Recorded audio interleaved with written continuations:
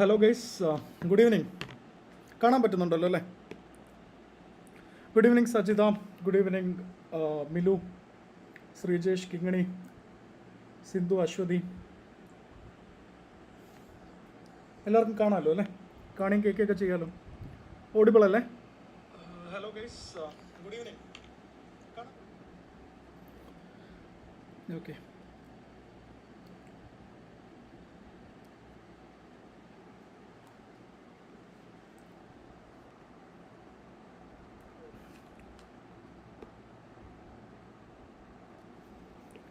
very good. So, hi Anuja, hi Sharon, hi Sethulashmi. Okay. അപ്പം നേരെ ഒരു question solve ചെയ്തുകൊണ്ട് നമുക്കങ്ങ് സ്റ്റാർട്ട് ചെയ്യാം. ഓക്കെ, ക്വസ്റ്റ്യൻ ഇടാൻ കാരണമെന്ന് വെച്ച് കഴിഞ്ഞാൽ ഞാനിപ്പം ചെയ്യാൻ പോകുന്നൊരു ചോദ്യം, അല്ലെങ്കിൽ നിങ്ങളെ കൊണ്ട് സോൾവ് ചെയ്യിക്കാൻ ഉദ്ദേശിക്കുന്ന ഒരു ചോദ്യം എന്ന് പറയുന്നത് സമാനമായ ചോദ്യം ഈ പാറ്റേണിൽ കേരള PSC നടത്തിയ LSTS മെയിൻസിലുണ്ട്. LSTS മെയിൻസ് എഴുതിയിട്ടുള്ള LSTS മെയിൻസ് എക്സാം എഴുതിയിട്ടുള്ളവർക്ക് അത് ഒരുപക്ഷെ കത്തും. ഓക്കെ, കാരണം സിലബസിൽ ഈ പോർഷൻ ഉണ്ടെന്നുള്ളത് ഞാൻ കാട്ടിത്തരാം. So first you try to solve this question. ആദ്യം ക്വസ്റ്റ്യൻ ഒന്ന് കാണും. നമ്മുടെ ഡിഫിക്കൽട്ടി അല്ലെങ്കിൽ നമ്മുടെ ഒരു ചാലഞ്ച് എന്താണെന്ന് ഫസ്റ്റ് ഞാൻ ഐഡൻറ്റിഫൈ ചെയ്ത് കഴിഞ്ഞാൽ പിന്നെ കാര്യങ്ങളൊക്കെ ഏകദേശം എളുപ്പമാവും. What you have to anticipate, what you have to expect for. നിങ്ങൾ എന്താണ് ഇത്തരത്തിലൊരു മെയിൻസ് പരീക്ഷയിൽ, സെക്രട്ടേറിയറ്റ് അസിസ്റ്റൻറ്റിൻ്റെ മെയിൻസ് പരീക്ഷ, ദാറ്റ് ഈസ് എന്താ പറയണ്ടത്, 2 പേപ്പറിലായിട്ട് സ്പാൻ ചെയ്ത് കിടക്കുന്ന എക്സാമിൽ എന്തായിരിക്കണം നിങ്ങളുടെ സ്ട്രാറ്റജി ഇനി അങ്ങോട്ടുള്ള ദിവസങ്ങളിൽ? What shall be your strategy? Sound കുറവാണോ? സൗണ്ടിൻ്റെ പ്രശ്നമുണ്ടോ?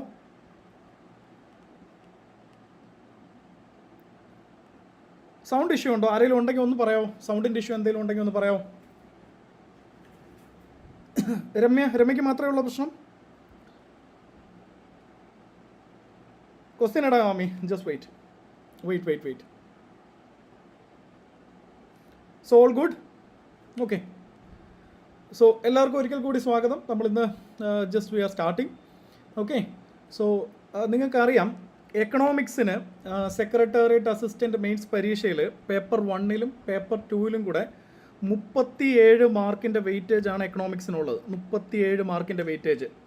7 മാർക്ക് ഇന്ത്യൻ എക്കണോമി എന്ന രൂപത്തിൽ പേപ്പർ 1-ലും 30 മാർക്ക് കേരള എക്കണോമി. 30 മാർക്ക് നിങ്ങൾക്ക് കേരള എക്കണോമിയിലുണ്ട് അല്ലേ? കേരള എക്കണോമിയുടെ ഭാഗമായിട്ട് കേരള എക്കണോമി ആൻഡ് ഡെവലപ്മെൻറ്റ് എന്നുള്ള ആ പോർഷനിൽ 2 മൊഡ്യൂൾസ് ഉണ്ട്. കേരളത്തിൻ്റെ state of Kerala economy and Kerala model of development. So ഈ 2 ഭാഗത്തുനിന്ന് 15 മാർക്ക് വീതം 30 മാർക്കാണ് നിങ്ങൾക്ക് പേപ്പർ 2-ലുള്ളത്. പേപ്പർ 1-ൽ 7 മാർക്കാണ്. ഈ 7 മാർക്ക് ഒരു പക്ഷേ നിങ്ങൾക്ക് കുറച്ച് പരിചയമുള്ള ഏരിയാസ് ആയിരിക്കും. മുമ്പ് എഴുതിയ പല എക്സാംസിലും മെയിൻസ് എക്സാംസൊക്കെ എഴുതിയിട്ടുള്ള ആൾക്കാരുണ്ടെന്നുണ്ടെങ്കിൽ നിങ്ങൾ കുറച്ച് തയ്യാറെടുത്തിട്ടുള്ള ടോപ്പിക്സാണ് 7 മാർക്കിൻ്റെ ഇന്ത്യൻ എക്കണോമി എന്നുള്ള പോർഷൻ പേപ്പർ 1-ലെ. എന്നാൽ കേരള എക്കണോമിയിലേക്ക് വരുമ്പോൾ എക്സ്പ്ലിസിറ്റ് ആയിട്ട് ഇത്തരത്തിലൊരു സിലബസ് നമുക്ക് ഉണ്ടായിരുന്നില്ല. മുമ്പുണ്ടായിരുന്ന കേരള PSC നടത്തിയ മത്സര പരീക്ഷകളിൽ ഈ 30 മാർക്കിൻ്റെ വെയിറ്റേജോടുകൂടി, ഇവൻ ദോ ചെറിയ വെയിറ്റേജിൽ ഇപ്പോൾ LSTS മെയിൻസിലും മുമ്പത്തെ സെക്രട്ടേറിയറ്റ് മെയിൻസിലും കേരള ഗവർണൻസിൻ്റെ ഭാഗമായിട്ട് കേരള സമ്പദ്ഘടനയെ പറ്റിയുള്ള ചോദ്യങ്ങൾ വന്നിട്ടുണ്ടെങ്കിലും എവിടുന്ന് വേണമെങ്കിലും ക്വസ്റ്റ്യൻ ഇടാൻ പറ്റുന്ന രീതിയിൽ ആ 30 മാർക്കിൻ്റെ ലിബർട്ടിയിൽ ഈ ഒരു topic for the very first time Kerala PSC ഉൾപ്പെടുത്തിയിരിക്കുന്ന ഒരു പേപ്പറാണ് സെക്രട്ടേറിയറ്റ് അസിസ്റ്റൻറ്റിൻ്റെ പേപ്പർ 2 എന്നുള്ളത്. And that is A welcome move.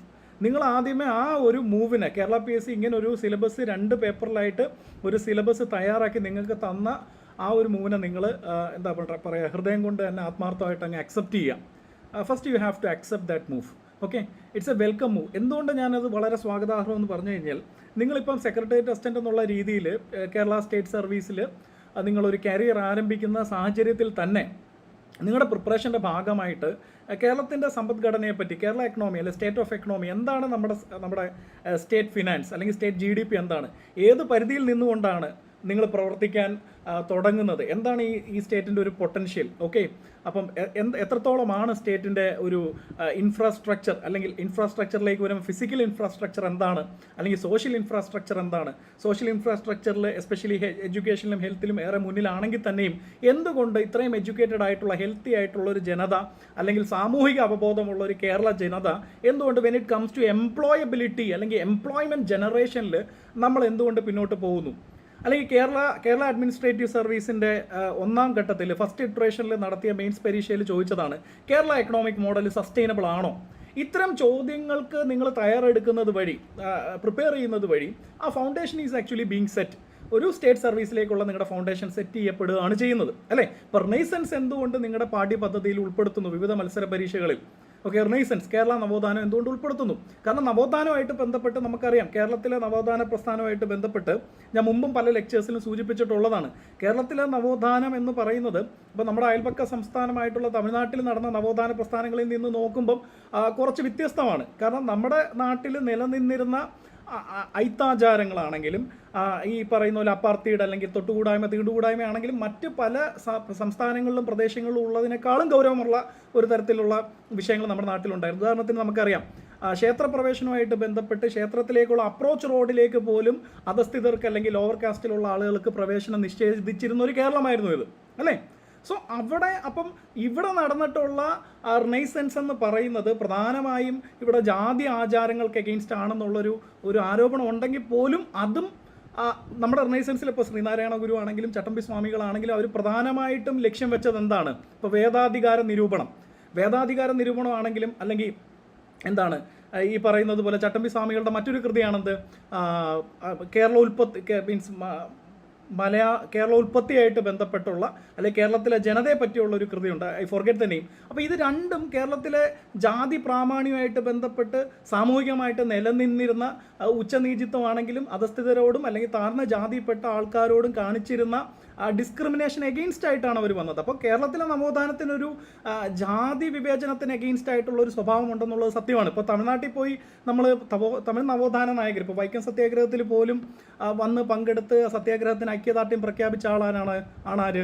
Thanthai Periyar എന്ന് പറയുന്നത്. പ്രാചീന Malayalam, I forget. Thank you നിയ, താങ്ക് യു വെരി മച്ച്. അപ്പോൾ പ്രാചീന മലയാളം എന്ന് കേൾക്കുമ്പോൾ പലരും കരുതും ഇപ്പോൾ കൃതി മാത്രമാണ് നിങ്ങൾ കാണാതെ പഠിച്ചു പോകുന്നെങ്കിൽ കരുതും it's something related to Kerala ഭാഷോൽപ്പത്തിയായിട്ട് ബന്ധപ്പെട്ടാണെന്നല്ല. കേരള ഭാഷോൽപ്പത്തിയായിട്ട് ബന്ധപ്പെട്ടല്ല, കേരളത്തിലെ സാമൂഹിക ഘടനയായിട്ട് ബന്ധപ്പെട്ട ആരാണ് മലയാളികൾ എന്നുള്ളൊരു ചോദ്യമാണ് അവിടെ ചട്ടമ്പി സ്വാമികൾ ഉന്നയിക്കുന്നത്. ഇനി വേദാധികാര നിരൂപണത്തിൽ ഹൂ ഈസ് ആക്ച്വലി ആർക്കാണ് അധികാരം? ഈ വേദങ്ങളെ വേദങ്ങളെ ഇൻ്റർപ്രറ്റ് ചെയ്യാനുള്ള അധികാരം ഏതെങ്കിലും ഒരു വിഭാഗത്തിന് മാത്രമുള്ളതാണോ? അങ്ങനെ ഒരു അട്ടിപ്പാറ അവകാശമുണ്ടോ? ഇതൊക്കെയാണ് അതിൻ്റെ ഒരു പ്രസക്തമായ ഭാഗം. ഞാൻ പറഞ്ഞു വന്നത് കേരള നവോത്ഥാനം, കേരള റിനൈസൻസിന് ഇത്തരത്തിലൊരു ഫൈറ്റ് അഗെയിൻസ്റ്റ് കാസ്റ്റ് ഹയറാർക്കിയിലെ കാസ്റ്റ് സിസ്റ്റം എന്നൊരു സ്വഭാവമുണ്ട്. അപ്പോൾ ഞാൻ ഇവിടെ കോട്ട് ചെയ്തൊരു വളരെ പ്രധാനപ്പെട്ടൊരു പേരുണ്ട്, തന്തൈ പെരിയാർ. അദ്ദേഹത്തിൻ്റെ നവോത്ഥാനം അല്ലെങ്കിൽ അദ്ദേഹത്തിൻ്റെ ഒരു റിഫോർമേഷൻ അല്ലെങ്കിൽ റിനൈസൻസ് അദ്ദേഹം തമിഴ്നാട്ടിൽ നടപ്പിലാക്കിയെന്ന് വെച്ച് കഴിഞ്ഞാൽ ദൈവമില്ല എന്നുള്ളൊരു കടവുളില്ലേ എന്ന് പറഞ്ഞ വ്യക്തിയാണ് ആര്? തന്തൈ പെരിയാർ അല്ലേ. ഓക്കെ, ശരി, അതവിടെ നിൽക്കട്ടെ. അപ്പം ഞാൻ പറഞ്ഞു വന്ന പോയിന്റ് എന്ന് വെച്ച് കഴിഞ്ഞാൽ അപ്പം റിനൈസൻസ് എന്തുകൊണ്ടാണ് നമ്മുടെ പാഠ്യപദ്ധതിയിൽ ഉൾപ്പെടുത്തിയത്? ഇപ്പോൾ ശ്രീനാരായണ ഗുരു ജനിച്ച വർഷമാണെങ്കിലും അദ്ദേഹം പ്രതിഷ്ഠ നടത്തിയ വർഷമാണെങ്കിലും അല്ലെ അദ്ദേഹത്തിൻ്റെ ജന്മസ്ഥലമാണെങ്കിലും ഇത് നിങ്ങൾ ബൈഹാർട്ട് ചെയ്ത് പഠിച്ച് പ്രൊഡ്യൂസ് ചെയ്യുന്നതിന് വേണ്ടി അല്ല. അത് റീകോൾ ചെയ്ത് നിങ്ങളുടെ മെമ്മറി പവർ പരീക്ഷിക്കാൻ വേണ്ടിയാണോ റിനൈസൻസ് പാഠ്യപദ്ധതിയിൽ ഉൾപ്പെടുത്തുന്നത്? അല്ലെങ്കിൽ പന്തി ഭോജനത്തെപ്പറ്റിയും സമപന്തി ഭോജനത്തെപ്പറ്റിയും കായൽ സമ്മേളനത്തെപ്പറ്റിയൊക്കെ ചോദ്യത്തിൽ വരുന്നത് എന്തുകൊണ്ടാണ്? അല്ലെങ്കിൽ അത് നിങ്ങളുടെ പാഠ്യപദ്ധതിയിൽ ഉൾപ്പെടുത്തിയിരിക്കുന്നതിന് വേണ്ടിയാണ്. Know the essence. എന്തിനു വേണ്ടിയാണത്? നിങ്ങളുടെ മുമ്പിൽ നിങ്ങളൊരു സിവിൽ സർവൻ്റ് എന്നുള്ള നിലയ്ക്ക് നിങ്ങളുടെ മുമ്പിൽ ഒരു സേവനം ആവശ്യപ്പെട്ട് വരുന്ന ഒരു വ്യക്തിയുടെ ജാതിയോ മതമോ കുലോ അദ്ദേഹത്തിൻ്റെ വരുമാനമോ അദ്ദേഹത്തിൻ്റെ ആണോ പെണ്ണോ എന്നുള്ള വ്യത്യാസമില്ലാതെ നിങ്ങൾക്ക് അദ്ദേഹത്തെ ഒരു മനുഷ്യനായിട്ട് ഡീൽ ചെയ്യാൻ സാധിക്കണം. സോ ആ ബോധ്യം ഈ അനുഭവങ്ങളിലൂടെ അല്ലെങ്കിൽ ഈ റിഫോർമേഷനിലൂടെയും റിനൈസൻസിലൂടെയൊക്കെ നമ്മുടെ സമൂഹം കടന്നു വന്ന ആ നാൾ വഴികളും ഈ വ്യക്തികളുടെ സംഭാവനയൊക്കെ നിങ്ങൾ മനസ്സിലാക്കുന്നത് വഴി നിങ്ങൾ അത്തരത്തിൽ റിഫൈൻഡ് ആകാൻ വേണ്ടിയാണ് പാഠ്യപദ്ധതിയിൽ ഉൾപ്പെടുത്തിയിരിക്കുന്നത്. സോ അതേ രീതിയിൽ തന്നെ നിങ്ങൾ നോക്കിക്കാണേണ്ട ഒരു ഏരിയ ആണെന്ത് കേരള എക്കണോമി. ഇപ്പം സെക്രട്ടേറിയറ്റ് അസിസ്റ്റൻറ്റിൻ്റെ മെയിൻ സിലബസിൽ ഉൾപ്പെട്ടിട്ടുണ്ട് എന്നുള്ളത്.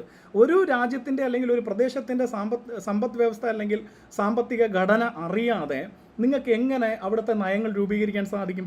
സോ തീർച്ചയായിട്ടും വളരെ അക്കാഡമിക് ഇൻട്രസ്റ്റോട് കൂടി തന്നെ ഇനിയുള്ള 90 ദിവസം നിങ്ങളുടെ പ്രിപ്പറേഷൻ്റെ ഒപ്പം തന്നെ ഇത് കൊണ്ടുപോകുക. വളരെ ലളിതമായിട്ട് പഠിക്കാൻ പറ്റുന്ന കാര്യങ്ങളാണ്. ഇപ്പം സ്റ്റേറ്റ് GDP ആണെങ്കിലും സ്റ്റേറ്റ് ഫിനാൻസ് ആണെങ്കിലും അപ്പോൾ ഒരു ബ്രിഡ്ജ് കോഴ്സ് എന്നുള്ള രീതിയിൽ തീർച്ചയായിട്ടും നിങ്ങൾക്ക് ഇപ്പം നാഷണൽ ഇൻകം എന്താണെന്ന് അറിയാത്ത ആൾക്കാർക്ക് നാഷണൽ ഇൻകം പഠിപ്പിച്ചിട്ട് ശേഷം മാത്രമേ നമ്മൾ എന്ത് ചെയ്യുന്നുള്ളൂ, നിങ്ങൾക്ക് സ്റ്റേറ്റ് GDP എന്താണെന്നുള്ള ഒരു ടോപ്പിക്കിലോട്ട് പോകത്തുള്ളൂ. ഓക്കെ ഞാൻ പറയുന്നത് ഫോളോ ചെയ്യാൻ പറ്റുന്നുണ്ടോ? Can learn about yes exactly Lija. അതെ, കേരളത്തിൻ്റെ ഒരു ചരിത്രം, കേരളത്തിലെ നവോത്ഥാന പ്രസ്ഥാനങ്ങളുടെ ചരിത്രം ഒഴിച്ചു നിർത്തി നമുക്ക് എഴുതാൻ സാധിക്കത്തില്ല. Exactly.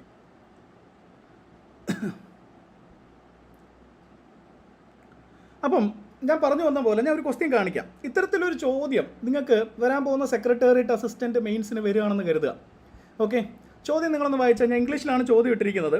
With reference to child sex ratio ബ്രാക്കറ്റിൽ 0 to 6 years ഇൻ കേരള. കേരളത്തിലെ ചൈൽഡ് സെക്സ് റേഷ്യോ അടിസ്ഥാനപ്പെടുത്തിക്കൊണ്ട് 2011 സെൻസസ് പ്രകാരം താഴെ തന്നിട്ടുള്ള പ്രസ്താവനകൾ വായിച്ചിട്ട് ശരിയായിട്ടുള്ള പ്രസ്താവനകൾ ഏതെന്ന് കണ്ടെത്തുക എന്നാ ചോദിച്ചിരിക്കുന്നത്. കാരണം തീർച്ചയായിട്ടും നിങ്ങൾക്ക് മെയിൻസ് എക്സാമിൽ കൂടുതൽ എന്ത് എക്സ്പെക്ട് ചെയ്യാം? ഇത്തരത്തിലുള്ള പ്രസ്താവന ചോദ്യങ്ങൾ എക്സ്പെക്ട് ചെയ്യാം. സോ നൗ ദാറ്റ് കേരളത്തിൽ ഒരു ചെറിയ ഡിബേറ്റ് നടക്കുന്നുണ്ട്. സ്റ്റേജ് 1 സ്റ്റേജ് 2 എഴുതിയ ഉദ്യോഗാർത്ഥികൾക്കിടയിൽ. ഇപ്പോൾ ടെലിഗ്രാം ഉൾപ്പെടെയൊക്കെ നോക്കിക്കഴിഞ്ഞാൽ അതിൻ്റെ അകത്ത് വലിയ വിതർക്കങ്ങൾ നടന്നുകൊണ്ടിരിക്കുകയാണ്. സ്റ്റേജ് 1 എഴുതിയ ആൾക്കാർക്ക് നീതി നിഷേധം ഉണ്ടായി, ഈ സ്റ്റേജ് 2 എഴുതിയ ആൾക്കാർക്ക് കുറച്ചും കൂടെ ഡയറക്റ്റ് ക്വസ്റ്റ്യൻസ് വന്നു എന്നൊക്കെ ഉള്ളത്. ഓക്കെ, അതവിടെ നിൽക്കട്ടെ. ഞാൻ പറഞ്ഞത് ഇത്തരത്തിലുള്ള കട്ട് ഓഫ് പ്രഡിക്ഷൻസിൻ്റെ ഏതെങ്കിലും എക്സാം എഴുതാതെ ടാഞ്ചിബിൾ എക്സ്പീരിയൻസ് ഇല്ലാതെ ഇത്തരത്തിലുള്ള കട്ട് ഓഫ് പ്രഡിക്ഷൻ നടത്തുന്ന ആൾക്കാരുടെ പുറകെ പോയി നിങ്ങളുടെ സമയം നഷ്ടപ്പെടുത്തി കഴിഞ്ഞാൽ ആത്യന്തികമായിട്ട് ആ സമയനഷ്ടം കൊണ്ടുണ്ടാവുന്ന എന്താ പറയണ്ടേ ഒരു ദുരന്തം നിങ്ങൾക്ക് തന്നെ ആയിരിക്കും. Okay, so don't fall for all these gimmicks. Okay, now that you have finished writing your exams, എന്താ പറയേണ്ടത്, യു ഗേവ് യുവർ എക്സാം, നിങ്ങളുടെ എക്സാം കഴിഞ്ഞു. ഇനിയിപ്പോൾ നിങ്ങൾ ചെയ്യേണ്ടത് എന്താണ്? ഇനി നിങ്ങൾ ചെയ്യേണ്ട കാര്യമെന്ന് വെച്ച് കഴിഞ്ഞാൽ ഇറസ്പെക്റ്റീവ് ഓഫ് ദ ഔട്ട്കം അടുത്ത ഘട്ടത്തിന് വേണ്ടി തയ്യാറെടുക്കുക. If you are a serious aspirant and now you are thinking that, നിങ്ങൾ കരുതുകയാണ് നിങ്ങൾ ബ്രിമ്മിലാണ്, ബ്രിമ്മിലായിക്കോട്ടെ. വാട്ട് ഇഫ് നിങ്ങൾ അപ്പുറത്താണോ ഇപ്പുറത്താണോ എന്നുള്ളത് റിസൾട്ട് വരെ നിങ്ങൾ കാത്തിരിക്കേണ്ട ഒരു വ്യവസ്ഥയാണ്. നിങ്ങൾ അങ്ങനെ കാത്തിരുന്നിട്ട് നിങ്ങളുടെ പെസിമിസ്റ്റിക് മൈൻഡിന് വിരുദ്ധമായിട്ട് നിങ്ങൾ ക്വാളിഫൈ ചെയ്യുകയാണെങ്കിൽ നിങ്ങൾ ഈ നഷ്ടപ്പെടുത്തുന്ന 1.5 മാസം അതിനാര് സമാധാനം പറയും? ഇപ്പോൾ എന്തായാലും 1.5 മാസം നിങ്ങൾ എന്തായാലും വെന്ത് നീറാൻ തീരുമാനിച്ചിട്ടുണ്ട്, ബ്രിമ്മിൽ വന്നു എന്ന് കരുതുന്ന ആൾക്കാർക്ക് ഈ നോക്കിയിട്ട്. ഇനി ഈ ബ്രിമ്മിൽ വന്ന ആൾക്കാരെല്ലാം മാസമായിട്ട് അങ്ങ് ക്വാളിഫൈ ചെയ്യുകയാണെങ്കിലോ അവിടെ ആർക്കാണ് നഷ്ടം ഉണ്ടാകാൻ പോകുന്നത്? നിങ്ങൾക്കാണ് നഷ്ടം ഉണ്ടാകാൻ പോകുന്നത്. സോ അതുകൊണ്ട് കട്ട് ഓഫ് പ്രഡിക്ഷനൊക്കെ തൽക്കാലം ഒരിടത്തോട്ട് മാറ്റി വെച്ചിട്ട് ഇനി ചെയ്യാവുള്ളൂ വാട്ട് ഈസ് നെക്സ്റ്റ് എന്നുള്ള കാര്യം എടുക്കുക. ഓക്കെ, സോ ഒരു വാർ സ്ട്രാറ്റജി തന്നെ നിങ്ങൾ ചെയ്യുക. ഓക്കെ, നിങ്ങളുടെ പ്ലാൻ എ പൊട്ടട്ടെ, അടുത്ത പ്ലാൻ ബി നോക്ക്. പഠനം കൊണ്ട് നിങ്ങൾ റിഫൈൻഡ് ആവും. ഇപ്പം കേരള PSCയുടെ ഈ പാറ്റേൺ മാറിയ ശേഷം PSC നടത്തുന്ന പരീക്ഷകളിലൂടെ ഒരു വ്യക്തിത്വ വികസനവും ഒരു പ്രൊഫഷണലിനെയാണ് അവർ ബിൽഡ് ചെയ്തുകൊണ്ടിരിക്കുന്നത്. കൃത്യമായിട്ടാണ് നിങ്ങൾ സിലബസ് പഴയ റാങ്ക് ഫയൽ അധിഷ്ഠിതമായിട്ടുള്ള പ്രിപ്പറേഷൻ്റെ കാലഘട്ടത്തിൽ നിന്ന് മാറി നിങ്ങൾ സിലബസ് ഓറിയൻറ്റഡ് ആയിട്ട് പ്രിപ്പയർ ചെയ്യുകയാണ് എങ്കിൽ ഒരു വ്യക്തി എന്നുള്ള നിലയ്ക്കൂടെ നിങ്ങൾ ഒരു റിഫൈൻഡ് പേഴ്സൺ ആവാനുള്ള എല്ലാ സ്കോപ്പും എന്തിനുണ്ട്? കേരള PSCയുടെ സിലബസിലുണ്ട്. ഓക്കെ, സോ ഇൻഫോർമലായിട്ടുള്ള ഒരു പേഴ്സണാലിറ്റി ഡെവലപ്മെൻറ്റിനുള്ളൊരു സ്കോപ്പ് കൂടിയാണെന്ത്. കാരണം നിങ്ങൾ ആഴത്തിൽ നിങ്ങളുടെ ചരിത്രം അറിയുന്നുണ്ട്, നിങ്ങളുടെ പ്രദേശത്തിൻ്റെ ചരിത്രം, ഭൂമിശാസ്ത്രം, കോൺസ്റ്റിറ്റ്യൂഷൻ, ഗവേണൻസ്, സമ്പദ്ഘടന, ഇതെല്ലാം അറിയാനുള്ള അവസരമാണ്. ഓക്കെ, സോ അതുകൊണ്ട് ആരും വെയിറ്റ് ചെയ്യേണ്ട. അത്യാവശ്യം നന്നായിട്ട് പ്രിലിംസ് പ്രിപ്പയർ ചെയ്ത ആൾക്കാർ നിങ്ങളെ അത്ഭുതപ്പെടുത്തിക്കൊണ്ട് തന്നെ നിങ്ങളെല്ലാവരും പ്രിലിംസ് ക്വാളിഫൈ ചെയ്യും. അതുകൊണ്ട് കരച്ചിലൊക്കെ അങ്ങ് മാറ്റി വെച്ചേരെ. നിങ്ങളുടെ മാർക്ക് ഇപ്പോൾ 40 എബവ് ആണ് എങ്കിൽ, 40 മാർക്സ് ആൻഡ് എബവ് നിങ്ങൾക്ക് ഉണ്ട് എങ്കിൽ there is no case of any worries. നിങ്ങൾ ബീറ്റ് സ്റ്റേജ് 1 ആണെങ്കിലും സ്റ്റേജ് 2 ആണെങ്കിലും high time you have to start your preparation. Okay അല്ലേ? ശരിയല്ലേ ഞാൻ പറയുന്നത്? What you think?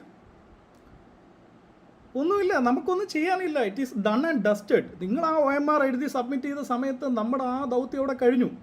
ഇനി ഇതിൻ്റെ അകത്ത് മറ്റു തരത്തിലുള്ള സ്ഥാപിത താല്പര്യങ്ങളോടുകൂടി ഇടപെടുന്ന ആൾക്കാരുടെ എന്താ പറയണ്ടേ, അത്തരം വെസ്റ്റഡ് ഇൻട്രസ്റ്റിന് നിങ്ങൾ തലവെച്ച് കൊടുക്കാതിരിക്കുക. നിങ്ങൾ നിങ്ങളുടെ എക്സാമിന് വേണ്ടി തയ്യാറാവുക. Okay, I think it makes sense for you. അതുകൊണ്ട് ഇന്ന് തൊട്ട് കട്ട് ഓഫ് എന്താകും എന്നുള്ള വ്യാധി ഒക്കെ അങ്ങ് മാറ്റി വെച്ചേരെ. എന്നിട്ട് അടുത്ത ചെയ്യാനുള്ള കാര്യങ്ങൾ പഠിക്കുക. അതിൻ്റേതായിട്ടുള്ള ടാഞ്ചിബിൾ ബെനിഫിറ്റ് ഉണ്ട് നിങ്ങൾക്ക്. ഓക്കെ, ശരി. അപ്പോൾ നമുക്ക് ഈ ക്വസ്റ്റ്യൻ സോൾവ് ചെയ്യാം. ചൈൽഡ് സെക്സ് റേഷ്യോനെ പറ്റിയാണ് ചോദ്യം. ഓക്കെ, ചൈൽഡ് സെക്സ് റേഷ്യോവും നമ്മുടെ സിലബസിലുണ്ടോ? ഒന്നാമതായിട്ട് നമുക്കത് നോക്കാം. ഇനി ഇപ്പോൾ ഇവിടെ ഈ ക്ലാസ് ഇപ്പോൾ 500-ലധികം ആൾക്കാർ ലൈവായിട്ട് കണ്ടുകൊണ്ടിരിക്കുകയാണ്. ഞാൻ പ്രതീക്ഷിക്കുകയാണ് ഒരു ചെറിയ പക്ഷം ആൾക്കാരെങ്കിലും കഴിഞ്ഞ LSTS മെയിൻസ് എഴുതിയിട്ടുണ്ട്. LSTS മെയിൻസിൽ ജില്ല തിരിച്ചുള്ള ഇത്തരത്തിലുള്ള കേരളത്തിൻ്റെ അടിസ്ഥാന വിവരങ്ങൾ പ്രസ്താവന ചോദ്യങ്ങളായിട്ട് വന്നിട്ടുണ്ട്. എൻ്റെ ഓർമ്മ ശരിയാണെങ്കിൽ 2 ചോദ്യത്തോളം ഇത്തരത്തിലുള്ള ഡേറ്റാ ബേസ്ഡ് ക്വസ്റ്റ്യൻ വന്നിട്ടുണ്ട്. ഓക്കെ, സോ ഇത് പഠിക്കേണ്ടത് നമ്മുടെ സ്റ്റാൻഡേർഡ് ഡേറ്റാസ് ഉപയോഗിച്ച് തന്നെയാണ്. കേരള ആസൂത്രണ കമ്മീഷൻ പുറത്തിറക്കുന്ന കേരള എക്കണോമിക് റിവ്യൂ, അതുപോലെ തന്നെ നമ്മുടെ ആനുവൽ പ്ലാൻ, അതുപോലെ സ്റ്റേറ്റ് ബഡ്ജറ്റ്, ഇത്രയും ഡേറ്റ നമ്മൾ അപഗ്രഥിക്കണം. അതിനായിട്ട് നിങ്ങൾ സമയം കളയണ്ട. കാരണം എന്താണ്, നിങ്ങൾക്ക് പേപ്പർ 1-ലും പേപ്പർ 2-ലും ആയിട്ട് പഠിക്കാൻ ധാരാളം ടോപ്പിക്കുണ്ട്. You please assign that task to me. Have that leap of faith on me. നിങ്ങൾക്ക് വേണ്ടി ഞാനത് വളരെ സമഗ്രമായിട്ട് പ്രിപ്പയർ ചെയ്തിട്ട് അതിൻ്റെ അകത്ത് എന്താണോ നിങ്ങൾക്ക് ചോദിക്കാൻ ഏറ്റവും പൊട്ടൻഷ്യൽ ആയിട്ടുള്ളത് അത് ഞാൻ പ്രസൻറ്റ് ചെയ്യും.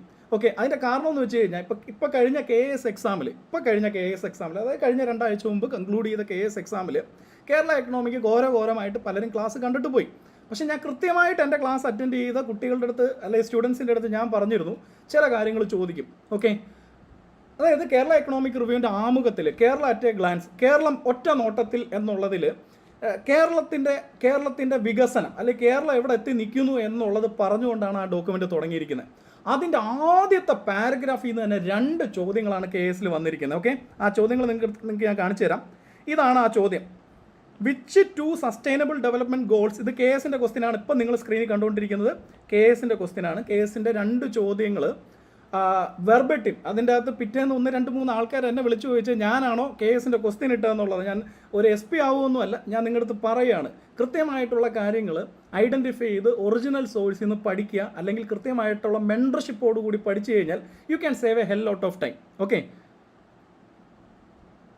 Thank you learn with English, thanks a ലോട്ട്.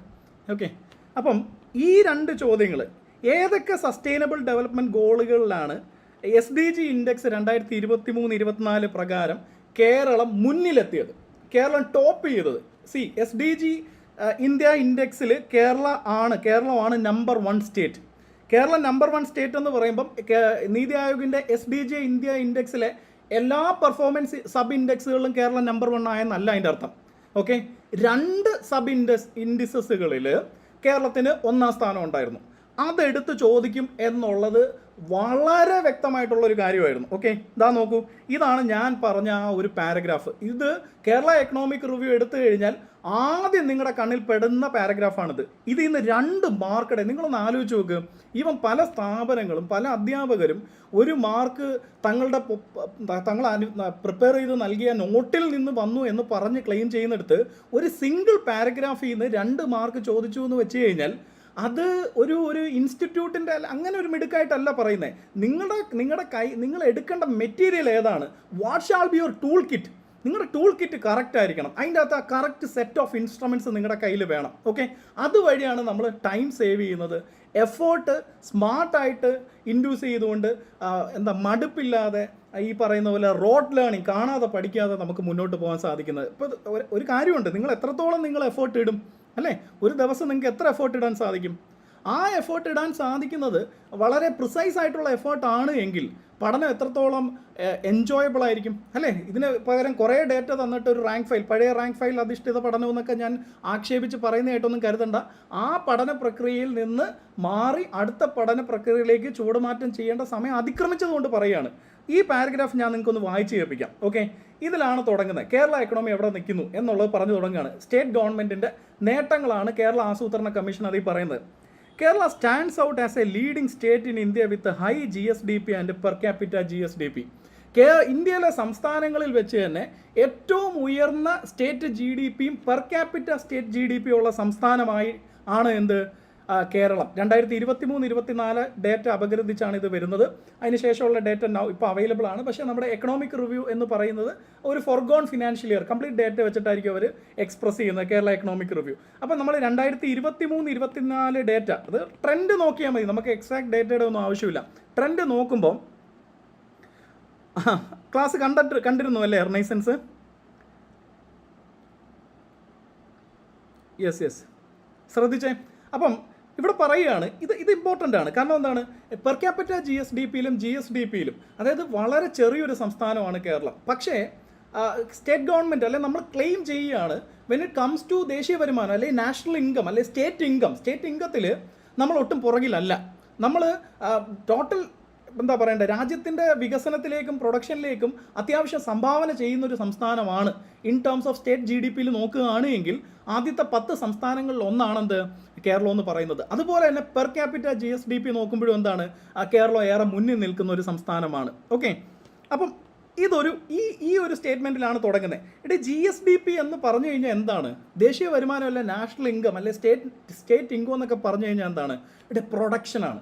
ഇൻകത്തിൻ്റെ അടിസ്ഥാനം എന്താണ് എന്ന് ചോദിച്ചു കഴിഞ്ഞാൽ പ്രൊഡക്ഷനാണ്, ഉൽപ്പാദനമാണ്. അതായത് നിങ്ങൾക്ക് എങ്ങനെയാണ് ഉൽപ്പാദനത്തിൽ പങ്കെടുക്കാൻ സാധിക്കുക? ഉൽപ്പാദനത്തിൽ പങ്കെടുക്കാൻ സാധിക്കുക എന്ന് വെച്ച് കഴിഞ്ഞാൽ സാധനങ്ങളായിട്ടോ സേവനങ്ങളായിട്ടോ അതിൻ്റെ ഉൽപ്പാദനത്തിൻ്റെ പിന്നിൽ ലാൻഡായിട്ടോ ലേബറായിട്ടോ ക്യാപിറ്റലായിട്ടോ ഓൺട്രപ്രണർഷിപ്പോ ആയിട്ടാണ് നിങ്ങൾക്ക് പങ്കെടുക്കാൻ സാധിക്കുക. നിങ്ങളൊന്ന് ആലോചിച്ച് നോക്ക്. നിങ്ങളൊരു വികസന പ്രവർത്തനത്തിൽ അല്ലെങ്കിൽ ഒരു പ്രൊഡക്റ്റീവ് ഇൻകത്തിൻ്റെ ഭാഗമാണ് നിങ്ങളെന്ന് വെച്ച് കഴിഞ്ഞാൽ അതിൻ്റെ അർത്ഥം സംഹൗ നിങ്ങൾ ലാൻഡായിട്ടോ ലേബറായിട്ടോ ക്യാപിറ്റലായിട്ടോ ഓൺട്രപ്രണർഷിപ്പായിട്ടോ ആ സാധനങ്ങളുടെ സേവനങ്ങളുടെ ഉൽപ്പാദനത്തിൻ്റെ പിന്നിൽ നിങ്ങൾ പങ്കെടുക്കുന്നുണ്ടെന്നാണ് അർത്ഥം. അതായത് പ്രൊഡക്റ്റീവ് ഇൻകം ഉള്ളവർക്ക് മാത്രമേ മീൻസ് പ്രൊഡക്ഷൻ്റെ പിന്നിൽ പങ്കെടുക്കുന്നവർക്ക് മാത്രമേ എന്തുള്ളൂ? പ്രൊഡക്റ്റീവ് ഇൻകം ഉള്ളൂ. പ്രൊഡക്ഷൻ്റെ പിന്നിൽ പങ്കെടുക്കുന്നവർക്ക് മാത്രമേ എന്തുള്ളൂ? പ്രൊഡക്റ്റീവ് ഇൻകം ഉള്ളൂ. Okay, that is something which you have to keep in mind. എന്ന് വെച്ച് കഴിഞ്ഞാൽ രാജ്യത്തെ എല്ലാവർക്കും പ്രൊഡക്റ്റീവ് ഇൻകം മാത്രമാണോ എന്ന് വെച്ച് കഴിഞ്ഞാൽ അല്ല എന്ന് പറയേണ്ടി വരും. അവിടെയാണ് നിങ്ങൾ ഈ ട്രാൻസ്ഫർ പേയ്മെൻറ്റ്സിനെ കുറിച്ച് കേൾക്കേണ്ടത്. പ്രൊഡക്റ്റീവ് ഇൻകം മാത്രമല്ല രാജ്യത്തെ ജനങ്ങൾക്ക് കിട്ടുന്നത്. പ്രൊഡക്റ്റീവ് ഇൻകം അല്ലാതെ നിങ്ങൾക്കറിയാം ആളുകൾക്ക് ഈ പറയുന്നത് പോലെ ക്ഷേമ പെൻഷൻ കിട്ടാറുണ്ട്, അല്ലെങ്കിൽ ഈ പറയുന്നത് പോലെ തൊഴിലില്ലായ്മ മീൻസ് വാർദ്ധക്യ പെൻഷൻ കിട്ടാറുണ്ട്. പെൻഷൻ എന്നൊക്കെ പറയുന്നത് എന്താണ്? പെൻഷൻ എന്നൊന്നും പറയുന്നത് എന്തല്ല? പ്രൊഡക്റ്റീവ് ഇൻകം അല്ല, നോൺ പ്രൊഡക്റ്റീവ് ഇൻകം ആണ്. അതായത് ഉൽപ്പാദനത്തിൻ്റെ പിന്നിൽ നേരിട്ട് പങ്കെടുക്കാത്ത ആൾക്കാർക്കും കിട്ടുന്ന ഇൻകം ആണെന്ത്? ഈ ട്രാൻസ്ഫർ പേയ്മെൻ്റ് ആയിട്ട് കിട്ടുന്ന പെൻഷൻ ഉൾപ്പെടെയുള്ള ട്രാൻസ്ഫർ പേയ്മെൻറ്റ്സ് എന്ന് പറയുന്നത്. ആ പോർഷനിലോട്ടൊക്കെ നമുക്ക് ഡീറ്റെയിൽഡ് ആയിട്ട് പോകാം. അത്തരം കോൺസെപ്റ്റ്സ് കൂടെ, അതായത് പ്രിലിംസ് ലെവലിൽ കോൺസെപ്റ്റ്സ് പഠിച്ചിരിക്കണമെന്നാണ് കേരള PSCയുടെ വെപ്പ്. അപ്പം പ്രിലിംസിൽ നിങ്ങൾക്ക് കോൺസെപ്റ്റ്സിൽ എന്തെങ്കിലും ഗ്യാപ്പ് ഉണ്ടെങ്കിൽ ആ ഗ്യാപ്പും കൂടെ നമുക്ക് ബ്രിഡ്ജ് ചെയ്യാം. ഓക്കെ, അതായത് ഫ്രഷ് ആയിട്ട് ഇപ്പോൾ സെക്രട്ടേറിയറ്റ് അസിസ്റ്റൻറ്റ് മെയിൻസ് എക്സാം ഒക്കെ എഴുതുന്ന ആൾക്കാരിൽ മുമ്പ് അത്യാവശ്യം എക്കണോമിക്സ് പഠിക്കാതാണ് നിങ്ങൾ മെയിൻസ് എഴുതാൻ പോകുന്നതെന്നുണ്ടെങ്കിൽ പ്ലീസ് ലെറ്റ് us know. ഓക്കെ, അങ്ങനെയാണെങ്കിൽ ഈ പോർഷനും കൂടി ഇൻക്ലൂഡ് ചെയ്തുകൊണ്ട്, അതായത് ഫിനാൻസുമായിട്ട് ബന്ധപ്പെട്ടും നാഷണൽ ഇൻകവുമായിട്ട് ബന്ധപ്പെട്ടും ഇൻഫ്ലേഷനുമായിട്ട് ബന്ധപ്പെട്ടും കുറച്ച് കോൺസെപ്റ്റും കൂടെ നിങ്ങളൊന്ന് അറിഞ്ഞിരിക്കണം. ഓക്കെ, വളരെ ചുരുങ്ങിയ സമയം കൊണ്ട് അതും കൂടെ കവർ ചെയ്ത് തരാം. അതിൻ്റെ മേലെ you have to actually build upon that to interpret all these data. Okay, ബാക്കി ഞാൻ വായിക്കട്ടെ. With an MP score, multi poverty index, ഇതെല്ലാം ഇമ്പോർട്ടൻ്റ് ആണ്. ഇതെല്ലാം നമ്മൾ സമഗ്രമായിട്ട് ക്ലാസ്സിൽ കവർ ചെയ്യും. നീതി ആയോഗ് പബ്ലിഷ് ചെയ്യുന്ന മൾട്ടി പോവർട്ടി ഇൻഡെക്സിൽ ഏറ്റവും കുറവ് പോവേർട്ടി അല്ലെങ്കിൽ ദാരിദ്ര്യം രേഖപ്പെടുത്തിയ സംസ്ഥാനമാണെന്ത്? കേരളം എന്ന് പറയുന്നത്. ഓക്കെ, അതായത് എക്സ്ട്രീം പോവേർട്ടി, അതിദാരിദ്ര്യ മുക്ത സംസ്ഥാനമായിട്ട് കേരളം ഈ November 1 പ്രഖ്യാപിക്കപ്പെടാൻ പോവുകയാണ്. നിങ്ങൾ കേട്ട് കാണും, ഈ വരാൻ പോകുന്ന കേരളപ്പിറവി ദിനത്തിൽ കേരളത്തെ ഒരു അതിദാരിദ്ര്യ മുക്ത സംസ്ഥാനമായിട്ട് നമ്മുടെ ഹോണറബിൾ ചീഫ് മിനിസ്റ്റർ പ്രഖ്യാപിക്കാൻ പോവുകയാണ്. എന്താണ് എക്സ്ട്രീം പോവേർട്ടി എന്ന് വെച്ച് കഴിഞ്ഞാൽ? അതിദാരിദ്ര്യം റിപ്പോർട്ട് ചെയ്യപ്പെട്ടിട്ടുള്ള ജില്ല എന്ന് പറയുന്നത് ഇപ്പോൾ എനിക്ക് തോന്നുന്നത് വെച്ച് കഴിഞ്ഞാൽ എൻ്റെ അറിവ് ശരിയാണെങ്കിൽ മലപ്പുറത്താണ്. അപ്പോൾ അവിടെ തദ്ദേശ സ്വയംഭരണ സ്ഥാപനങ്ങളുടെയൊക്കെ പ്രവർത്തനത്തിൻ്റെ ഭാഗമായിട്ട് അവരുടെ എണ്ണം കൃത്യമായിട്ട് എടുത്തിട്ട് ലാസ്റ്റ് റിപ്പോർട്ട് ചെയ്ത എണ്ണത്തിൻ്റെ 60% ആൾക്കാരെ അതിദാരിദ്ര്യത്തിൽ നിന്ന് തദ്ദേശ സ്വയംഭരണ സ്ഥാപനങ്ങളുടെയും കേരള ഗവൺമെൻറ്റിൻ്റെയും എഫോർട്ടോടുകൂടി എന്ത് ചെയ്യാൻ സാധിച്ചിട്ടുണ്ട്? ലിഫ്റ്റ് ചെയ്യാൻ സാധിച്ചിട്ടുണ്ട്. ഇനി ശേഷിക്കുന്ന 40% ആൾക്കാരെയും കൂടി അതിദാരിദ്ര്യത്തിൽ നിന്ന് ലിഫ്റ്റ് ചെയ്ത് എന്ത് ചെയ്യും? നമ്മൾ കേരളത്തെ ഒരു അതിദാരിദ്ര്യ വിമുക്ത സംസ്ഥാനമായിട്ട് ഈ November 1 പ്രഖ്യാപിക്കും. അപ്പം സ്വാഭാവികമായിട്ടും if you go by those figures this make sense. Of course Kerala shall be the state with least എന്താണ് മൾട്ടി പോവർട്ടി ഇൻഡെക്സിൽ ഏറ്റവും കുറവ് സ്കോർ, അതായത് ഏറ്റവും ബെറ്റർ പെർഫോമിംഗ് സ്റ്റേറ്റ് എന്താണ്? കേരളമാണ്. ഇനി അടുത്ത ഡേറ്റ നോക്കേ. SDG ഇൻഡെക്സിൽ തന്നെ കേരള കൺസിക്യൂട്ടീവായിട്ട് 4ാമത്തെ വർഷവും 1ാം സ്ഥാനം തുടരുകയാണ്. കേരളം എന്താണ് 4ാമത്തെ വർഷം എന്ത് ചെയ്യാണ്? 1ാം സ്ഥാനത്ത് തുടരുകയാണ്. യെസ് ഐപാഡ് ബാറ്ററി ലോ ആണ്, സോറി. ഓക്കെ, അതിൽ ഏതൊക്കെ SDG ഇൻഡെക്സിലാണ് കേരളം നമ്പർ 1 വന്നേ? അതിൻ്റെ അർത്ഥം ബാക്കി ഇൻഡിസസിലൊക്കെ കേരളത്തിന് 3ാം സ്ഥാനമോ 4ാം സ്ഥാനമോ ഒക്കെ ഉണ്ട്. അങ്ങനെ ക്യുമുലേറ്റീവ് ആയിട്ടുള്ള ടോട്ടൽ സ്കോർ നോക്കിയപ്പോൾ 79 എന്നുള്ള ഓവറോൾ സ്കോർ നേടി കേരളം 1ാം സ്ഥാനത്ത് എത്തിയപ്പോൾ SDG ഗോൾ 2 സീറോ ഹങ്കർ അതിൻ്റെ അകത്ത് 84 സ്കോറോടുകൂടി അല്ലെ 84 പോയിൻറ്റോടുകൂടി കേരളം SDG 2 1ാം സ്ഥാനവും, അതുപോലെ തന്നെ ക്വാളിറ്റി എഡ്യൂക്കേഷനിൽ അതായത് ഗോൾ നമ്പർ 4 82 പോയിൻറ്റോടുകൂടി 1ാം സ്ഥാനവും. അപ്പോൾ ഇത് രണ്ടിലുമാണ് കേരളം 1ാം സ്ഥാനം എത്തിയത്. സോ അതിനെ ബേസ് ചെയ്തുകൊണ്ടുള്ള ചോദ്യമാണിത്. ഓക്കെ, ഡയറക്റ്റ് ക്വസ്റ്റ്യൻ അല്ലേ, മനസ്സിലായില്ലേ? വിച്ച് 2 സസ്റ്റൈനബിൾ ഡെവലപ്മെൻറ്റ് ഗോൾസ് ഏതൊക്കെയായിരിക്കും ഇവിടെ അപ്പോൾ ആൻസർ വരുന്നത്? Goal 2 and goal 4. Answer B ആണ്. ആൻസർ ഏതാണ്? B ആണ് വരുന്നത്. ആൻസർ B ആണ് വരുന്നത്. Zero hunger and quality education കണ്ടപ്പോൾ കുത്തി അല്ലേ? ക്ലാസ് കിട്ടിയില്ലായിരുന്നല്ലേ നിങ്ങൾക്ക്? ശരി, ഇനി അടുത്ത ചോദ്യം സമാനമായിട്ട് ആദ്യത്തെ പാരഗ്രാഫിൽ നിന്ന് തന്നെ വന്ന ചോദ്യമാണിത്. ഇന്ത്യ സ്കിൽസ് റിപ്പോർട്ട് ഇങ്ങനെയൊക്കെ കേൾക്കുമ്പോൾ പലരും ഞെട്ടിപ്പോയി. ഇത് എവിടെ നിന്നാണ്? ഞാനൊരു റാങ്ക് ഫയലിലും ഇന്ത്യ സ്കിൽ റിപ്പോർട്ട് കണ്ടിട്ടില്ലല്ലോ. റാങ്ക് ഫയലുകാർ കവർ ചെയ്യണമെന്ന് എന്ത് നിർബന്ധമുള്ളത്? ഈ വിഷയം പഠിച്ചാൽ മാത്രമല്ലേ ഇത് കവർ ചെയ്യാൻ പറ്റത്തുള്ളൂ. അല്ലെങ്കിൽ ഈ സിലബസ് അനുസരിച്ചിട്ട് നിങ്ങൾ വേർഡ് ബൈ വേർഡ് ആയിട്ട് സിലബസിനെ അപഗ്രഥിക്കണം, പ്രീവിയസ് ഇയർ ക്വസ്റ്റ്യൻസ് നോക്കണം. എന്നാൽ മാത്രമേ നിങ്ങൾക്ക് സോഴ്സ് പോലും ഐഡൻറ്റിഫൈ ചെയ്യാൻ സാധിക്കത്തുള്ളൂ. കേരള എക്കണോമിയുടെ കേസിൽ ഞാൻ പറയുകയാണ്, നിങ്ങൾ തൽക്കാലം ആ ഒരു എഫേർട്ട് ഇടേണ്ട കാര്യമില്ല. നിങ്ങൾ ആ ബാധ്യത എനിക്ക് തരൂ, നിങ്ങൾക്ക് വേണ്ടി ആ എഫേർട്ട് ഞാനിടാം. അപ്പോൾ കേരള എക്കണോമി എന്നുള്ള 30 മാർക്കും മറ്റേ എക്കണോമി എന്നുള്ള 7 മാർക്കിനുമുള്ള പണി ഞാനിവിടെ ചെയ്യുന്നുണ്ട്. നിങ്ങൾ ബാക്കി പോർഷൻസിൽ നിങ്ങൾക്ക് ആവശ്യമായിട്ടുള്ള തയ്യാറെടുപ്പുമായിട്ട് നിങ്ങൾക്ക് മുന്നോട്ട് പോകാം. അപ്പോൾ ഇന്ത്യ സ്കിൽസ് റിപ്പോർട്ട് എന്നൊക്കെ കേൾക്കുമ്പോൾ ഇതെന്തോ ഡിഫിക്കൽട്ട് ക്വസ്റ്റ്യൻ ആണെന്നൊന്നും വിചാരിക്കരുത്. എഗെയിൻ ഈ ചോദ്യം ഇത്രേ പറയുന്നുള്ളൂ.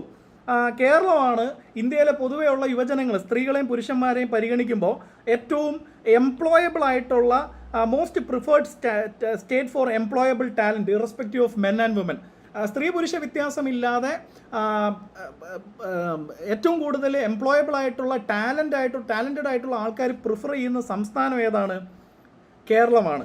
ഓക്കെ, അതിലേക്ക് സംഭാവന ചെയ്യുന്ന ഘടകങ്ങൾ, കീ ഫാക്ടേഴ്സ് എന്തൊക്കെയാണെന്നാണ് ചോദ്യം. ഓക്കെ, അപ്പോൾ അതിൻ്റെ അകത്ത് ആ പാരഗ്രാഫിൽ തന്നെ നമുക്ക് ആൻസർ എടുക്കാൻ പറ്റും. കാരണം ഇതിവിടെ കിടക്കുന്നു.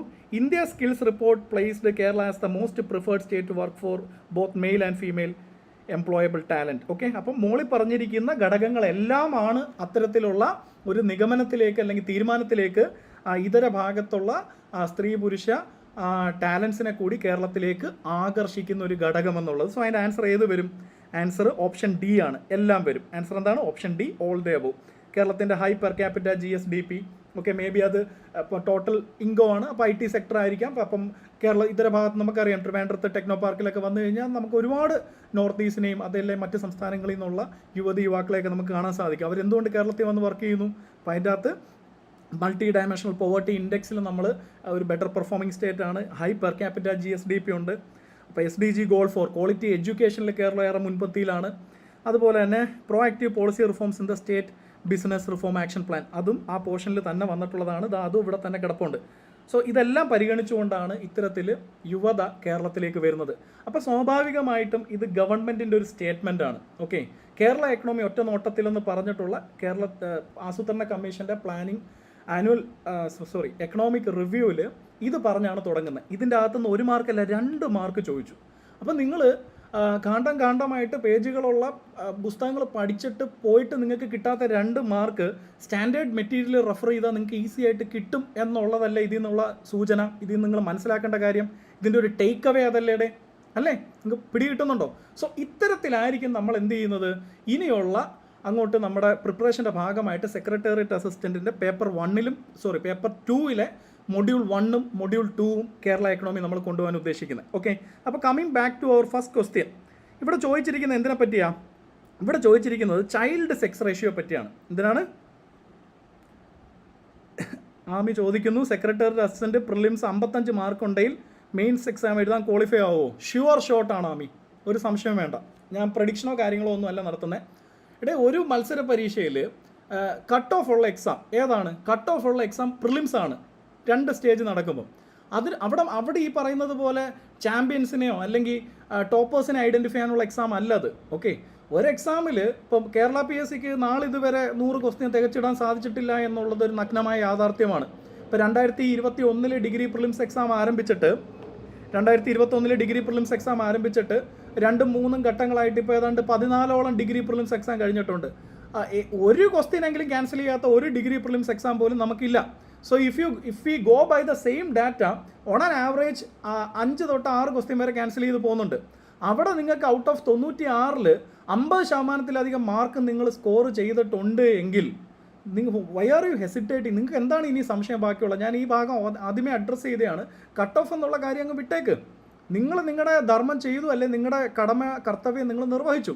ഇനി നിങ്ങളുടെ കയ്യിലുള്ളത് നിങ്ങൾ ഈ പറയുന്ന ഒരു എന്താ പറയേണ്ടത്, ഞാൻ ചില വാക്കുകളോ സ്റ്റേറ്റ്മെൻറ്റ്സ് ഉപയോഗിക്കുന്ന നിങ്ങൾ മറ്റൊരു തരത്തിൽ കാണുക. നിങ്ങൾക്ക് തോന്നുകയാണ് ഞാൻ കയ്യാലപ്പുറത്തൊരു തേങ്ങയാണ്, ഒരു പക്ഷേ അപ്പുറത്ത് വീഴും, ഇല്ലെങ്കിൽ ഇപ്പുറത്ത് വീണ് കഴിഞ്ഞാൽ ഞാൻ എൻ്റെ ഫുൾ ഇടും എന്നാണെന്നുണ്ടെങ്കിൽ ആ ഫുൾ ഇട്ട് തുടങ്ങേണ്ടത് ഇപ്പോഴാണ്, അല്ല അത് റിസൾട്ട് വന്നിട്ടല്ല.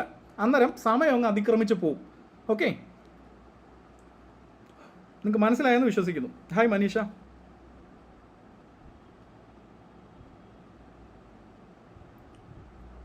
എക്കണോമിക്സ് അല്ലാതെ നമുക്ക് നോക്കാം. കേരള ഹിസ്റ്ററിയോ കോൺസ്റ്റിറ്റ്യൂഷനും ഒക്കെ ഞാൻ സമയം പോലെ കവർ ചെയ്ത് തരാം. കോൺസെപ്ച്വൽ ഏരിയാസ് നമുക്ക് കവർ ചെയ്ത് പോവാം. ഓക്കെ, ശരി. ചൈൽഡ് സെക്സ് റേഷ്യോയും തമ്മിലുള്ള വ്യത്യാസം എന്താ? അതിന് മുമ്പ് നമുക്ക് സിലബസ് ഒന്ന് എടുക്കാം. സിലബസിൽ എവിടാണ് ഈ നമ്മുടെ ചൈൽഡ് സെക്സ് റേഷ്യോ ഒക്കെ വരുന്നത്? ഏത് പോർഷനിലാണ്? ഇതാ നോക്കൂ, കേരള മോഡൽ ഓഫ് ഡെവലപ്മെൻറ്റിൽ കേരള മോഡലിൻ്റെ ഭാഗമായിട്ട്, കേരള മോഡൽ എന്ന് പറയുമ്പോൾ നിങ്ങൾക്ക് ഞാൻ പല കുറി ഇത് ആവർത്തിച്ചിട്ടുള്ള കാര്യമാണ്. എന്താണ് കേരള മോഡൽ? ഈ ലോകം അപ്രീഷിയേറ്റ് ചെയ്യുന്ന അല്ലെങ്കിൽ പല ലീസ്റ്റ് ഡെവലപ്പിംഗ് കൺട്രീസിലും നടപ്പിലാക്കണമെന്ന് പല എക്കണോമിസ്റ്റുകളും സാമ്പത്തിക വിദഗ്ധരും ശുപാർശ ചെയ്തിട്ടുള്ള വിശ്വവിഖ്യാതമായ കേരള എക്കണോമിക് മോഡൽ എന്താണ്? Any idea? ആർക്കെങ്കിലും അറിയാവോ കേരള മോഡൽ എന്താണ്? Kerala model of economic development എന്ന് പറയുമ്പോൾ നിങ്ങളുടെ മനസ്സിൽ ആദ്യം വരുന്നത് എന്താ? കേരള മോഡൽ എന്ന് വെച്ച് കഴിഞ്ഞാൽ സിംപ്ലി അതിനെ ഒരു സെൻറ്റൻസിൽ ഒതുക്കി പറയാനാണെങ്കിൽ ഈ ഒരു സാധനത്തിനെ കേരള മോഡൽ ഡെവലപ്മെൻറ്റ് എന്താണ് എന്നങ്ങാണ് ആരെങ്കിലും ചോദിച്ചു കഴിഞ്ഞാൽ ഒറ്റ വാക്കി പറയേണ്ട അല്ലെങ്കിൽ ഒരു സെൻറ്റൻസിൽ പറയേണ്ട മറുപടി ഇതാണ്: with very low income high human development. എന്താണ്? വളരെ കുറഞ്ഞ വരുമാനത്തിൽ നിന്നുകൊണ്ട് വികസിത രാജ്യങ്ങളോട് കിടപിടിക്കാൻ സാധിക്കുന്ന മാനവ വികസനം കരസ്ഥമാക്കാൻ സഹായിച്ച ഒരു വികസന മാതൃക. ഓക്കെ, എന്താണ് ഞാൻ പറഞ്ഞത്? With low income high human development. Okay, human development ഇൻഡിസസിനെ പറ്റി നമ്മൾ പറയാറുണ്ടല്ലോ. മാനവ വികസന സൂചികകൾ അല്ലേ? അത്തരം മാനവ വികസന സൂചികകളിൽ കേരളം ഇന്ത്യയിലെ എല്ലാ സംസ്ഥാനങ്ങളെയും ഔട്ട് പെർഫോം ചെയ്തു. ഓക്കെ, എന്നാൽ കേരളത്തിൻ്റെ ആ കാലഘട്ടത്തിൽ ഈ പെർഫോമൻസ് കാഴ്ചവെക്കുന്ന കാലഘട്ടത്തിലെ കേരളത്തിൻ്റെ വരുമാനം എന്ന് പറയുന്നത് വളരെ കുറവായിരുന്നു. അപ്പോൾ ഈ കുറഞ്ഞ വരുമാനത്തിൽ നിന്നുകൊണ്ട് എങ്ങനെയാണ് ഇത്തരം സാമൂഹികമായിട്ടുള്ള മാനവികമായിട്ടുള്ള മുന്നേറ്റം കേരളത്തിന് കൈവരിക്കാൻ സാധിച്ചത്? ഇതിനെക്കുറിച്ച് പഠിച്ച സാമൂഹിക ശാസ്ത്രജ്ഞർ അല്ലെങ്കിൽ സാമ്പത്തിക വിദഗ്ധർ മറ്റ് ആഫ്രിക്കയിലെയും ഏഷ്യയിലെയൊക്കെ ലീസ്റ്റ് ഡെവലപ്പിംഗ് എക്കണോമീസിൽ എന്തുകൊണ്ട് അവിടുത്തെ പോളിസി മേക്കേഴ്സ് സമാനമായ മാതൃക പരീക്ഷിക്കുന്നില്ല എന്നുള്ള ഒരു ക്യൂറി അവിടെ അല്ലെങ്കിൽ ഒരു ക്വസ്റ്റ്യൻ അവിടെ ഉന്നയിക്കുകയാണ്. ഓക്കെ, പ്രധാനമായിട്ട് അമർത്യ സെന്ന്, ജീൻ ഡ്രീസിനെ പോലെയൊക്കെയുള്ള ആൾക്കാരാണ് കേരള മോഡൽ ഓഫ് എക്കണോമിക് ഡെവലപ്മെൻറ്റിൻ്റെ ഏറ്റവും പ്രധാനപ്പെട്ട വക്താക്കളെന്ന് പറയുന്നത്. അപ്പോൾ നിങ്ങൾ അതിൻ്റെ അകത്ത് ഏറ്റവും ക്ലാസിക്കലായിട്ട് ഞാനൊരു കാര്യം പറയാം. Kerala model of development human development index നമ്മൾ 91 ഹ്യൂമൻ ഡെവലപ്മെൻറ്റ് ഇൻഡെക്സ് എടുക്കുകയാണെങ്കിൽ കേരളത്തിൻ്റെ ഹ്യൂമൻ ഡെവലപ്മെൻറ്റ് ഇൻഡെക്സ് സ്കോർ എന്ന് പറഞ്ഞു കഴിഞ്ഞാൽ 0.76 ആണ്. കേരളത്തിൻ്റെ ഹ്യൂമൻ ഡെവലപ്മെൻറ്റ് ഇൻഡെക്സ് എത്രയാണ്? 0.76 ആണ്. ഇതേ കാലയളവിലെ USA നമുക്കറിയാം കേരളത്തിൻ്റെ എത്ര മടങ്ങ് വലിയൊരു രാജ്യമാണ്. 50 സംസ്ഥാനങ്ങൾ ഉൾക്കൊള്ളുന്ന ഏറ്റവും വലിയൊരു രാജ്യമാണെന്ത് ഈ പറയുന്ന USA എന്ന് പറയുന്നത്. ആ USAയുടെ ടോട്ടൽ ഹ്യൂമൻ ഡെവലപ്മെൻറ്റ് ഇൻഡെക്സ് എന്ന് പറയുന്നത് 0.95 മറ്റോ ആണ്, 0.9 സംതിങ് ആണ്. അതായത് അക്കാലയളവിലെ കേരളത്തിൻ്റെ മാനവ വികസന സൂചിക പ്രകാരമുള്ള സ്കോർ എന്ന് വെച്ച് കഴിഞ്ഞാൽ ഏതുമായിട്ട് കമ്പയറബിൾ ആണ്? USA ആയിട്ട് കമ്പയറബിൾ ആണ്. ഓക്കെ, എന്നാൽ നമ്മൾ USAയുടെയും കേരളത്തിൻ്റെയും പെർ ക്യാപിറ്റ ഇൻകം ആളോഹരി വരുമാനം അല്ലെങ്കിൽ പ്രതിശീർഷ വരുമാനം നോക്കുകയാണെങ്കിൽ USAയുടെ 150-1 മാത്രമേ എന്തുള്ളൂ കേരളത്തിൻ്റെ വരുമാനമുള്ളൂ. അതായത് ഈ കേരളത്തിൻ്റെ ആളോഹരി വരുമാനം എടുക്കുകയാണെങ്കിൽ 1/150th ഓഫ് USA വരുന്നുള്ളൂ. അപ്പോൾ ഇത്രയും കുറഞ്ഞൊരു പ്രതിശീർഷ വരുമാനം ഉപയോഗിച്ചുകൊണ്ട് ഇത്രയും ഉയർന്ന സാമൂഹിക വികസനം കൈവരിക്കാൻ സാധിച്ചു അല്ലേ? സോ അതിലേക്ക് നിങ്ങൾ അറിയേണ്ട പ്രധാനപ്പെട്ട കാര്യങ്ങൾ മാത്രമേ സിലബസിൽ ഉൾപ്പെടുത്തിയിട്ടുള്ളൂ.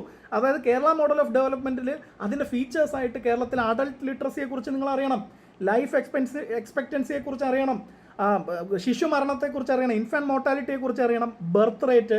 ഇനി ഇതുമായിട്ട് ബന്ധപ്പെട്ട അതിലേക്ക് നയിച്ച കാരണങ്ങൾ എന്തൊക്കെയാണ്, വെല്ലുവിളികൾ എന്തൊക്കെയാണ്? വെല്ലുവിളികളിലാണ് അൺഎംപ്ലോയ്മെൻറ്റ്, പോവർട്ടി, അസമത്വം, ഈ പറയുന്ന പോലെ ജെൻഡർ ഗ്യാപ്പ്. അപ്പോൾ നമുക്കറിയാം ജെൻഡർ ഗ്യാപ്പ് ഇൻഡെക്സ്. സോ അതൊക്കെ നമുക്ക് ക്ലാസ്സിൽ ഡീറ്റെയിൽഡ് ആയിട്ട് കൈകാര്യം ചെയ്യാൻ. ജെൻഡർ ഗ്യാപ്പ് ഇൻഡെക്സ് എന്ന് വെച്ച് കഴിഞ്ഞാൽ ആ ഗ്യാപ്പ് ബ്രിഡ്ജ് ചെയ്യാനാണ് പറയുന്നത്. ഓക്കെ, അതായത് സ്ത്രീ പുരുഷ സമത്വത്തിലെ ആ അസമത്വം ബ്രിഡ്ജ് ചെയ്യുന്നതിന് വേണ്ടിയാണ്. അപ്പോൾ എത്രത്തോളം ഗ്യാപ്പ് അടച്ചു എന്നുള്ളതാണ് അതിൻ്റെ സ്കോറായിട്ട് വരുന്നത്. ഇപ്പോൾ ഫോർ എക്സാമ്പിൾ ഏതെങ്കിലും ഒരു രാജ്യം തന്നിട്ട് ആ രാജ്യത്തിൻ്റെ ജെൻഡർ ഗ്യാപ്പ് ഇൻഡെക്സ് 60% പറഞ്ഞു കഴിഞ്ഞാൽ they have so far achieved 60%. ഇനി 40% കൂടെ ബ്രിഡ്ജ് ചെയ്ത് കഴിഞ്ഞാൽ അവരെന്ത് ചെയ്യും? 40% ബ്രിഡ്ജ് ചെയ്ത് കഴിഞ്ഞാൽ ആ സ്ത്രീ പുരുഷ ഒരു സമത്വം ആ പ്രദേശത്തിന് അല്ലെങ്കിൽ ആ രാജ്യത്തിന് കൈവരിക്കാൻ സാധിക്കും. ഇതാണ് ജെൻഡർ ഗ്യാപ്പ് അല്ലെങ്കിൽ ജെൻഡർ ഗ്യാപ്പ് ഇൻഡെക്സ് എന്നൊക്കെ പറയുന്ന ഒരു സങ്കല്പം എന്ന് പറയുന്നത്. ഇപ്പോൾ ഇന്ത്യയുടെ കേസിൽ എടുക്കുകയാണെങ്കിൽ ഇന്ത്യയുടെ ജെൻഡർ ഗ്യാപ്പ് ഇൻഡെക്സ് കൂടുന്നുണ്ട്.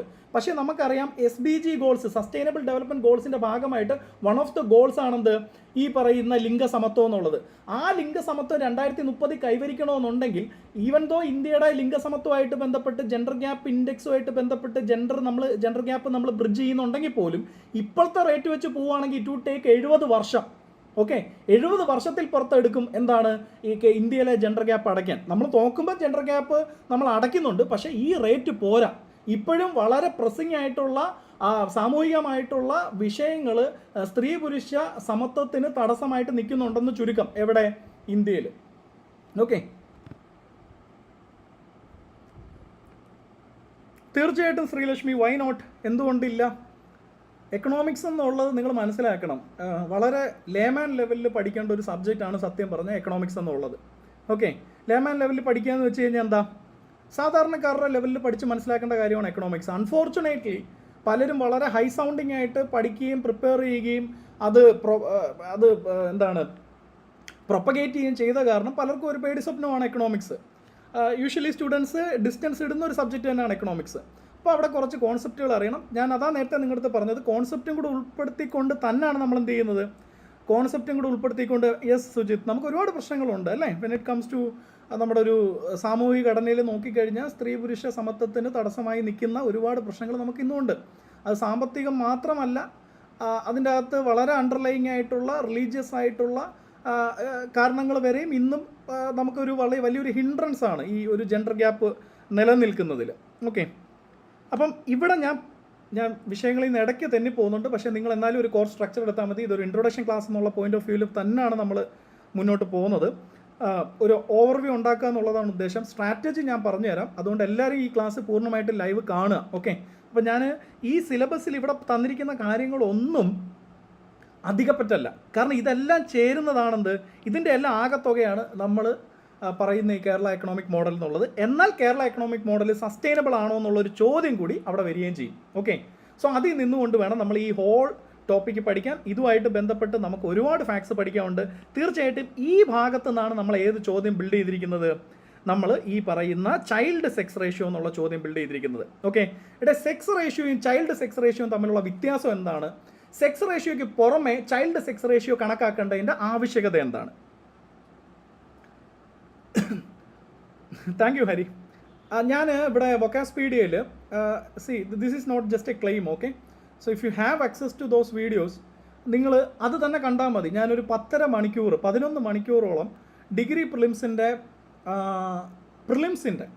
ക്വസ്റ്റ്യൻസ് കവർ ചെയ്തുകൊണ്ടുള്ള ഒരു PYQ സീരീസ് നടത്തി. അതൊരു വെറും PYQ സീരീസ് മാത്രമായിരുന്നില്ല, അതിൻ്റെ അകത്ത് അത്യാവശ്യം ഡീറ്റെയിൽ ആയിട്ട് തന്നെ നമ്മൾ ടോപ്പിക്സും കവർ ചെയ്തിട്ടുണ്ട്, കണ്ടൻറ്റും കവർ ചെയ്തിട്ടുണ്ട്. ഇപ്പോൾ ബഡ്ജറ്റ് എടുക്കുക, അല്ലെങ്കിൽ reserve bank and it's functions എടുക്കുക, നാഷണൽ ഇൻകം എടുക്കുക, അതെല്ലാം നമ്മൾ ഡീറ്റെയിൽഡ് ആയിട്ട് കവർ ചെയ്ത് പോയിട്ടുണ്ട്.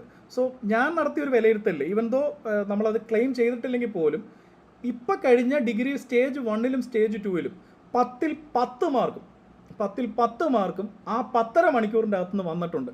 വേണമെന്നുണ്ടെങ്കിൽ നമുക്കത് വേണമെങ്കിൽ അതിൻ്റെ ഒരു ഡെമോൺസ്ട്രേഷൻ വീഡിയോ ആയിട്ട് ഞാൻ ചെയ്തു തരാം. ഓക്കെ, നമുക്ക് നമ്മുടെ സമയനഷ്ടമായതുകൊണ്ട് അത്തരത്തിലുള്ള ക്ലെയിമുകൾക്കൊന്നും വലിയ അടിസ്ഥാനം ഇല്ലാത്തത് കൊണ്ടാണ് ചെയ്യാത്തത്. കണ്ട ആൾക്കാർക്ക് അതിൽ നിന്ന് കൃത്യമായിട്ടുള്ള ബെനിഫിറ്റ് കിട്ടിയിട്ടുണ്ടെന്നുള്ളൊരു വിശ്വാസം എനിക്കുണ്ട്.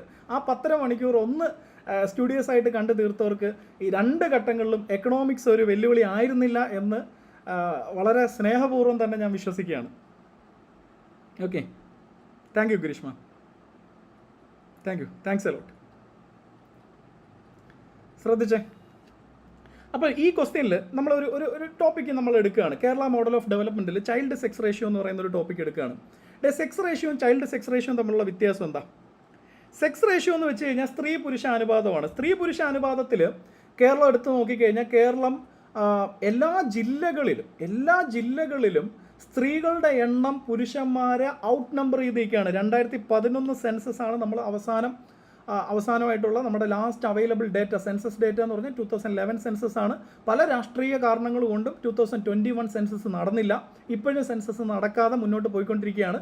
V are expecting that by 2026 census നടക്കും. കാരണം പുതിയ പാർലമെൻറ്റ് മന്ദിരവുമായിട്ട് ബന്ധപ്പെട്ട് ലോക്സഭാ സീറ്റുകളുടെ എണ്ണം കൂടിയതിൻ്റെ അടിസ്ഥാനത്തിലും സ്ത്രീ സംവരണം, വനിതാ സംവരണം അടുത്ത പൊതു തെരഞ്ഞെടുപ്പിൽ നടപ്പിലാക്കേണ്ടതിൻ്റെ ആവശ്യകത മുന്നിൽ കണ്ടുകൊണ്ടും എന്ത് നടന്നേ പറ്റത്തുള്ളൂ, സെൻസസ് നടന്നേ പറ്റത്തുള്ളൂ.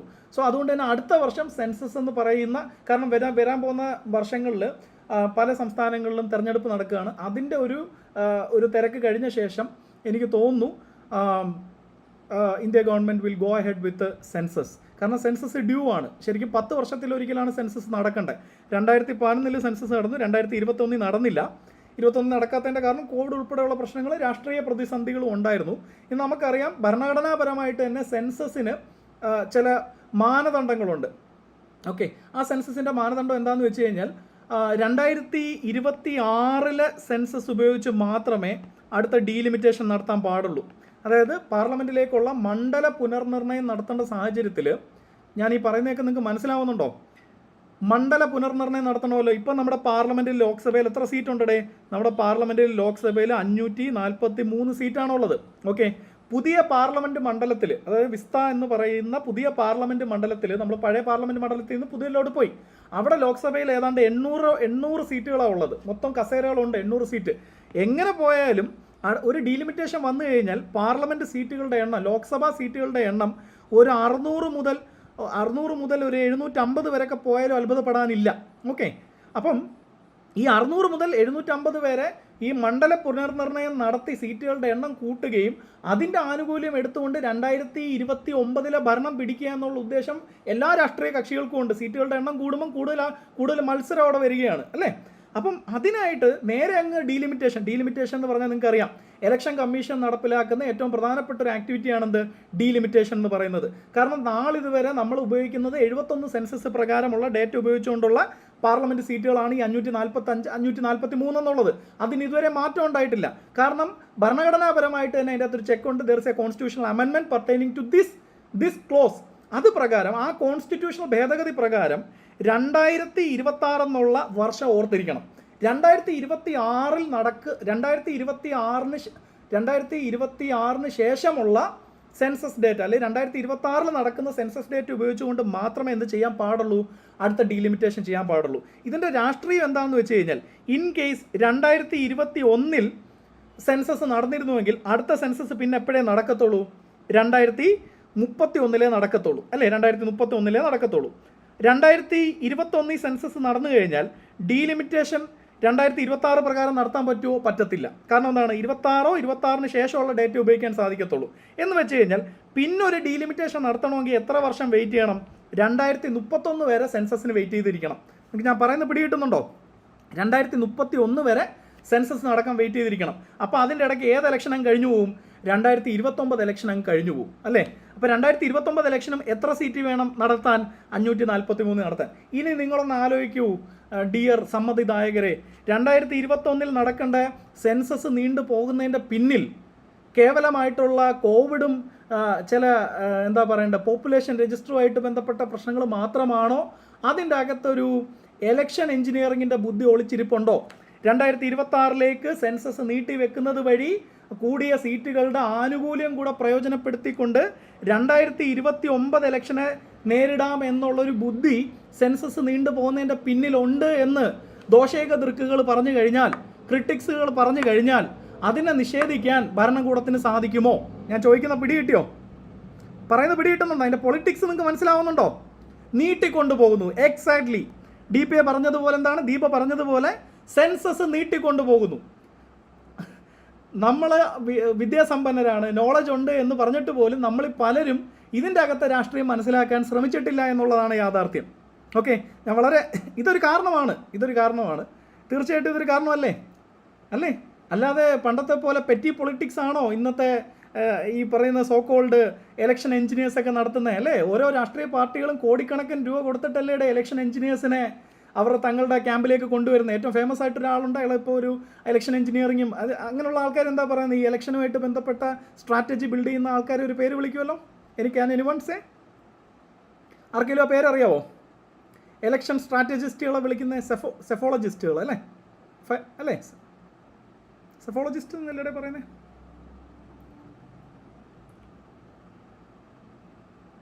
തീർച്ചയായിട്ടും. ഇപ്പോൾ എന്താ സംഭവിക്കുന്നതെന്ന് വെച്ച് കഴിഞ്ഞാൽ, ഇവിടെ ഇപ്പം നമ്മൾ എൻ്റെ ഐപാഡിൻ്റെ ബാറ്ററി അവസാനിച്ചിരിക്കുകയാണ്.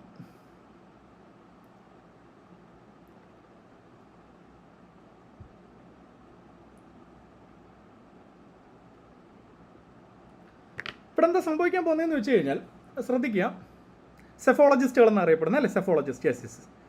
ഒരു ഫേമസ് സെഫോളജിസ്റ്റ് സുനിൽ ഖനാഗിലു അവിടെ വേറൊരു കക്ഷി ഉണ്ടായിരുന്നല്ലോ ഇവിടെ. അദ്ദേഹം BJPയുടെ ക്യാമ്പിലായിരുന്നു. അതിനുശേഷം അദ്ദേഹം എനിക്ക് തോന്നുന്നു കോൺഗ്രസ്സിൽ ജോയിൻ ചെയ്തൊരു കക്ഷി ഉണ്ടല്ലോ, പ്രശാന്ത് കിഷോർ ഏത് പാർട്ടിയാണ് ഇപ്പോൾ, ഏത് രാഷ്ട്രീയ പാർട്ടിയിലാണ് അദ്ദേഹം ഉള്ളത്? His part of a political arrangement now. Is not a Prashant ഭൂഷണാണോ പ്രശാന്ത് കിഷോറാണോ ജിഷ്ണു?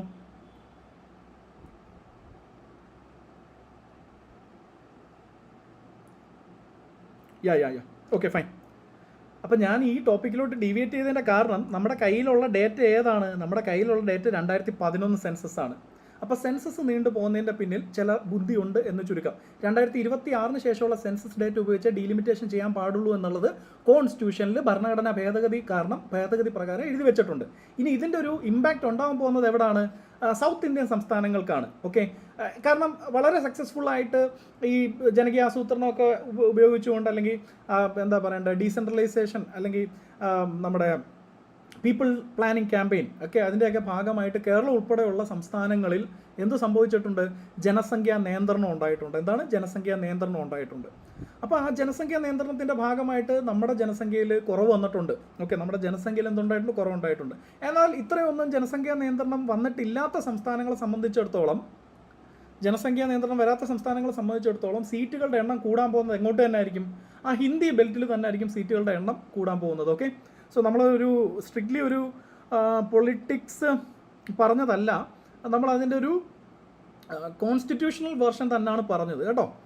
അപ്പം സെൻസസ് നമുക്ക് 2026 എക്സ്പെക്ട് ചെയ്യാം. സെൻസസ് നമുക്ക് എന്ത് ചെയ്യാം? 2026 നമുക്ക് സെൻസസ് എക്സ്പെക്ട് ചെയ്യാം. 2026 മുമ്പ് നടത്തി കഴിഞ്ഞാൽ ആർക്കും ഒരു പ്രയോജനം ഇല്ലാതായി പോകും. എന്തായാലും ഇത്രോളം കാത്തു, എന്താ പറയണ്ടേ, എന്താണ്, വേവോളം കാത്തു കഴിഞ്ഞാൽ ആവോളം കാത്തിട്ട് അങ്ങനെ ഒരു ചൊല്ലില്ലേ, അതുപോലെ എന്തായാലും ഇനി 2026 നടത്തുന്നതാണ് നല്ലത്. ഇനി മാത്രമല്ല, വനിതാ സംവരണം നടക്കണമെന്നുണ്ടെങ്കിൽ, വനിതാ സംവരണം പാർലമെൻറ്റിലും ഡൽഹി നിയമസഭയിലും അതുപോലെ തന്നെ സംസ്ഥാന നിയമസഭകളിലും ഈ 1/3 വനിതാ സംവരണം കൊണ്ടുവരണമെന്നുണ്ടെങ്കിലും കൃത്യമായിട്ട് എന്തുണ്ട് പറയുന്നുണ്ട്, ഡീലിമിറ്റേഷൻ നടക്കണമെന്ന് പറയുന്നുണ്ട്. ഓക്കെ, ഡീലിമിറ്റേഷൻ നടക്കണമെങ്കിൽ സെൻസസ് എപ്പോൾ നടക്കണം? 2026 ശേഷം നടക്കണം. ഓക്കെ, സോ അങ്ങനെ ഒരു ചെക്ക് ആൻഡ് ബാലൻസ് നിൽക്കുകയാണ് ആ കാര്യങ്ങളെന്ന് ചുരുക്കം. Okay, very good. ശരി, coming back to our topic വന്നേ. അപ്പം എന്താണ് സെക്സ് റേഷ്യോ, സ്ത്രീ പുരുഷ അനുപാതം? കേരളത്തിൻ്റെ സ്ത്രീ പുരുഷ അനുപാതത്തിൻ്റെ പ്രത്യേകത എന്താ? നിങ്ങളൊന്ന് പറഞ്ഞേ. കേരളത്തിൻ്റെ സ്ത്രീ പുരുഷ അനുപാതത്തിൻ്റെ പ്രത്യേകത 2011 സെൻസസ് പ്രകാരം 1084 ഫീമെയിൽസ് പെർ 1000 മെയിൽസ്. 1000 പുരുഷന്മാർക്ക് 1084 സ്ത്രീകളാണുള്ളത്. എത്രയാണ്? 1000 പുരുഷന്മാർക്ക് 1084 സ്ത്രീകളാണെന്ത് നിലവിലുള്ളത്. ഓക്കെ, ഇത് ഗ്രാജുവലി കൂടുകയാണ് ഉണ്ടായത്. 1981 സെൻസസിൽ 1032, 91 1036, 2001 1058, 2011 1084. ഓക്കെ, ഇനി Kerala is the only Indian state with a sex ratio consistently above 1000 across all districts.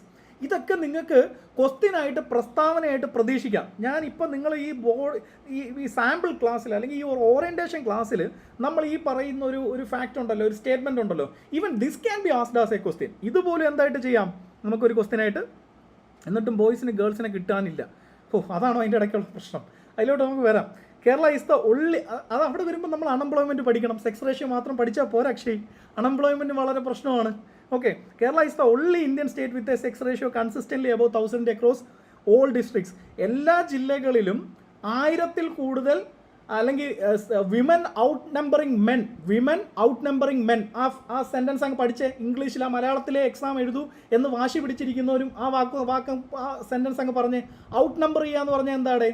Out number ചെയ്യാന്ന് പറഞ്ഞാൽ എന്താ? മലയാളത്തിൽ എന്താ ഔട്ട് നമ്പർ ചെയ്യാന്ന് പറഞ്ഞാൽ എന്താ അർത്ഥം? What does that imply? Out number means what? Out number എന്നുള്ള വാക്കിൻ്റെ അർത്ഥം എന്താ?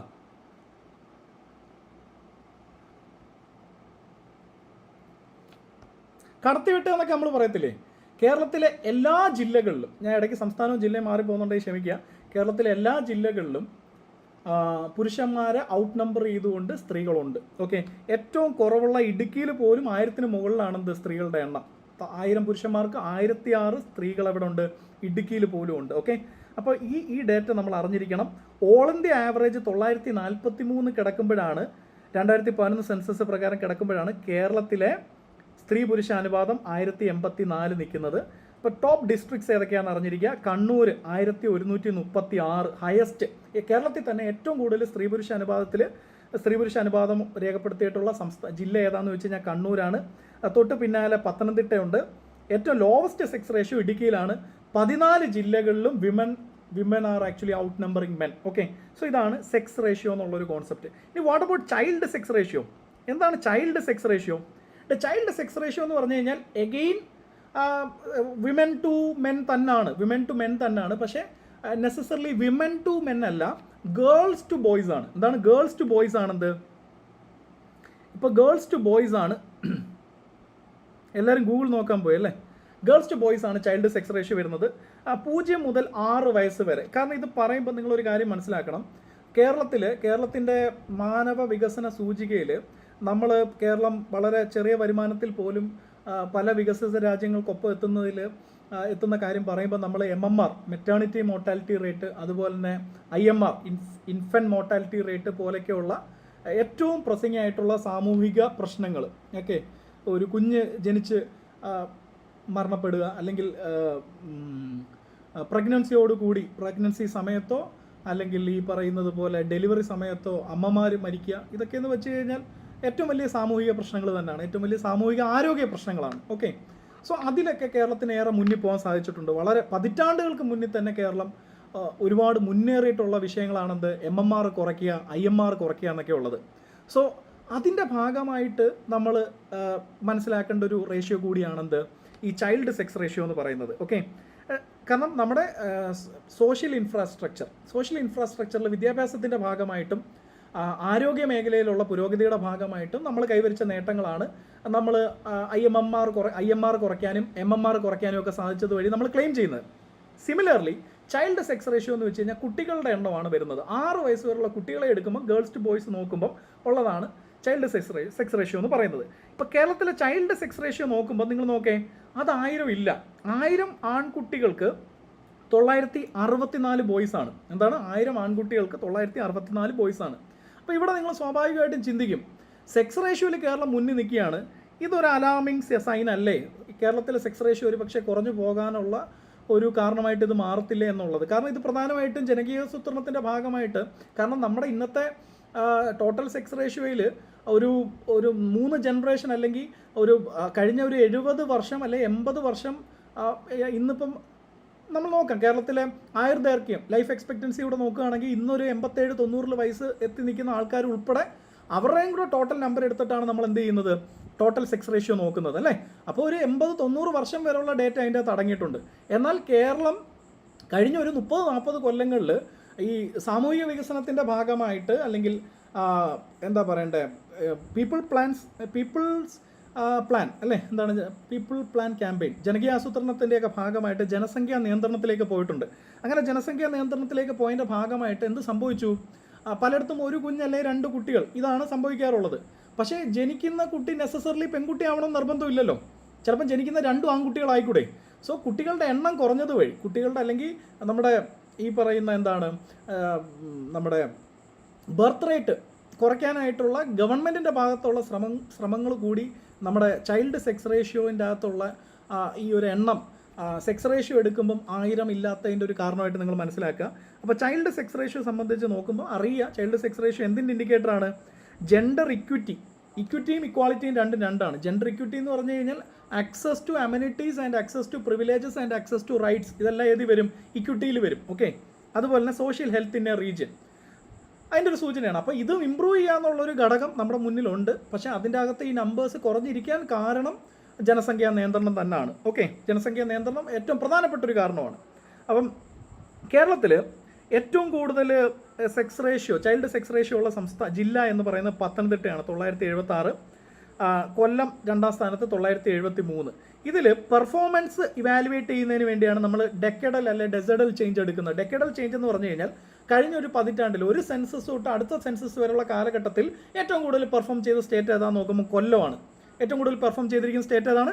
കൊല്ലം ജില്ലയാണ്, 13. ഓക്കെ, അവർ നേരത്തെ ഉള്ളതിൽ നിന്ന് 13 നമ്പേഴ്സ് അവർ ഇമ്പ്രൂവ് ചെയ്തിട്ടുണ്ട്. അതായത് ഇപ്പോഴത്തെ കൊല്ലത്തിൻ്റെ നമ്പർ 973 എന്ന് വെച്ച് കഴിഞ്ഞാൽ 960 നിന്ന് അവരെങ്ങോട്ട് പോയി, 973 പോയി. അപ്പോൾ ഡെക്കഡൽ ചേഞ്ചിൽ ഏറ്റവും കൂടുതൽ ചൈൽഡ് സെക്സ് റേഷ്യോ ഇമ്പ്രൂവ് ചെയ്തൊരു ജില്ല ഏതാണെന്ന് ചോദിച്ചു കഴിഞ്ഞാൽ കൊല്ലമാണ്.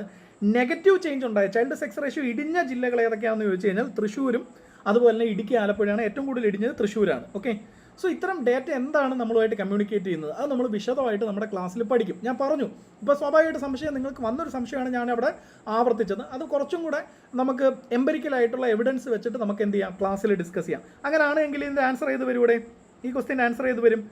നിങ്ങൾക്കൊരു ഒരു കൈൻഡ് ഓഫ് എന്താ പറയേണ്ടത്, ഒരു നിങ്ങളുടെ ഒരു വിഷ്വൽ മെമ്മറി വെച്ചിട്ട് നിങ്ങൾക്ക് ക്വസ്റ്റ്യൻ സോൾവ് ചെയ്യാമല്ലോ. ചൈൽഡ് സെക്സ് റേഷ്യോ 0 തൊട്ട് 6 വയസ്സ് വരെയുള്ള ചൈൽഡ് സെക്സ് റേഷ്യോ എടുക്കുകയാണെങ്കിൽ സെൻസസ് പ്രകാരം 3 പ്രസ്താവനകളിൽ ശരിയായിട്ടുള്ളത്. Pathanamthitta record highest child sex ratio among all districts in Kerala. First statement ശരിയല്ലേ? ശരിയാണ്. ഫസ്റ്റ് സ്റ്റേറ്റ്മെന്റ് ശരിയാണെങ്കിൽ ഏത് ഓപ്ഷൻ എലിമിനേറ്റ് ചെയ്യാം? ഓപ്ഷൻ സി എലിമിനേറ്റ് ചെയ്യാം. ഓപ്ഷൻ എന്ത് ചെയ്യാം? സി എലിമിനേറ്റ് ചെയ്യാം അല്ലേ?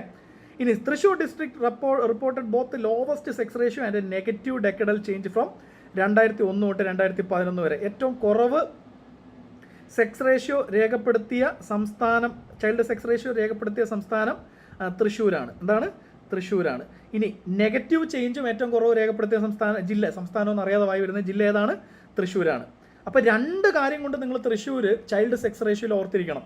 കേരളത്തിലെ ജില്ലകളിൽ വെച്ച് തന്നെ ഏറ്റവും കുറവ് ചൈൽഡ് സെക്സ് റേഷ്യോ ഉള്ള ജില്ലയും തൃശ്ശൂരാണ്. ഇനി ഡെക്കഡൽ പെർഫോമൻസ് എടുക്കുകയാണെങ്കിൽ ഏറ്റവും മോശം പെർഫോമൻസ് ചൈൽഡ് സെക്സ് റേഷ്യോയിൽ കാഴ്ചവെച്ച ജില്ലയും ഏത് തന്നെയാണ്?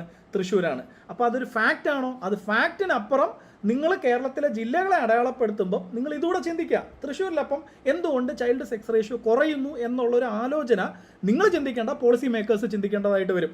ആരോഗ്യ മേഖലയിലുള്ളവരും സാമൂഹിക മേഖലയിലുള്ള പോളിസി മേക്കേഴ്സ് ഇത് ആലോചിക്കേണ്ടതായിട്ട് വരും. എന്തുകൊണ്ട് തൃശ്ശൂർ ജില്ലയുടെ സെക്സ് റേഷ്യോ ഇടിയുന്നു എന്നുള്ള കാര്യം. അവിടെ പ്രകടമായിട്ടുള്ള എന്തോ ഒരു പ്രശ്നം അതുമായിട്ട് ബന്ധപ്പെട്ടുണ്ട് എന്നുള്ളത് മനസ്സിലാക്കേണ്ടതായിട്ടുണ്ട്. അതോ വെറും ഈ എന്താ പറയണ്ടേ, ഈ നേച്ചറിൻ്റെ ചോയ്സ് പ്രകാരം ആൺകുട്ടികളുടെ എണ്ണം കൂടുന്നതാണോ? അത് നമ്മൾ നോക്കാം, അതും സംഭവിക്കാമല്ലോ. ഓക്കെ, അപ്പോൾ തൃശ്ശൂരിന് അങ്ങനല്ലേ ഓർത്തിരിക്കേണ്ട? കാണാൻ പഠിക്കേണ്ട. അപ്പോൾ 2 സ്റ്റേറ്റ്മെൻറ്റ് ശരിയാണ്. ഇനി കോഴിക്കോട് ഡിസ്ട്രിക്റ്റ് ആണോ ഏറ്റവും പോസിറ്റീവ് ഡെക്കഡൽ ഇൻക്രീസ്? അല്ല, ഏറ്റവും പോസിറ്റീവ് ആയിട്ടുള്ള ഡെക്കഡൽ ഇൻക്രീസ് കൊല്ലമാണ്. അപ്പോൾ 3rd സ്റ്റേറ്റ്മെൻറ്റ് ഇവിടെ തെറ്റാണ്. അപ്പോൾ നമുക്ക് ഏതൊക്കെ ഓപ്ഷൻ എലിമിനേറ്റ് ചെയ്യാം? എയും സിയും ഡി എലിമിനേറ്റ് ചെയ്യാം. ആൻസർ ഏത് വരും? ആൻസർ ബി വരും. ബി വരും. പത്തനംതിട്ടയെ സംബന്ധിച്ചിടത്തോളം പത്തനംതിട്ട ജില്ലയ്ക്ക് ഡെമോഗ്രഫിക്കലി ഒരുപാട് പ്രത്യേകതകളുള്ള ജില്ലയാണ് സാജിദ ഫൈസൽ. പത്തനംതിട്ട ജില്ലയ്ക്ക് ഒരുപാട് ഡെമോഗ്രാഫിക്കായിട്ട് ഒരുപാട് ക്യാരക്ടറിസ്റ്റിക്സ് ഉണ്ട്. ഏറ്റവും കൂടുതൽ മൈഗ്രേഷൻ നടക്കുന്ന കേരളത്തിലെ ജില്ലകളിൽ ഒന്നാണെന്ത്? പത്തനംതിട്ട എന്ന് പറയുന്നത്. വിദ്യാഭ്യാസം എടുത്താലും അഡൽട്ട് ലിറ്ററസി എടുത്താലും ഒക്കെ പത്തനംതിട്ട ഏറെ മുൻപന്തിയിൽ നിൽക്കുന്ന ഒരു ജില്ലയാണ്. കുറച്ചും കൂടെ ഫോർവേഡ് കമ്മ്യൂണിറ്റിയിൽ വരുന്ന ആൾക്കാർ, ഓക്കെ, ഇൻ ടേംസ് ഓഫ് ഒരു കാസ്റ്റ് എന്നുള്ള നിലയ്ക്കല്ല, എഡ്യൂക്കേഷൻ, സമ്പത്ത്, ഇതിലൊക്കെ കുറച്ച്, അതുപോലെ തന്നെ മൈഗ്രേഷൻ, ഓക്കെ, അങ്ങനെ കുറേ ഫാക്ടേഴ്സ് പത്തനംതിട്ടയെ സംബന്ധിച്ചിടത്തോളം പത്തനംതിട്ടയുടെ ഡെമോഗ്രാഫിക് പ്രൊഫൈലിനെ സ്വാധീനിക്കുന്നുണ്ട്. നമുക്കത് ക്ലാസ്സിൽ ഡീറ്റെയിൽഡ് ആയിട്ട് എടുക്കാം. കാരണം കേരളാസ് ഡെമോഗ്രഫി എന്നുള്ളത് നമ്മുടെ ഒരു മൊഡ്യൂൾ ആയിരിക്കും. ഓക്കെ, നമ്മുടെ ഒരു സബ് മൊഡ്യൂൾ ആയിരിക്കും എന്ത്? കേരളത്തിൻ്റെ ഡെമോഗ്രഫി എന്നുള്ളത്. ഓക്കെ, എല്ലാവരും കൊല്ലത്ത് വരാനോ?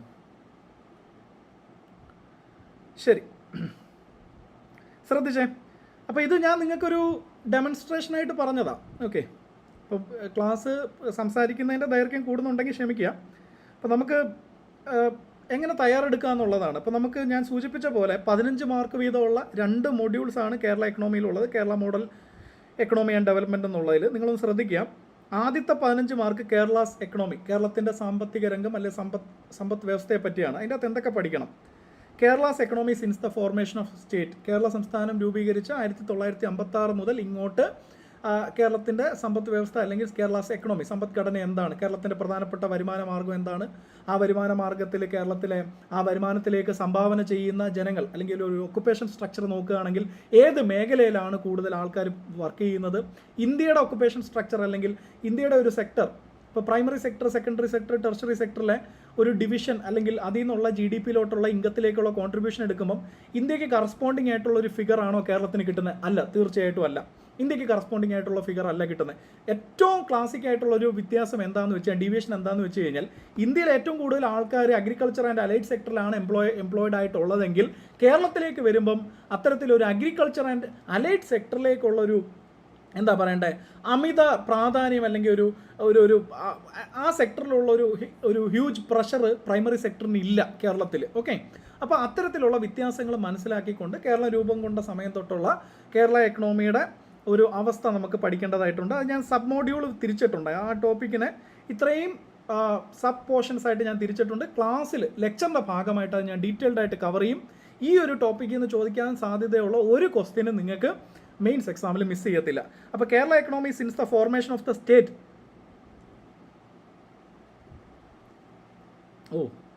Thank you Hari. നോക്കുകയാണെങ്കിൽ course of Kerala's economic development. അപ്പം നമുക്ക് കേവലം സിലബസിൽ ഫോർമേഷൻ ഓഫ് ദ സ്റ്റേറ്റ് എന്നാണ് പറയുന്നത്, സംസ്ഥാന രൂപീകരണം തൊട്ടുള്ള കാര്യങ്ങൾ പഠിച്ചാൽ മതി എന്നാണ് പറയുന്നത്. പക്ഷേ ആസ് ആൻ എഡ്യൂക്കേറ്റർ അല്ലെങ്കിൽ ആസ് ലേണേഴ്സ് നമ്മളെ സംബന്ധിച്ചിടത്തോളം നമുക്ക് കൃത്യമായിട്ട് ഒരു 56 തൊട്ട് കാര്യങ്ങൾ പഠിച്ച് മനസ്സിലാക്കാൻ പറ്റത്തില്ല. കാരണം 56 മുമ്പ് 1956 മുമ്പ് ഈ പ്രദേശം ഇവിടെ ഉണ്ടായിരുന്നു, ഇവിടുത്തെ മനുഷ്യർ ഇവിടെ ജീവിച്ചിരുന്നു, ഇവിടെ ഈ പറയുന്ന ആൾക്കാർ തന്നെയാണ് ഒരു ഐക്യ കേരളത്തിലേക്ക് നീങ്ങിയത്, അല്ലേ? അപ്പോൾ കേരളത്തിൻ്റെ സമ്പദ് വ്യവസ്ഥയെ സ്വാധീനിച്ച ഘടകങ്ങൾ എടുക്കുകയാണ് എങ്കിൽ ഏൻഷ്യൻ ടൈംസ് തൊട്ടുള്ള കൾച്ചറൽ ആൻഡ് ട്രേഡിംഗ് എക്സ്ചേഞ്ചസ് തൊട്ടുള്ള കാര്യങ്ങൾ നമ്മൾ അറിഞ്ഞിരിക്കണം. ഇപ്പോൾ നമുക്കറിയാം ഇന്ത്യയിലെ പല സംസ്ഥാനങ്ങളിൽ നിന്നും വ്യത്യസ്തമായിട്ട് ഇപ്പോൾ മിഡിൽ ഈസ്റ്റിലേക്കുള്ള ഒരു പ്രവാസം ആരംഭിച്ച സമയത്ത് അപ്പോൾ കേരളത്തിന് വളരെ സൗഹാർദ്ദപരമായിട്ടുള്ളൊരു ബന്ധം കേരള ജനതയോട് അറബ് ലോകത്തിനുണ്ട്. ഓക്കെ, എന്നാൽ മറ്റ് പ്രദേശങ്ങൾക്ക് ഇത്രയും ഒരു എന്താ പറയണ്ടേ ഒരു ഒരു ഒരു റിലേഷൻഷിപ്പ് ഉണ്ടോ എന്നുള്ള കാര്യം സംശയമാണ്. അപ്പം അത്തരത്തിലുള്ള ചില സട്ടിലായിട്ടുള്ള എന്നാൽ വളരെ മീനിങ് ഫുൾ ആയിട്ടുള്ള അർത്ഥവത്തായിട്ടുള്ള ചില ഫാക്ടേഴ്സ് കേരള എക്കണോമിയെ സ്വാധീനിക്കുന്നുണ്ട്. അപ്പോൾ അത് നമുക്ക് കേവലം 56 ശേഷം എന്നുള്ള നിലയ്ക്ക് നമുക്ക് സെക്ലൂഡ് ചെയ്ത് അല്ലെങ്കിൽ സെഗ്രിഗേറ്റ് ചെയ്ത് പഠിക്കാൻ പറ്റുന്ന ഒരു കാര്യമല്ല. അപ്പോൾ 56 ശേഷമുള്ള കാര്യങ്ങൾ പഠിക്കുമ്പോൾ അതിലേക്ക് നയിച്ച ചരിത്രപരമായിട്ടുള്ള കാരണങ്ങളും കൂടെ നമ്മൾ പഠിക്കാനുണ്ട്. അപ്പോൾ ഏർലി ഹിസ്റ്റോറിക് പീരീഡ് തൊട്ട് തന്നെ നമ്മൾ കേരളത്തെ നമ്മൾ മാപ്പ് ചെയ്ത് തുടങ്ങും. ഓക്കെ, ഇനി modern period since the first European colonisation, അതായത് ഇപ്പോൾ ഇവിടെ പോർച്ചുഗീസുകാർ പറങ്കികൾ ആദ്യം വന്നു, അതിനുശേഷം വിവിധ യൂറോപ്പിൽ നിന്നുള്ള ട്രേഡിംഗ് കമ്പനീസ് കേരളത്തിലേക്ക് എത്തുന്നുണ്ട്. ഇവരെല്ലാം കേരള ജനതയായിട്ട് നല്ല രീതിയിൽ എന്താ പറയണ്ടേ ഒരു ഇൻ്റർഡിപ്പെൻഡൻസി എന്ന് വേണമെങ്കിൽ പറയാൻ പറ്റുന്ന രീതിയിൽ മിങ്കിൾ ചെയ്ത് ജീവിതത്തിൻ്റെ സമസ്ത മേഖലകളിലും സഹകരിച്ച് അല്ലെങ്കിൽ കോൺഫ്ലിക്റ്റുകളും ചലഞ്ചസും എല്ലാം നേരിട്ട് പോയൊരു ഒരു ഒരു ഒരു സൊസൈറ്റിയാണ് കേരള സൊസൈറ്റി എന്ന് പറയുന്നത്. ഓക്കെ, സോ ഒരു ആധുനിക കാലഘട്ടം നമ്മൾ അടയാളപ്പെടുത്തുമ്പം അഡ്വെൻറ്റ് ഓഫ് യൂറോപ്യൻസ് അല്ലെങ്കിൽ ഇന്ത്യയിലേക്കുള്ള ഒരു ഗേറ്റ് വേ തന്നെ ആയിരുന്നു എന്ത് കേരളം, അത് നമ്മൾ പഠിക്കേണ്ടതായിട്ടുണ്ട്. അപ്പോൾ ഫോർമേഷൻ ഓഫ് സ്റ്റേറ്റ് എന്ന് പറയുമ്പോൾ നെസസറിലി 56 തൊട്ടുള്ള കാര്യങ്ങളല്ല നമ്മൾ പഠിക്കുന്നത്. 56 തൊട്ടുള്ള കാര്യങ്ങൾ if it shall make sense നമ്മൾ എന്തും കൂടെ അറിയണം, ചരിത്രം കൂടി അറിയണം. സോ ഈ ചാപ്റ്ററിൻ്റെ ഭാഗമായിട്ട് കേരള ഹിസ്റ്ററിയും കൂടെ ഞാൻ എന്ത് ചെയ്യും, കവർ ചെയ്യും. ഓക്കെ, സോ തീർച്ചയായിട്ടും എല്ലാവരും ഇപ്പോൾ ഈ പോർഷൻ റെക്കോർഡഡ് ആണെങ്കിൽ അങ്ങനെ, ലൈവ് ആണെങ്കിൽ അങ്ങനെ, നിങ്ങളത് കണ്ടിരിക്കണം. ഓക്കെ, അതിന് അതിൻ്റേതായിട്ടുള്ള ടാഞ്ചിബിൾ ബെനിഫിറ്റ് നിങ്ങൾക്ക് കിട്ടും. സോ ഇത്രയും പോർഷൻ സ്ട്രിക്ട്ലി അത് എക്കണോമിക്സ് അല്ല, കേരളത്തിൻ്റെ ചരിത്രം തന്നെയാണ്. ഓക്കെ, അപ്പോൾ കേരള ഹിസ്റ്ററിയും കൂടെ നമ്മളവിടെ കവർ ചെയ്ത് പോകും. ശരി, ഇനി development since the formation of state. Kerala സംസ്ഥാനം രൂപീകരിച്ച ശേഷം നമുക്കതിനെ ഒരു സ്റ്റാഗ്നേഷൻ ഫേസ് എന്ന് വിളിക്കാം. ആ സ്റ്റാഗ്നേഷൻ ഫേസിലാണ് ഈ കേരള മോഡൽ ഓഫ് ഡെവലപ്മെൻ്റ് ഒക്കെ ഇത്രയും ഖ്യാതി ആർജിച്ചത്. കാരണം എക്കണോമിക് ഗ്രോത്ത് സ്റ്റാഗ്നൻ്റ് ആണ്, പക്ഷേ ഈ പറയുന്ന ഹ്യൂമൻ ഡെവലപ്മെൻറ്റ് ഏറെ മെച്ചപ്പെടുത്താൻ സാധിച്ചു. എന്നാൽ അത് മാറിയിട്ടൊരു ഗൾഫ് ബൂമൊക്കെ ഉണ്ടാകുന്നുണ്ട് ഒരു 80s 90s. ആ ഗൾഫ് ബൂമിൻ്റെ സമയത്ത് ഞാൻ നേരത്തെ പറഞ്ഞതുപോലെയുള്ള ട്രേഡ് മറ്റ് റിലേഷൻസൊക്കെ വളരെ വർഷങ്ങളായിട്ട് ചരിത്ര മീൻസ് ഒരു മെഡീവൽ കാലഘട്ടം തൊട്ട് തന്നെ നമുക്ക് അത്തരം അറബ്സുമായിട്ടൊക്കെയുള്ള വ്യാപാര ബന്ധം ഉള്ളതുകൊണ്ട് തന്നെ Arabs wear very much kind of എന്താ പറയേണ്ടത് വെൽക്കമിങ് ദ കേരളൈറ്റ്സ്. അങ്ങനെ ആ ഒരു പ്രവാസ കാലഘട്ടം കേരളത്തിൻ്റെ എക്കണോമിയുടെ ഗതി മാറ്റുകയാണ്. അത് പക്ഷേ ഒരുപാട് വെല്ലുവിളികൾ നമുക്ക് സമ്മാനിച്ചു. കാരണം കേരള എക്കണോമിയുടെ ഗ്രോത്ത് ലോപ്പ് സൈഡഡ് ആയിപ്പോയി. ലോപ്പ് സൈഡഡ് എന്നുള്ള വാക്ക് നിങ്ങൾ ഓർക്കണം. എന്താണ് ലോപ്പ് സൈഡഡ് എന്ന് പറയുക? ലോപ്പ് സൈഡ് എന്ന് പറഞ്ഞാൽ എന്താ? ഈ പറയുന്ന പോലെ വക്രീകരിച്ചിരിക്കുക എന്നൊക്കെ നമുക്ക് വേണമെങ്കിൽ പറയാം. ഇംബാലൻസ്ഡ് ആയിട്ടുള്ള വളർച്ചയാണ് കേരള എക്കണോമി പിന്നീട് നേരിട്ടത്. കാരണം ഈ 90-കൾക്ക് ശേഷം നമ്മൾ എക്കണോമിക് ഗ്രോത്ത് ട്രേസ് ചെയ്യുമ്പോൾ നമുക്കറിയാൻ സാധിക്കും എല്ലാ മേഖലകളും ഒരുപോലെ വളരുന്നില്ല കേരളത്തിൽ. പ്രധാനമായിട്ടും സർവീസ് മേഖലയിലും കൺസ്ട്രക്ഷനിലും ഒക്കെ ഇൻവെസ്റ്റ്മെൻറ്റും ജോലിയും തൊഴിൽ സാധ്യതയൊക്കെ ഉണ്ടെങ്കിലും പ്രൈമറി സെക്ടർ ഉൾപ്പെടെയുള്ള പല സെക്ടേഴ്സ് ആളുകൾക്ക് കൂടുതൽ എംപ്ലോയ്മെൻറ്റ് കൊടുക്കാൻ സാധിക്കുന്ന മേഖലകൾ സ്ട്രഗിൾ ചെയ്യാൻ നമുക്ക് മനസ്സിലാക്കാൻ സാധിക്കും. അതുകൊണ്ട് തന്നെ കേരളത്തിലെ ജനങ്ങൾക്ക് ആളോഹരി വരുമാനത്തിൽ ഇപ്പോൾ ഈവൻ തോ കേരളം ഇന്ത്യയിലെ 10 സംസ്ഥാനങ്ങളാണെങ്കിൽ പോലും കേരളത്തിൻ്റെ പൊട്ടൻഷ്യൽ അനുസരിച്ചിട്ടുള്ള ഒരു സാമ്പത്തിക മെച്ചപ്പെടൽ കേരളത്തിനില്ല. അതുകൊണ്ട് തന്നെ Kerala model of development unsustainable ആണ് എന്ന് നമുക്ക് പറയേണ്ട സാഹചര്യങ്ങളുണ്ടാവും. സോ അതാണ് സ്റ്റാഗ്നേഷൻ ഫേസിലും ടേൺ അറൗണ്ട് ഫേസിലും നമ്മൾ കവർ ചെയ്യുന്നത്. ഒട്ടും ബയാസ്ഡ് ആയിട്ടായിരിക്കത്തില്ല നമ്മൾ ആ ക്ലാസ് കവർ ചെയ്യുന്നത്. ഒരു പക്ഷത്തും നമ്മൾ നിൽക്കേണ്ട ആവശ്യമില്ല. പൊളിറ്റിക്കലായിട്ട് ഈ ക്ലാസ്സുകൾ നിങ്ങൾ കാണേണ്ട ആവശ്യമില്ല. നമുക്ക് തീർച്ചയായിട്ടും എന്ത് ചെയ്യാം, നമുക്ക് തീർച്ചയായിട്ടും ഫാക്ട്സ് ഉപയോഗിച്ചുകൊണ്ട് തന്നെ ആ കാലഘട്ടത്തെ അടയാളപ്പെടുത്തി തന്നെ നമുക്ക് എന്ത് ചെയ്യാം, നമുക്ക് ആ പോർഷൻസ് പഠിക്കാം. ഇനി സ്ട്രക്ചർ ഓഫ് കേരള എക്കണോമി, ഞാൻ നേരത്തെ സൂചിപ്പിച്ച പോലെ തന്നെ കേരള എക്കണോമിയുടെ ഒരു ഘടന നമ്മൾ മനസ്സിലാക്കേണ്ടതുണ്ട്. കേരളത്തിലെ കാർഷിക മേഖല, സോ അതും ഏറ്റവും ലേറ്റസ്റ്റ് ഡേറ്റ ഉപയോഗിച്ച് നമുക്ക് കവർ ചെയ്യാം. വീക്ക്നെസ്, കേരളത്തിൻ്റെ ചാലഞ്ചസ് എന്തൊക്കെയാണ്, നമ്മളിപ്പോൾ കേരളത്തിൻ്റെ ഒരു SWOT അനാലിസിസ് നടത്തും. സ്ട്രെങ്ത്, വീക്ക്നെസ്, ഓപ്പർച്യൂണിറ്റീസ്, അതുപോലെ തന്നെ ഭീഷണികൾ, ചാലഞ്ചസ് ഉണ്ടെങ്കിൽ അത് നമ്മൾ നടത്തും. ഓക്കെ, ഇനി സ്റ്റേറ്റ് ജി ഡി പി ശരിക്കും നിങ്ങൾ പ്രിലിംസിന് നാഷണൽ ഇൻകം പഠിച്ചിട്ടുള്ളവരാണ് എങ്കിൽ സ്റ്റേറ്റ് ജി ഡി പി നിങ്ങൾ അനലൈസ് ചെയ്താൽ മതി, കോംപ്രഹെൻഡ് ചെയ്താൽ മതി. അപ്പോൾ നമ്മുടെ ക്ലാസ്സിൽ എന്താണ് നാഷണൽ ഇൻകം എന്നുള്ളത് അതിലെ കോൺസെപ്റ്റ് പറഞ്ഞ ശേഷം കേരള GSDP എന്നുള്ളത് GVA മെത്തേഡിൽ ഞാൻ നിങ്ങൾക്ക് പഠിപ്പിച്ചു തരും. ഗ്രോസ് വാല്യൂ ആഡഡ് മെത്തേഡിൽ ഏറ്റവും പുതിയ 2015 സീരീസ് ഉപയോഗിച്ചിട്ടുള്ള സ്റ്റേറ്റ് GDP എന്താണ്, അതിൻ്റെ പെർഫോമൻസ് എന്താണ്, അതുമായിട്ട് ബന്ധപ്പെട്ട് എന്തൊക്കെ ട്രെൻഡാണ് ചോദ്യങ്ങളായിട്ട് വരാൻ സാധ്യതയുള്ളത്, ആൻറ്റിസിപ്പേറ്റഡ് ക്വസ്റ്റ്യൻസ് ഉൾപ്പെടെ ചെയ്തിട്ടേ നിങ്ങൾ എന്ത് ചെയ്യുള്ളൂ, നിങ്ങൾ സെപ്റ്റംബർ 27 മെയിൻസ് എഴുതത്തുള്ളൂ. സ്റ്റേറ്റ് ഫിനാൻസ് എന്ന് പറയുമ്പോൾ എഗെയിൻ ഞാനിവിടെ പറയുന്നു, ഞാൻ പബ്ലിക് ഫിനാൻസിൻ്റെ PYQ സീരീസിൽ തന്നെ കൃത്യമായിട്ട് പറഞ്ഞതാണ്. എന്ത്, നിങ്ങൾ റെഫറൻസ് ആയിട്ട് യൂണിയൻ ബഡ്ജറ്റ് പഠിച്ചാൽ മതി. യൂണിയൻ ബഡ്ജറ്റ് പഠിച്ച ഏതൊരാൾക്കും എന്ത് ചെയ്യാം, ഏതൊരാൾക്കും കൃത്യമായിട്ട് സ്റ്റേറ്റ് ബഡ്ജറ്റ് ഇവാലുവേറ്റ് ചെയ്യാൻ സാധിക്കും. എന്താണ് സ്റ്റേറ്റ് ബഡ്ജറ്റ് ഇവാലുവേറ്റ് ചെയ്യാൻ സാധിക്കും? സോ സ്റ്റേറ്റ് ബഡ്ജറ്റുമായിട്ട് ബന്ധപ്പെട്ട് ചോദ്യങ്ങൾ വരാം.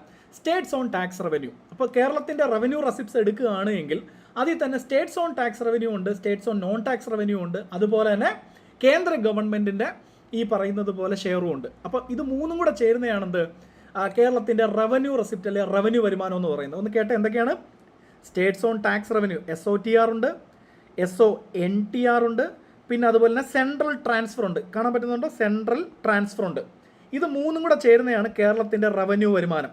ഈ റവന്യൂ വരുമാനത്തെ അടിസ്ഥാനപ്പെടുത്തിക്കൊണ്ടുള്ള ചോദ്യങ്ങൾ വരും. സ്റ്റേറ്റ്സ് ഓൺ ടാക്സ് റവന്യൂയിൽ 2023-24 ഫിനാൻഷ്യൽ ഇയറിൽ ബഡ്ജറ്റ് പ്രകാരം ഏറ്റവും കൂടുതൽ സ്റ്റേറ്റ്സ് ഓൺ ടാക്സ് റവന്യൂ ലഭിച്ചത് ഏത് മാർഗത്തിലൂടെയാണ്? സ്റ്റേറ്റ് GST ആണോ, അതോ ഈ പറയുന്നത് പോലെ സ്റ്റേറ്റ് സെയിൽസ് വാറ്റ് ആണോ? ഇത്തരത്തിലുള്ള ചോദ്യങ്ങൾ എന്ത് വരും? ഇത്തരത്തിലുള്ള ചോദ്യങ്ങൾ നിങ്ങൾക്ക് തീർച്ചയായിട്ടും പ്രതീക്ഷിക്കാം. അതാണ് സ്റ്റേറ്റ് ഫിനാൻസ് എന്ന് പറഞ്ഞ്, ഇത് സിലബസ് ആട്ടോ, സിലബസിനെ ഞാൻ ലിസ്റ്റ് ചെയ്തിരിക്കുകയാണ്. അപ്പോൾ സ്റ്റേറ്റ് GDP ഉണ്ട്. സ്റ്റേറ്റ് GDPയുടെ ഒരു മദർ ചാപ്റ്റർ അല്ലെങ്കിൽ ഒരു പേരൻ്റൽ ചാപ്റ്റർ എന്ന് ഞാൻ ഉദ്ദേശിക്കുന്നത് നമ്മൾ പഠിക്കേണ്ട കോൺസെപ്ച്വൽ ചാപ്റ്റർ നാഷണൽ ഇൻകം ആണ്. ഇനി സ്റ്റേറ്റ് ഫിനാൻസിൽ നമ്മളൊരു പേരൻറ്റ് ചാപ്റ്ററായിട്ട് പഠിക്കുന്നത് അല്ലെങ്കിൽ അതിൻ്റെ ഒരു സ്റ്റാൻഡേർഡ് ചാപ്റ്ററായിട്ട് നമ്മൾ കവർ ചെയ്യുന്നത് പബ്ലിക് ഫിനാൻസ് ആണ്. ഇനി പബ്ലിക് ഫിനാൻസിൽ സ്റ്റേറ്റിൻ്റെ ട്രെൻഡ് ചോദ്യമായിട്ട് വരും. അതാണ് ഞാൻ പറഞ്ഞത്. റവന്യൂ റെസിപ്റ്റ്സ് എടുക്കുകയാണെങ്കിൽ അതിന് 3 കമ്പോണൻസ് ഉണ്ട്. കേരള റവന്യൂ റെസിപ്റ്റ്സ് എടുക്കുകയാണെങ്കിൽ അതിന് എത്ര കമ്പോണൻസ് ഉണ്ട്? 3 കമ്പോണൻസ് ഉണ്ട്. ഏതൊക്കെയാണ് 3 components? State's own tax receipt ഉണ്ട്, state's own non tax receipts ഉണ്ട്, അതുപോലെ തന്നെ സെൻട്രൽ ഷെയർ ഉണ്ട്. ഇനി ഇത് ഓരോ നിലയും കോൺട്രിബ്യൂഷൻ നിങ്ങൾ അറിഞ്ഞിരിക്കണം. Okay, so leave all those things to me, keep everything aside, that shall be clearly taught in the class. Okay, ഇനി decentralised planning and development programmes, ഇത് ഒരു പക്ഷേ LSTD മെയിൻസിൻ്റെ ഭാഗമായിട്ട് സിലബസിൽ ഉൾപ്പെട്ടിട്ടുള്ള ടോപ്പിക് ആയതുകൊണ്ട് തന്നെ ഇത് കുറച്ച് ആൾക്കാരെങ്കിലും തയ്യാറെടുത്തിട്ടുണ്ടായിരിക്കാം. ഇതും വളരെ കാര്യമായിട്ട് തന്നെ നമുക്ക് പ്രിപ്പയർ ചെയ്യേണ്ട ഒരു ഏരിയ ആണ്. ഇതിൻ്റെ അകത്ത് നമുക്ക് റീസെൻ്റ് ആയിട്ടുള്ള ട്രെൻഡും ഈ MGNREG ഉൾപ്പെടെയുള്ള സെൻട്രലി സ്പോൺസേഡ് സ്കീംസിൻ്റെ പെർഫോമൻസും കേരളത്തിൻ്റെ പെർഫോമൻസും നമുക്ക് മനസ്സിലാക്കാം. കേരളത്തിൻ്റെ ലാൻഡ് യൂസ് പാറ്റേണിൽ കേരളത്തിൻ്റെ ടോട്ടൽ അറബിൾ ഏരിയ എത്രയാണ്? കേരളത്തിൻ്റെ 38 ലക്ഷം സ്ക്വയർ ഹെക്ടേഴ്സ് അല്ലേ? സ്ക്വയർ ഹെക്ടേഴ്സിൽ എത്രയാണ് അറബിൾ കൾട്ടിവബിൾ ലാൻഡ്? ആ കൾട്ടിവബിൾ ലാൻഡിൽ തന്നെ എത്ര പോർഷനാണ് സോവ്ഡ് ഏരിയ ഉള്ളത്, കൃഷി ഇറക്കിയിട്ടുള്ള ഏരിയ ഉള്ളത്? എത്ര ശതമാനമാണ് കേരളത്തിലെ ഫോറസ്റ്റ് ഏരിയ എന്ന് പറയുന്നത്? ഓക്കെ, എത്ര ശതമാനമാണ് ഫോറസ്റ്റ് ഏരിയ, എത്രയാണ് വേസ്റ്റ് ലാൻഡ്? ഇതാണ് land use pattern. Land use പാറ്റേണിൽ ഉണ്ടായ ഡെക്കഡലായിട്ടുള്ള മാറ്റങ്ങൾ ഏതൊക്കെയാണ്? കഴിഞ്ഞ പതിറ്റാണ്ടിലുണ്ടായ മാറ്റങ്ങൾ എന്തൊക്കെയാണ്? ഫോറസ്റ്റ് കവർ കേരളത്തിൻ്റെത് കൂടിയോ? ഫോറസ്റ്റ് കവർ കൂട്ടുന്നതിൻ്റെ ഭാഗമായിട്ട് നമ്മൾ ചെയ്തിട്ടുള്ള അല്ലെങ്കിൽ ഭക്ഷ്യസുരക്ഷയായിട്ട് ബന്ധപ്പെട്ട് ലാൻഡ് യൂസ് പാറ്റേണിൽ അഗ്രികൾച്ചറൽ ലാൻഡിൻ്റെ ഉപയോഗം എങ്ങനെയാണ് അത് ഇമ്പാക്ട് ചെയ്യുന്നത്? ഇതൊക്കെ നമ്മളിവിടെ പഠിക്കും. ലാൻഡ് യൂസ് പാറ്റേണും ഫുഡ് സെക്യൂരിറ്റിയും കൂടെ കമ്പയർ ചെയ്ത് പഠിക്കും. ഇനി ഒരു ഹിസ്റ്ററി ടോപ്പിക്ക് നിങ്ങൾക്ക് വരുന്നുണ്ട്, ലാൻഡ് റിഫോംസ് ഇൻ കേരള. എന്താണ് ഹിസ്റ്ററി ടോപ്പിക്കിൽ ഏതാ വരുന്നത്? Land reforms in Kerala.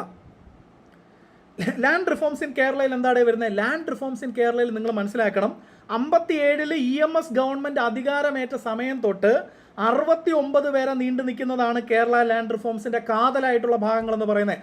57 മുതൽ 69 വരെ കേരള സർക്കാർ ഓർഡിനൻസായിട്ട് നിയമനിർമ്മാണമായിട്ട് നടപ്പിലാക്കിയിട്ടുള്ള ആ കേരള ഭൂപരിഷ്കരണ നിയമങ്ങൾ, ഇതാണ് നമ്മൾ കേരള ലാൻഡ് റിഫോംസിൽ പ്രധാനമായിട്ടും പഠിക്കുന്നത്. പക്ഷേ കേരള ലാൻഡ് റിഫോംസ് പഠിക്കുമ്പം നേരത്തെ ഞാൻ ആ ചരിത്രം പറഞ്ഞ കൂട്ടത്തിൽ പറഞ്ഞല്ലോ, നമുക്ക് ചരിത്രത്തെ ഏതെങ്കിലും ഒരു പ്രത്യേക പീരീഡിൽ നിന്ന് മാത്രം അടർത്തിയെടുത്ത് പഠിക്കാൻ പറ്റത്തില്ല.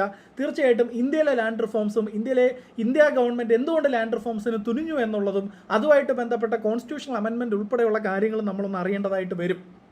ഓക്കെ, കാരണം അത് ആ പേപ്പർ 1-ലെ 7 മാർക്കിൻ്റെ ഇന്ത്യൻ എക്കണോമിയിലും അത് ഓവർലാപ്പ് ചെയ്ത് വരുന്ന ഏരിയ ആണ്. സോ ഈ ലാൻഡ് റിഫോംസും ഇന്ത്യൻ എക്കണോമിയിലെ ലാൻഡ് റിഫോംസും കൂടെ ക്ലബ് ചെയ്തായിരിക്കും ഞാൻ എന്ത് ചെയ്യുന്നത്, നിങ്ങൾക്ക് പ്രസൻറ്റ് ചെയ്യുന്നത്. So land reforms in Kerala എന്നുള്ള ടോപ്പിക്ക് ഒരു ഹോട്ട് ടോപ്പിക്കാണ്, വെരി വെരി ഹോട്ട് ടോപ്പിക്കാണ്. My classes are more than sufficient. Land reforms in Kerala എന്നുള്ള ടോപ്പിക്കിൽ നിങ്ങൾ എൻ്റെ ക്ലാസ്സും നോട്ടും മാത്രം കണ്ടാൽ മതി. അതിൽ നിന്ന് എങ്ങനെയൊക്കെ ചോദ്യങ്ങൾ വന്നാലും ആ മാർക്ക് ഞാൻ നിങ്ങൾക്ക് ഇപ്പം തന്നെ അഷ്വർ ചെയ്യുകയാണ്. ഇതും അതുപോലെ തന്നെയാണ്. പക്ഷേ ഇവിടെ ചെയ്യേണ്ട കാര്യമെന്ന് വെച്ച് കഴിഞ്ഞാൽ നിങ്ങൾക്ക് ഞാൻ വർക്ക് തരും. ഓക്കെ, ഇതിൽ ഫാക്ച്വലായിട്ടുള്ള ഏരിയാസ് വരുന്ന കാര്യങ്ങളുണ്ട്, ട്രെൻഡ്സ് ചോദിക്കുന്ന ടോപ്പിക്സും ഉണ്ട്. ഓക്കെ, ഞാൻ അതാ പറഞ്ഞത്, നമുക്കപ്പോൾ ആ 37 മാർക്കിൻ്റെ ഒരു 80% മിനിമം നിങ്ങൾ സ്കോർ ചെയ്യണം. 37 മാർക്കിൻ്റെ 80% നിങ്ങൾ സ്കോർ ചെയ്ത് കഴിഞ്ഞാൽ ഞാൻ അവസാനം ഈ ക്ലാസ് പെട്ടെന്ന് ഞാൻ വൈൻഡപ്പ് ചെയ്യാൻ സമയം ഒരുപാട് കയറി പോകുന്നുണ്ട്. 37 മാർക്കിൻ്റെ 80%. ഓക്കെ, എത്ര വരും ഇവിടെ? 37 മാർക്കിൻ്റെ 80% എന്ന് പറയുമ്പോൾ എത്ര വരും?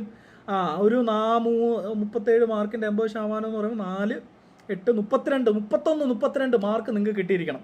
ആ 31 മാർക്കിൻ്റെ സിഗ്നിഫിക്കൻസ് എന്താണെന്ന് അറിയണമെങ്കിൽ നിങ്ങൾ നോക്കേ, നമ്മുടെ കയ്യിലുള്ള ഇമ്മീഡിയറ്റ് ആയിട്ടുള്ള ഒരു എക്സാമ്പിൾ, 2 പേപ്പറിൽ മെയിൻസ് നടന്നതിൻ്റെ എക്സാമ്പിൾ ഒന്നേ ഉള്ളൂ. ഏതാണ്? LSTD മെയിൻസ് ആണ്. LSTD മെയിൻസിൻ്റെ മെയിൻ ലിസ്റ്റിൽ എത്ര പേരാണ് കടന്നുകൂടിയേ? 484 പേരാണ് കടന്നുകൂടിയേ. നിങ്ങൾ ചർച്ച ചെയ്യേണ്ട ലിസ്റ്റ് ഏതാണ്? പ്രിലിംസിൻ്റെ കട്ട് ഓഫ് ഒന്നും അല്ല ചർച്ച ചെയ്യേണ്ടത്. നിങ്ങൾ ചർച്ച ചെയ്യേണ്ടത് ഏതാണ്? കട്ട് ഓഫ് എന്നുള്ള ചർച്ചയ്ക്ക് ഉപരി നിങ്ങൾ ചർച്ച ചെയ്യേണ്ടത് നിങ്ങൾ മെയിൻസ് കഴിഞ്ഞിട്ടുള്ള നിങ്ങളുടെ മുമ്പ് നടന്നിട്ടുള്ള മെയിൻസിൻ്റെ റാങ്ക് ലിസ്റ്റും അതിൻ്റെ കട്ട് ഓഫുമാണ് നിങ്ങൾ എടുത്ത് നോക്കേണ്ടത്. ഇപ്പോൾ 2 പേപ്പറിൽ നടന്നൊരു എക്സാം ഏതാ? LSTS മെയിൻസ് ആണ്.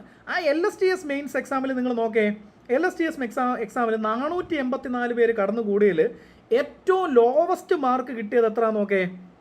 95.66 ഔട്ട് ഓഫ് 200. ക്യാൻസൽഡ് ക്വസ്റ്റ്യൻസ് ഉണ്ടായിരിക്കാം, ഞാൻ എന്നാലും 200 അങ്ങ് എടുക്കുകയാണ്.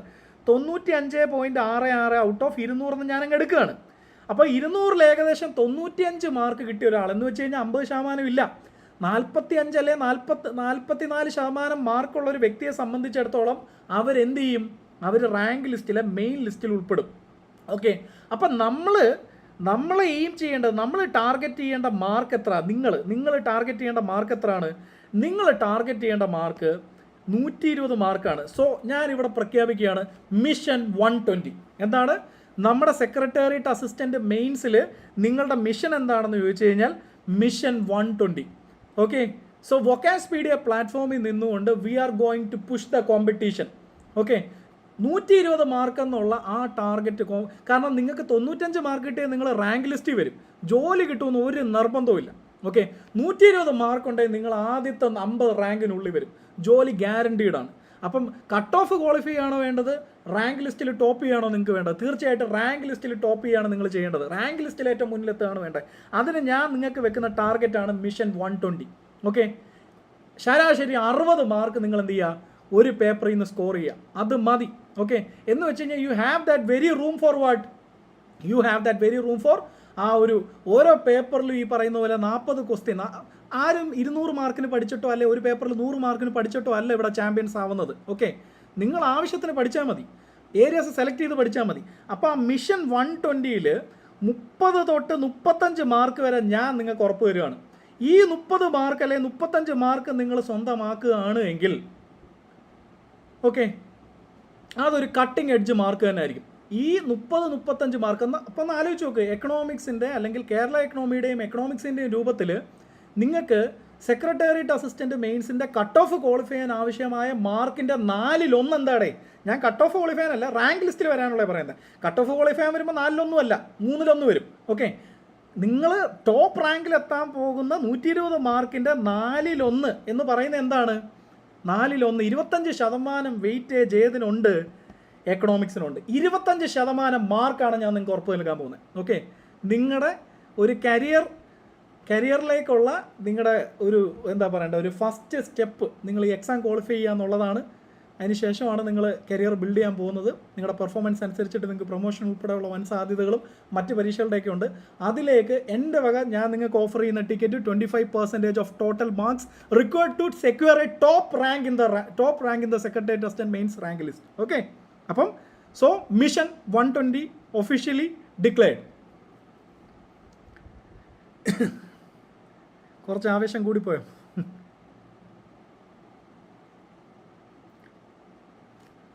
LSTS പോലെ തന്നെ കട്ട് ഓഫ് വരണമെന്നുണ്ട് കഴിഞ്ഞാൽ we have to go by numbers അല്ലേ.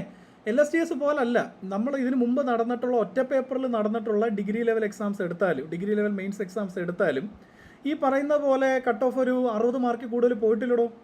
എന്ന് വെച്ച് കഴിഞ്ഞാൽ 60% മതി. 60%, 65% ഉണ്ടെന്നുണ്ടെങ്കിൽ അപ്പോൾ അതിന് മുമ്പ് നടന്ന സെക്രട്ടറി ടെസ്റ്റിൻ്റെ മെയിൻസ് എടുക്കാം. അതാ പറഞ്ഞത്, നമ്മളെപ്പോഴും ഈ സെഫോളജിസ്റ്റുകളെന്ന് പറഞ്ഞ് നമ്മൾ നേരത്തെ പറഞ്ഞില്ലേ, എലക്ഷൻസ് എഞ്ചിനീയർ ചെയ്യുന്ന, എലക്ഷൻസിനെ ട്വീക്ക് ചെയ്യുന്ന ആൾക്കാർ എന്താ ഉപയോഗിക്കുന്നത്? They are after numbers. അതുപോലെ ഞാൻ നിങ്ങൾക്ക് ഒരു നമ്പർ ഇവിടെ പ്രസൻറ്റ് ചെയ്തതാണ്. ഈ നമ്പർ കൊണ്ട് ഞാൻ എന്താ പ്രസൻറ്റ് ചെയ്യാൻ ഉദ്ദേശിച്ചത്? ഈ നമ്പർ കൊണ്ട് ഞാൻ ഇവിടെ പ്രസൻറ്റ് ചെയ്യാൻ ഉദ്ദേശിച്ച കാര്യം ഇത്രയേ ഉള്ളൂ. 60% mark is more than sufficient. എന്തിന്? നിങ്ങൾക്കൊരു ടോപ്പ് റാങ്കിന്. ഓക്കെ, ഇഫ് യു ആർ, നിങ്ങൾ പുഷ് ചെയ്തോളൂ. നിങ്ങൾ 120 എന്നുള്ളത് പുഷ് ചെയ്ത് 150 ആക്കിക്കോ, ഒരു പ്രശ്നവുമില്ല. കോമ്പറ്റീഷൻ പുഷ് ചെയ്യാന്നുള്ളതാണ്. ഇൻഫോംഡ് ചോയ്സ് എടുത്തുകൊണ്ട് എക്സാമിൻ്റെ കോമ്പറ്റീഷനെ ഹോണർ ചെയ്തുകൊണ്ട് എക്സാം എഴുതുന്ന വലിയൊരു വിഭാഗം ആൾക്കാരെ കളത്തിലിറക്കിക്കൊണ്ട് നമ്മൾ PSCയുടെ സ്റ്റാൻഡേർഡ് നമ്മൾ ഉയർത്താൻ പോകുന്നു. PSC നമുക്ക് തന്ന ക്വസ്റ്റ്യൻസിനെ നമ്മൾ ചലഞ്ച് ചെയ്യാൻ പോകുന്നു. നമ്മൾ സ്റ്റാൻഡേർഡായിട്ട് പ്രിപ്പയർ ചെയ്യാൻ പോകുന്നു. UPSC ഗ്രേഡിൽ മലയാളത്തിൽ നമ്മൾ പ്രിപ്പയർ ചെയ്യാൻ പോകുന്നു, അല്ലെങ്കിൽ ബൈലിംഗലായിട്ട് നമ്മൾ പ്രിപ്പയർ ചെയ്യാൻ പോകുന്നു. അതിൻ്റെ അകത്ത് ഞാൻ വിശ്വസിക്കുന്നു 120 എന്ന് പറഞ്ഞു കഴിഞ്ഞാൽ ഒരു റാങ്ക് മാർക്കാണെന്നുള്ള കാര്യം. കുറച്ച് വെള്ളം കുടിക്കാനൊക്കെ പറയുന്നുണ്ട് ആൾക്കാർ.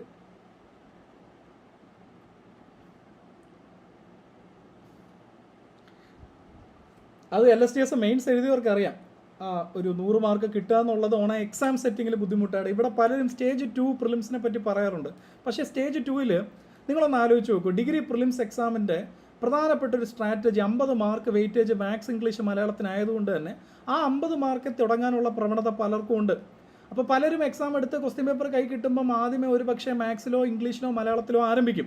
അത്തരത്തിൽ സ്റ്റേജ് 2 എക്സാം എഴുതിയ ആൾക്കാരെ സംബന്ധിച്ചിടത്തോളം മാത്സ് സ്റ്റേജ് 1-നെക്കാളോ ഇതുവരെ നടന്ന മറ്റ് ഡിഗ്രി പ്രിലിംസ് എക്സാമുകളെക്കാളോ ടഫാണെന്നുള്ളൊരു യാഥാർത്ഥ്യമാണ്. അങ്ങനെ എക്സാം എഴുതിയവരെ സംബന്ധിച്ചിടത്തോളം അവർക്ക് മാർക്ക് മാത്രമല്ല സമയവും നഷ്ടമായിട്ടുണ്ട്. സമയം നഷ്ടം ഒരു എക്സാമിൽ കൺട്രോൾ സെറ്റിങ്ങിൽ വന്നു കഴിഞ്ഞാൽ പാനിക് എന്നാണ് അതിൻ്റെ അർത്ഥം. സമയം നഷ്ടപ്പെട്ടെന്ന് വെച്ച് കഴിഞ്ഞാൽ നിങ്ങളുടെ ബുദ്ധി പ്രവർത്തിക്കത്തില്ല, നിങ്ങളുടെ കണ്ണ് കാണത്തില്ല, അറിയാവുന്ന ക്വസ്റ്റ്യൻ പോലും ചിലപ്പോൾ നിങ്ങളുടെ കണ്ണിൽ പെട്ടെന്ന് വരത്തില്ല.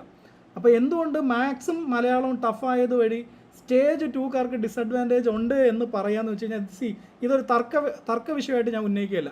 സ്റ്റേജ് 2-ലെ ജനറൽ സ്റ്റഡീസ് അല്ലെങ്കിൽ GK areas somewhat comparably easy ആയിരുന്നു ഏതിനെ അപേക്ഷിച്ച് സ്റ്റേജ് 1-നെക്കാളും. പക്ഷേ സ്റ്റേജ് 1-ലെ MEM was relatively easy compared to stage 2. പക്ഷേ അപ്രോച്ച് മാറ്റേഴ്സ്. കൂടുതൽ ആൾക്കാരും എടുത്ത അപ്രോച്ച് MEM അപ്രോച്ച് ആണെങ്കിൽ അവർക്ക് സ്റ്റേജ് 2-ൽ പണി കെട്ടാൻ സാധ്യതയുണ്ടെന്ന് പറഞ്ഞാൽ നമുക്ക് എങ്ങനെ നിഷേധിക്കാൻ പറ്റും? എത്ര പേർക്ക് കൺവെൻഷനലി പരമ്പരാഗതമായിട്ട് MEM-ലെ മാത്സിൽ 20-ൽ 12 തൊട്ട് 14 വരെ അല്ലെങ്കിൽ 20-ൽ 18-ഉം 19-ഉം സ്കോർ ചെയ്ത ആൾക്കാരിൽ എത്ര പേർക്ക് ഇത്തവണ MEM-ലെ മാത്സ് ആൻഡ് മെൻ്റൽ എബിലിറ്റിയിൽ 20-ൽ 10 മാർക്കിലധികം സ്കോർ ചെയ്യാൻ സാധിച്ചിട്ടുണ്ട്? ബുദ്ധിമുട്ടായിരിക്കും. മലയാളത്തിൽ 8-9 ഒക്കെ സ്കോർ ചെയ്ത ആൾക്കാരുടെ ആവറേജ് സ്കോർ 5-6 ആയിട്ട് കുറഞ്ഞിട്ടുണ്ടാവണം. ഇതെല്ലാം ക്വസ്റ്റ്യൻ അനലൈസ് ചെയ്തതിൻ്റെ അടിസ്ഥാനത്തിലാണ് പറയുന്നത്. ക്വസ്റ്റ്യൻ ടാഞ്ചിബിളായിട്ട് അനലൈസ് ചെയ്യുക എന്ന് പറഞ്ഞാൽ കൺട്രോൾ സെറ്റിങ്ങിൽ ഇരുന്ന് എക്സാം എഴുതുക എന്ന് പറയുന്നൊരു കാര്യം കൂടെ ഉണ്ട്. അത്തരം കൺട്രോൾ സെറ്റിങ്ങിൽ സ്റ്റേജ് 2 എക്സാം എഴുതിയ ഒരാളാണ് ഞാൻ. സോ അങ്ങനെ ഒരു ന്യായം പറയാനുള്ളൊരു അർഹത എനിക്കുണ്ട്. AC റൂമിലിരുന്ന് സ്റ്റുഡിയോയിലിരുന്ന് കട്ട് ഓഫ് പ്രഡിക്ഷൻ നടത്തുന്നതിനേക്കാളും കേരള PSC ഈ രീതി മാറ്റിയ ശേഷം എല്ലാ ഡിഗ്രി പ്രിലിംസ് എക്സാംസും ക്വാളിഫൈ ചെയ്ത ഒരു വ്യക്തി എന്നുള്ള നിലയ്ക്ക്, ഈ സ്റ്റേജ് 2 എഴുതിയെന്നുള്ള ആളെന്നുള്ള നിലയ്ക്ക് സ്റ്റേജ് 2-ൻ്റെ ഒരു ഹമ്പിൾ റിവ്യൂ ആണ് ഞാൻ പറഞ്ഞത്. MEM-ൽ തുടങ്ങിയിട്ടുണ്ടോ നിങ്ങളുടെ കോൺഫിഡൻസ് കുറച്ച് കുറയാൻ സാധ്യതയുണ്ട്. അത് നിങ്ങളുടെ എന്തിന് ഇമ്പാക്റ്റ് ചെയ്യാനും സാധ്യതയുണ്ട്? നിങ്ങളുടെ ആദ്യത്തെ 50 മാർക്കിനെ ഇമ്പാക്റ്റ് ചെയ്യാൻ. എന്ന് വെച്ച് കഴിഞ്ഞാൽ എന്താണ്? GS-നെ അല്ലെങ്കിൽ GK മാർക്കിനെ ഇമ്പാക്റ്റ് ചെയ്യാനും സാധ്യതയുണ്ട്. ഇനി മാത്രമല്ല ഒരു കാര്യം കൂടെ പറയാം.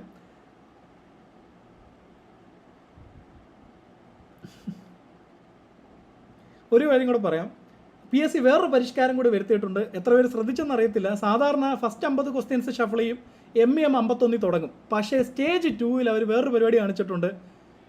ഫുൾ ക്വസ്റ്റ്യൻസ് ഷഫിൾ ചെയ്തു. ഫുൾ ക്വസ്റ്റ്യൻസ് ഷഫിൾ ചെയ്ത് കോഡ് ഡിയിൽ 3ാമത്തെ ക്വസ്റ്റ്യൻ തൊട്ട് മാത്സ് കിട്ടിയ ആൾക്കാരുണ്ട്. ഈവൻ തോ അവർ GK-യിൽ തുടങ്ങാമെന്ന് വിചാരിച്ചാലും ആദ്യം കാണുന്നതായിരിക്കും മാത്സ് ആയിരിക്കും.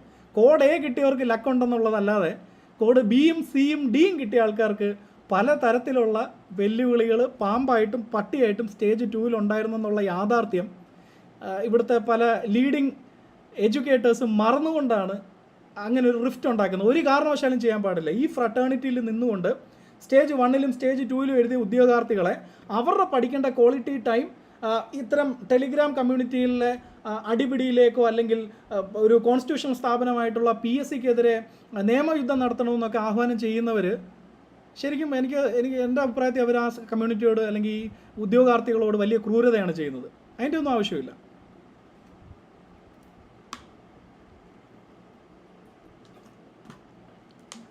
Hope it make sense. അപ്പോൾ സ്റ്റേജ് 1-ഉം സ്റ്റേജ് 2-ഉം അതിൻ്റേതായിട്ടുള്ള ഗൗരവത്തിൽ അതിൻ്റേതായിട്ടുള്ള ഡിസഡ്വാൻറ്റേജസും അഡ്വാൻറ്റേജസും ഉണ്ടായിരുന്നു. PSCക്ക് ഇത് വ്യക്തമായിട്ട് അറിയാം. ഇനി PSCയുടെ നോർമലൈസേഷൻ എൻ്റെ ഒരു അനാലിസിസിൽ ടോട്ടലി അല്ല അത് ചെയ്യുന്നത്. ഓരോ ക്വസ്റ്റ്യനും ഒരു ഡിഫിക്കൽട്ടി മാപ്പ് ചെയ്തിട്ടുണ്ടാവണം. ആ അറ്റൻഡ് ചെയ്ത ക്വസ്റ്റ്യൻ്റെ അകത്തെ ഡിഫിക്കൽട്ടി അനുസരിച്ചിട്ടാണ് നോർമലൈസേഷൻ വരുന്നത്. അതുകൊണ്ട് കട്ട് ഓഫ് ക്വാളിഫൈ ചെയ്യത്തില്ല, ഞാൻ കയ്യാലപ്പുറത്തെ തേങ്ങയാ എന്ന് കരുതി സങ്കടപ്പെട്ടിരിക്കുന്ന ആൾക്കാർ റിസൾട്ട് വരുമ്പം നിങ്ങൾ ഞെട്ടും, നിങ്ങൾ ക്വാളിഫൈ ചെയ്യും. ഓക്കെ, സോ ചർച്ചകളുടെ പുറകെ പോകാതിരിക്കുക, ഈ പറയുന്ന പോലെ സ്പെക്കുലേഷൻ, ഊഹക്കച്ചവടങ്ങളുടെ പുറകെ പോകാതിരിക്കുക, ഇത്തരത്തിലുള്ള കോൺസ്പിറസി തിയറികളുടെ പുറകെ പോകാതിരിക്കുക. നിങ്ങൾ കൊണ്ടുചെന്ന് കേസ് കൊടുത്താൽ എന്തോ നടക്കുമെന്നുള്ളതാണ്. ഇവിടെ ലക്ഷം കോടി രൂപ ഇൻവെസ്റ്റ് ചെയ്തിട്ടുള്ള ഹച്ച് ഇന്ത്യ കമ്പനി ഇന്ത്യ ഗവൺമെൻറ്റിനെതിരെ കേസ് കൊടുത്തിട്ട് അവരുടെ 2 തലമുറ കഴിഞ്ഞിട്ടും അവർക്ക് കേസിന് വിധിയായിട്ടില്ല. അന്നേരമാണോ നിങ്ങൾ കോടതി കേസ് കൊടുക്കുമെന്ന് പറയുന്നത്? ചുമ്മാ ആളുകൾക്ക് ഓരോന്ന് പറയാനുള്ളതേ ഉള്ളൂ. നിങ്ങൾ നിങ്ങളുടെ സമയമൊന്നും കളയരുത്. ഓക്കെ, സ്റ്റേജ് 2-നും എല്ലാ സ്റ്റേജസിനും നോർമലൈസേഷൻ കിട്ടിയിട്ടുണ്ട്. ഞാൻ പല സ്റ്റേജസിൽ എക്സാം എഴുതിയിട്ടുള്ള ആളാണ്. ഞാൻ കാൽക്കുലേറ്റ് ചെയ്ത മാർക്കിനേക്കാളും 5 മുതൽ 8 മാർക്ക് വരെ വിവിധ സ്റ്റേജുകളിൽ വിവിധ ഡിഫിക്കൽട്ടി ഉള്ള സ്റ്റേജസിൽ എനിക്ക് കിട്ടിയിട്ടുള്ള ആളാണ്. അതിൽ കൂടുതൽ ഞാൻ പറയണ്ടല്ലോ. ഓക്കെ, സോ അതുകൊണ്ട് നിങ്ങൾ ഇതിൻ്റെ പുറകെ പോകണ്ട. നിങ്ങളെ സംബന്ധിച്ചിടത്തോളം നിങ്ങളുടെ കർത്തവ്യം നിങ്ങൾ നിർവഹിച്ചു കഴിഞ്ഞു. ഇനി വരട്ടെ, വരുന്നിടത്ത് വെച്ച് കാണാം. അതല്ലേ ഒരു ആറ്റിറ്റ്യൂഡ് എന്ന് പറയുന്നത്.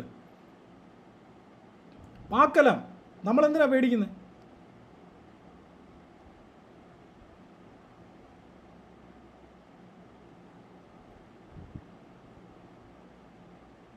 ലോഗി അസ്കാട്ട്, തീർച്ചയായിട്ടും 50+ മാർക്സ് ഉള്ളവരൊക്കെ എന്ന് പറഞ്ഞാൽ ഷുവർ ഷോട്ട്സ് ആണ്. ഞാൻ പറയുന്നു 40 എബോവ് മാർക്സ് ഉള്ള ആൾക്കാരും പഠിക്കുക. നിങ്ങൾക്ക് എന്ത് നഷ്ടം അതുകൊണ്ടുള്ളത്? നിങ്ങൾ തീർച്ചയായിട്ടും പഠിച്ച് തുടങ്ങുന്നേ. ഇതൊരു കണ്ടിന്യൂസ് പ്രോസസ്സാണ്.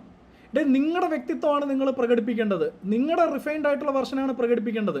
നിങ്ങളൊരു ഡിഗ്രി ലെവൽ എക്സാം എടുക്കുമ്പം അതൊരു ബോഡി കോർപ്പറേറ്റിലാണെങ്കിലും അത് ഈ പറയുന്നത് പോലൊരു ഡിപ്പാർട്ട്മെൻറ്റ് അല്ല എങ്കിലും ഡിപ്പാർട്ട്മെൻറ്റ് ആണ് എങ്കിലും നിങ്ങളെന്നുള്ള വ്യക്തി കാരണം നിങ്ങളുടെ സേവനങ്ങൾ സമൂഹത്തിലേക്ക് എത്തുക എന്നുള്ളതാണ്.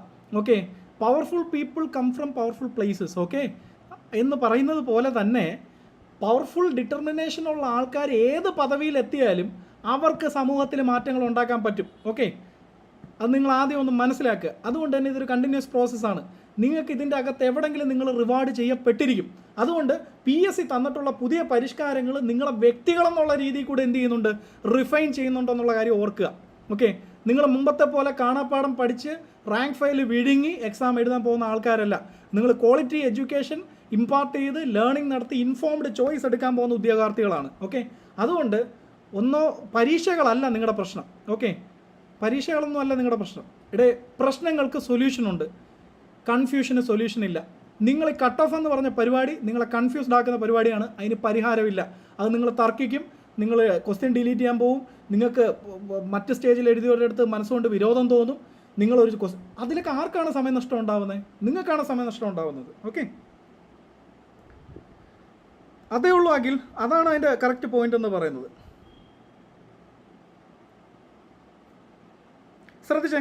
അപ്പോൾ കേരളത്തിൻ്റെ ഊർജ്ജ മേഖല എന്ന് പറയുമ്പം നമ്മുടെ മനസ്സിൽ വരേണ്ട എന്താണ്? കേരളത്തിലെ ഏറ്റവും പ്രധാനപ്പെട്ട പൊതുമേഖലാ സ്ഥാപനം KSEB വെബ്സൈറ്റ് നോക്കി കൃത്യമായിട്ട് കേരളത്തിലെ ഊർജ്ജ ഇൻസ്റ്റാളേഷൻ, എനർജി ഇൻസ്റ്റാളേഷൻ ഏതൊക്കെയാണ്, കേരളത്തിലെ പ്രധാനപ്പെട്ട പവർ പ്ലാന്റ്സ് ഏതൊക്കെയാണ്, കേരളത്തിലെ പാരമ്പര്യേതര ഊർജ്ജങ്ങൾ, അതുപോലെ തന്നെ conventional and non conventional energy resources, ഈ പറയുന്നത് പോലെ എന്താണ് റിന്യൂവബിൾ, നോൺ റിന്യൂവബിൾ, ഇതെല്ലാം സമഗ്രമായിട്ട് പിന്നെ നമ്മുടെ പാരീസ് ക്ലൈമറ്റ് അക്കോർഡുമായിട്ട് ബന്ധപ്പെട്ട നാഷണലി ഡിറ്റർമൈൻഡ് ഇൻറ്റൻഡഡ് കോൺട്രിബ്യൂഷൻ്റെ ഭാഗമായിട്ട് ഈ ഗ്രിഡുകളുടെ ഭാഗമായിട്ടൊക്കെ വന്നിട്ടുള്ള മാറ്റങ്ങൾ നമ്മളെവിടെ കവർ ചെയ്യും? കേരള എനർജി സെക്ടറിൽ കവർ ചെയ്യും, കേരള സർവീസ് സെക്ടർ. ഓക്കെ, ഈ ടോപ്പിക്സൊക്കെ അത് ഡിമാൻഡ് ചെയ്യുന്ന ലെക്ചർ, ആ ടോപ്പിക്സ് ഡിമാൻഡ് ചെയ്യുന്ന ലെക്ചർ അവിടെ വരുന്നുണ്ട്. ഈവൻ ദോ ചെറിയ ചെറിയ ടോപ്പിക്സ് ആണ്, പക്ഷേ അതിൻ്റെ അകത്ത് ലെക്ചർ വരും. ലെക്ചറിൻ്റെ അകത്ത് വാല്യൂ ആഡഡ് പോയിന്റ്സ് ഉണ്ടാവും. ICT അങ്ങനെ തന്നെ കവർ ചെയ്യും ഇതിനകത്ത്. അപ്പോൾ ഇത്രയും എനിക്ക് പറയുള്ളൂ പേപ്പർ 1 കുറിച്ച്. പേപ്പർ 2 നിന്നാണ് നമ്മളൊരു ക്വസ്റ്റ്യൻ എടുത്തത്. പേപ്പർ 2 ഞാൻ പറഞ്ഞു എന്താണ് paper 2 Kerala model of development വളരെ ചെറിയ ഇങ്ക് ഉപയോഗിച്ചുകൊണ്ട് വളരെ വലിയ മാനവ വികസനം അല്ലെങ്കിൽ ഹ്യൂമൻ ഡെവലപ്മെൻറ്റ് നമുക്ക് കരസ്ഥമാക്കാൻ സാധിച്ചു. അത് എന്താണ്, അതിലേതൊക്കെ മേഖലയിലാണ് മുന്നോട്ട് പോയത്, ഇന്ന് അത് എവിടെ എത്തി നിൽക്കുന്നു. ഓക്കെ, അതാണ് 15 മാർക്കിന് വരുന്നത്. ഒരുപാട് ഡാറ്റ ഇൻ്റർപ്രിട്ടേഷൻ ഈ ടോപ്പിക്കിൽ നിന്ന് വരാം. ഒരുപാട് ട്രെൻഡ് അനലൈസ് ചെയ്യാനുള്ള, ഡാറ്റ ഇൻ്റർപ്രിറ്റ് ചെയ്യാനുള്ള സ്കോപ്പുള്ള 15 മാർക്കിൻ്റെ വെയിറ്റേജ് ഉള്ള ഏരിയ ആണ്. സോ ഇത് നമ്മൾ അത്യാവശ്യം സമഗ്രമായി തന്നെ പഠിക്കും. നിങ്ങൾ പീരിയോഡിക്കായിട്ട് റിവൈസ് ചെയ്യും കൂടെ വേണം. ഇവിടെ നിങ്ങളും കൂടെ ശ്രമിച്ചാൽ മാത്രമേ മാർക്ക് പുഷ് ചെയ്യാൻ പറ്റത്തുള്ളൂ. സോ കണ്ടൻറ്റും കാര്യങ്ങളും തരും. നിങ്ങൾക്കിപ്പം ഒരു 5 ദിവസം കഴിഞ്ഞിട്ട് നമ്മളിന്ന് പറഞ്ഞ ചൈൽഡ് സെക്സ് റേഷ്യോ ആയിട്ട് ബന്ധപ്പെട്ട ജില്ലകളുടെ റാങ്കിങ് ഓർത്തിരിക്കാൻ പറ്റുമോ? ബുദ്ധിമുട്ടായിരിക്കും. അവിടെ എന്താ വേണ്ടത്? അവിടെ റിവൈസ് ചെയ്യുക എന്നുള്ളതാണ്. കാരണം നമ്മൾ എക്കണോമിക്സ് മാത്രമല്ലല്ലോ പഠിക്കുന്നത്. നിങ്ങൾ ചരിത്രം പഠിക്കുന്നുണ്ട്, ജോഗ്രഫി പഠിക്കുന്നുണ്ട്, നിങ്ങൾക്ക് പ്രിൻസിപ്പിൾസ് ഓഫ് അഡ്മിനിസ്ട്രേഷൻ പഠിക്കാനുണ്ട്, ഡിസാസ്റ്റർ മാനേജ്മെൻറ്റ് പഠിക്കാനുണ്ട്. പേപ്പർ 2 ഒരുപാട് ടോപ്പിക്സ് പേപ്പർ 1 ടോപ്പിക്കിലും ഉണ്ട്. അപ്പം നമുക്ക് റിവിഷൻ വേണം. കൃത്യമായിട്ടുള്ള നോട്ട് ബിൽഡ് ചെയ്ത് നിങ്ങൾ പോകണം. ഞാൻ നിങ്ങൾക്ക് അതിൻ്റെ ഗൈഡൻസ് തരാം. നിങ്ങളൊരു ഫാക്ട് ബുക്കും ഒരു ഡാറ്റ ബുക്കും അതുപോലെ തന്നെ നിങ്ങളൊരു മാപ്പ് ബുക്കും കൂടെ മെയിൻറ്റെയിൻ ചെയ്യണം. അപ്പോൾ അത് യൂട്യൂബിൽ ഞാൻ നിങ്ങൾക്ക് കുറേ ഗൈഡൻസ് നമ്മുടെ വൊക്കാസ്പീഡിയയുടെ യൂട്യൂബ് പ്ലാറ്റ്ഫോം പ്രയോജനപ്പെടുത്തിക്കൊണ്ട് ഇനി അങ്ങോട്ടുള്ള ദിവസങ്ങളിൽ മുടങ്ങാതെ ആഴ്ചയിൽ 2-3 പങ്ക്തികൾ, അതായത് ദിവസം ഒരു സമയം വെച്ചിട്ടേ 6 തൊട്ട് 7 വരെയുള്ള ഒരു പ്രൈം ടൈം നിങ്ങൾ മറ്റ് ആക്ടിവിറ്റീസിൽ നിന്നൊക്കെ ഒന്ന് വിട്ട് ഇരിക്കുന്നത്, എന്നാൽ പഠിക്കാനായിട്ട് തുടങ്ങുന്ന ആ സമയത്ത് ഓഫീസിൽ എന്തെങ്കിലും ജോലി ചെയ്യുന്ന ആൾക്കാരൊക്കെ ആണെങ്കിൽ നിങ്ങൾക്ക് ട്രെയിനിലോ അല്ലെങ്കിൽ വീട്ടിലോ വന്നിട്ട് സമാധാനമായിട്ട് കാണാൻ പറ്റുന്ന ഒരു 6 തൊട്ടുള്ള 8 വരെയുള്ള ടൈം പീരീഡിൽ മുടങ്ങാതെ PYQ സെഷൻസും. അപ്പോൾ അത് എല്ലാ സബ്ജക്റ്റും ഞാൻ കൈകാര്യം ചെയ്യാമെന്നുള്ളൊരു പ്ലാനിലാണ് ഇപ്പം വൊക്കാസ്പീഡിയയിൽ ഇൻ ഹൗസ് ആയിട്ട് നിൽക്കുന്നത്. കാരണം അപ്പോൾ അതിൽ കേരള ഹിസ്റ്ററി ആണെങ്കിലും ഇന്ത്യൻ കോൺസ്റ്റിറ്റ്യൂഷൻ ആണെങ്കിലും പോളിറ്റി ആണെങ്കിലും അതുപോലെ തന്നെ മറ്റ് സബ്ജക്ട്സ് ആണെങ്കിലും ഡിസാസ്റ്റർ മാനേജ്മെൻറ്റ് ആണെങ്കിലും പ്രിൻസിപ്പിൾസ് ഓഫ് അഡ്മിനിസ്ട്രേഷൻ ആണെങ്കിലും ഒരു 3 വ്യത്യസ്ത പങ്ക്തികൾ. ഒന്ന് PYQ ആയിരിക്കും, ഒന്ന് ഈ പറയുന്നത് പോലെ ചെറിയ ചെറിയ ടോപ്പിക്സ്, ഒരു 15-20 മിനിറ്റിൻ്റെ ലെക്ചർ ടോപ്പിക്സ് ആയിരിക്കും. സോ വാല്യൂ എഡീഷൻ ടോപ്പിക്സ്, അതായത് നിങ്ങൾ എടുക്കുന്ന ക്ലാസ്സസിന് പുറമെ നിങ്ങൾക്ക് വാല്യൂ എഡീഷനുള്ള യൂട്യൂബ് ലെക്ചേഴ്സും കൂടെ നമ്മൾ പ്രൊവൈഡ് ചെയ്യുന്നതായിരിക്കും. ഓക്കെ, സോ അങ്ങനെയാണ് നമ്മൾ ഈ സിലബസിനെ മൊത്തത്തിൽ കവർ ചെയ്യാൻ ഉദ്ദേശിക്കുന്നത്.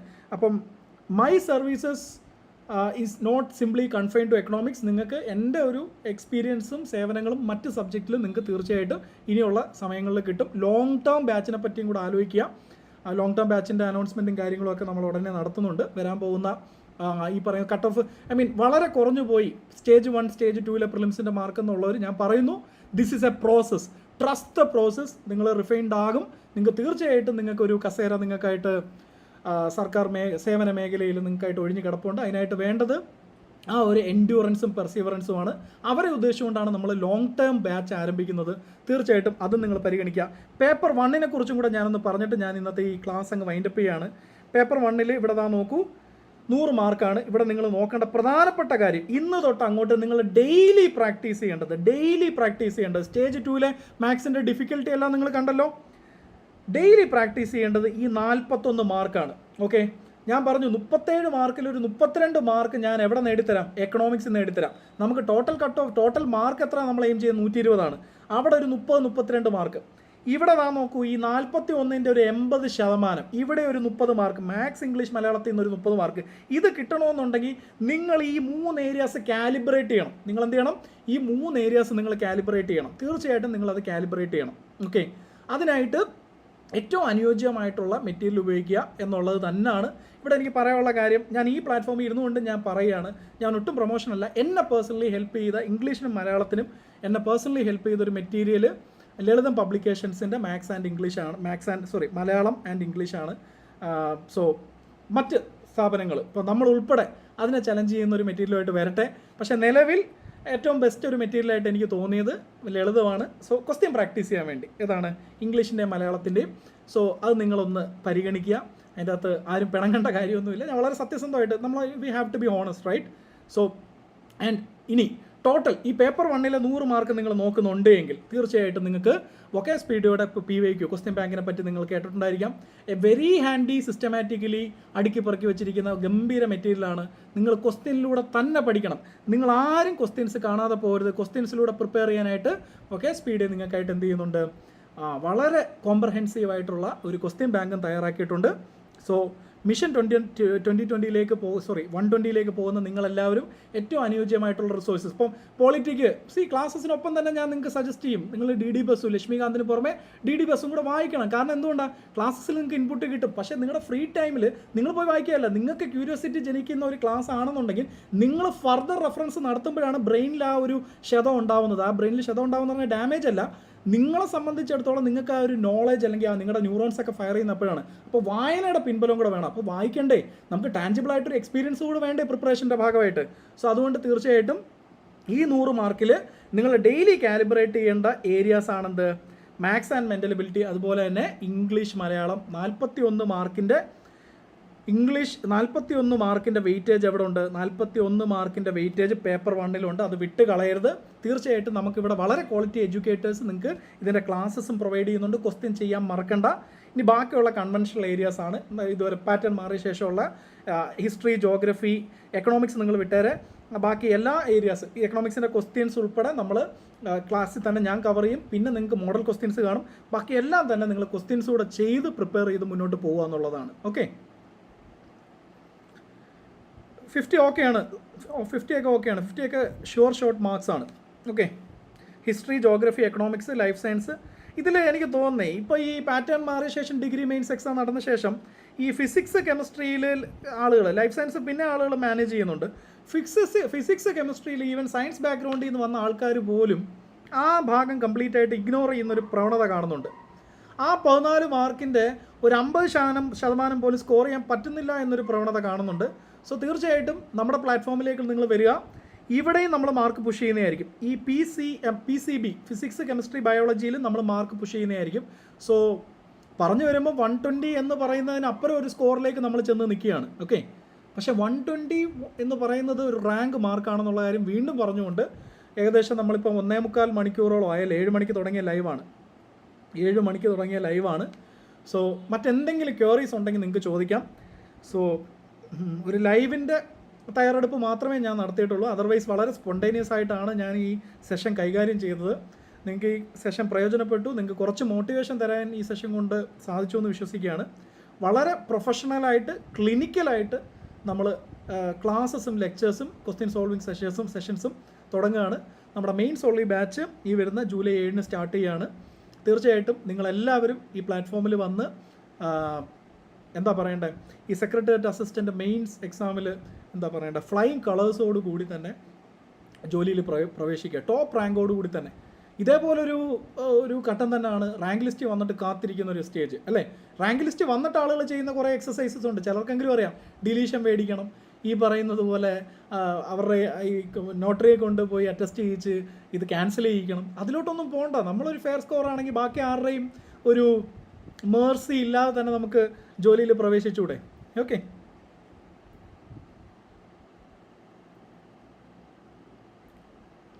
സെൽഫ് നോട്ട്സ് പ്രിപ്പറേഷൻ ഞാനൊരു സെപ്പറേറ്റ് വീഡിയോ ആയിട്ട് ചെയ്തു തരാം ശ്രീജേഷേ. നോട്ട് പ്രിപ്പറേഷൻ്റെ ഒരു വീഡിയോ ചെയ്തു തരാം. നോട്ട് പ്രിപ്പറേഷനിൽ ഒരു പക്ഷേ നിങ്ങൾക്ക് തടസ്സം നിൽക്കും. നിങ്ങൾ നോട്ട് എഴുതുമ്പോൾ പലർക്കും നിങ്ങളൊരു പുസ്തകം അതുപോലെ പകർത്തി വെക്കുകയാണെങ്കിൽ അതിനെ നമുക്കൊരു സെൽഫ് മെയ്ഡ് നോട്ടെന്ന് വിളിക്കാൻ പറ്റുമോ? പറ്റത്തില്ല. നമുക്ക് വേണ്ട എന്താ, നമുക്ക് മനസ്സിലാവുന്ന, നമുക്ക് ഡീകോഡ് ചെയ്യാൻ സാധിക്കുന്ന എസെൻഷ്യൽ എലമെൻ്റാണ് അല്ലേ. ഇപ്പോൾ ഞാൻ ഇവിടെ നിങ്ങൾ ഉദ്ദേശിച്ച ചില ചുരുക്കെഴുത്തുകൾ നമുക്കതിൻ്റെ അകത്തൊരു ആസ്പെക്റ്റാണ്, വൺ ഓഫ് ദ ആസ്പെക്ട്സ് ആണ്. ഇപ്പം അവിട്ടം തിരുനാൾ മാർത്താണ്ഡ വർമ്മ ഇമാജിൻ, അല്ലെങ്കിൽ ശ്രീ ചിത്ര തിരുനാൾ. ഓക്കെ, ഇപ്പോൾ നമ്മുടെ Travancore, rise of Travancore state എന്നുള്ളത് നമ്മുടെ കേരള ഹിസ്റ്ററിയായിട്ട് ബന്ധപ്പെട്ട സിലബസിലുണ്ട്. ഇപ്പോൾ ഈ റൈസ് ഓഫ് ട്രാവൻകൂറുമായിട്ട് ബന്ധപ്പെട്ട ആ ഒരു ടോപ്പിക്ക് അതൊരു ടോപ്പിക്കാണ്. അതിൻ്റെ അകത്ത് എന്തൊക്കെ സബ് ടോപ്പിക്സ് ചോദിക്കാം? അതിൻ്റെ അകത്ത് ഒരു സബ് ടോപ്പിക്കായിട്ട് തന്നെ നമുക്ക് മാർത്താണ്ഡവർമ്മയുടെ ഭരണകാലഘട്ടം എടുക്കാം. ഒരു സബ് ടോപ്പിക്ക് തന്നെയാണ് എന്ത്, മാർത്താണ്ഡവർമ്മയുടെ ഭരണകാലഘട്ടം എന്ന് പറയുന്നത്. 29 തൊട്ട് 58 വരെയുള്ള അദ്ദേഹത്തിൻ്റെ ഭരണകാലഘട്ടം അല്ലേ. അറിയാം, മാർത്താണ്ഡവർമ്മ എന്ന് പറയുന്നത് ഒരു ഇംഗ്ലീഷ്, ഈ ബ്രിട്ടീഷ് ഈസ്റ്റ് ഇന്ത്യ കമ്പനിയായിട്ട് ആദ്യമായിട്ട് ധാരണയിലെത്തിയ ഒരു പ്രിൻസ്ലി സ്റ്റേറ്റിൻ്റെ വക്താവാണ് മാർത്താണ്ഡവർമ്മ എന്ന് പറയുന്നത്. അന്ന് അദ്ദേഹം മാർത്താണ്ഡവർമ്മ എന്നുള്ള തിരുവിതാംകൂറിൻ്റെ രാജാവല്ല. എന്താണ്, ആറ്റിങ്ങൽ ഭാഗമായിട്ടുള്ള ഒരു എളമുറ തമ്പുരാൻ എന്നുള്ള നിലയ്ക്കാണ് he entered into that എന്താണ് അവിടം തൊട്ട് ചോദ്യങ്ങൾ ചോദിക്കാം. അദ്ദേഹത്തിൻ്റെ ആ ഒരു ഫോർമേറ്റീവ് ഇയേഴ്സ്, അദ്ദേഹം ഒരു രാജാവായിട്ട് അവരോധിക്കപ്പെടുന്നതിന് മുമ്പ് തൊട്ടുള്ള കാലഘട്ടം തൊട്ട് റൈസ് ഓഫ് ട്രാവൻകൂർ സ്റ്റേറ്റിൽ അദ്ദേഹത്തെ പറ്റിയുള്ള ചോദ്യങ്ങൾ ചോദിക്കാം. ഇനി അദ്ദേഹം നേരിട്ട വെല്ലുവിളികൾ നിങ്ങൾക്കറിയാം. അദ്ദേഹം നേരിട്ട വെല്ലുവിളികളാണ് 8 വീട്ടിൽ പിള്ളമാർ, അതുപോലെ തന്നെ അദ്ദേഹത്തിൻ്റെ 2 മച്ചമ്പിമാരെന്ന് പറഞ്ഞു കഴിഞ്ഞാൽ അവിടെ മരുമക്കത്തായതുകൊണ്ട് തന്നെ അമ്മാവൻ്റെ മക്കളായിട്ടുള്ള തമ്പിമാർ, 8 വീട്ടിൽ പിള്ളമാർ, അവിടുത്തെ യോഗത്തിൽ പോറ്റിമാർ, ഇവരെല്ലാം, അതായത് ഈ തമ്പിമാരെ ഭരണാധികാരികളാക്കാൻ വേണ്ടി ഇവരെല്ലാം കൂടെ ഗൂഢാലോചന ചെയ്ത് മാർത്താണ്ഡവർമ്മയെ വധിക്കാനുള്ള ശ്രമം നടത്തിയിരുന്നു. അപ്പം മാർത്താണ്ഡവർമ്മയ്ക്ക് നേരെ ഉണ്ടായ വധശ്രമത്തിനെ അദ്ദേഹം സക്സസ്ഫുള്ളായിട്ട് പ്രതിരോധിക്കുകയും അദ്ദേഹത്തിനെതിരെ തിരിഞ്ഞു നിന്ന ഈ തമ്പിമാരെയും 8 വീട്ടിൽ പിള്ളമാരെയും യോഗത്തിൽ പോറ്റിമാരെയും എല്ലാം അദ്ദേഹം എന്ത് ചെയ്യുന്നുണ്ട്, അദ്ദേഹം വകവരുത്തുന്നുണ്ട്. യോഗത്തിൽ പോറ്റിമാർക്ക് മാത്രമാണ് ഒരു ഇളവ് കൊടുത്തത്. അവർ ക്ലർജി ആയതുകൊണ്ട് തന്നെ അവരെ കൊല്ലുന്നില്ല. അവരെന്ത് ചെയ്യുന്നു, അവരെ ഈ പറയുന്നത് പോലെ നാട് കടത്തുന്നു. ഈ 8 വീട്ടിൽ പിള്ളമാരുടെയൊക്കെ വീട് ഇടിച്ചെന്ത് ചെയ്യുന്നുണ്ട്, കുളം തോണ്ടുന്നുണ്ട്. അങ്ങനെയാണ് കുളം തോണ്ടുക എന്ന് പറയുന്നൊരു പ്രയോഗം പോലും മലയാള ഭാഷയിൽ വന്നെന്നാണ് പറയുന്നത്. അയൺ ആൻഡ് ഫിസ്റ്റ് അല്ലേ, ഉരുക്കുമുഷ്ടിയുടെ അല്ലെങ്കിൽ ആ ഒരു അദ്ദേഹത്തിൻ്റെ കാലഘട്ടം എന്ന് വെച്ച് കഴിഞ്ഞാൽ എനിക്ക് തോന്നുന്നേ ഈ മാർത്താണ്ഡവർമ്മ, നിങ്ങൾ ഈ മനോജ് പിള്ളയുടെ വായിച്ചു കഴിഞ്ഞാൽ നിങ്ങൾക്കൊരു ധാരണ കിട്ടും. അല്ലെങ്കിൽ മാർത്താണ്ഡവർമ്മ എന്ന് പറയുന്ന ആ ഒരു ഹിസ്റ്റോറിക്കൽ പേഴ്സണാലിറ്റിയെ ഒരു മൂവിയായിട്ടൊക്കെ നിങ്ങൾ ചിത്രീകരിച്ചു കഴിഞ്ഞാൽ നിങ്ങൾക്ക് വേണമെന്നുണ്ടെങ്കിൽ ആ ഒരു 300 മൂവി ഇല്ലേ, 300 മൂവി കണ്ട ആൾക്കാരുണ്ടോ, അതുപോലൊരു പടപ്പുറപ്പാട് നടത്തിയ മനുഷ്യനാണ്.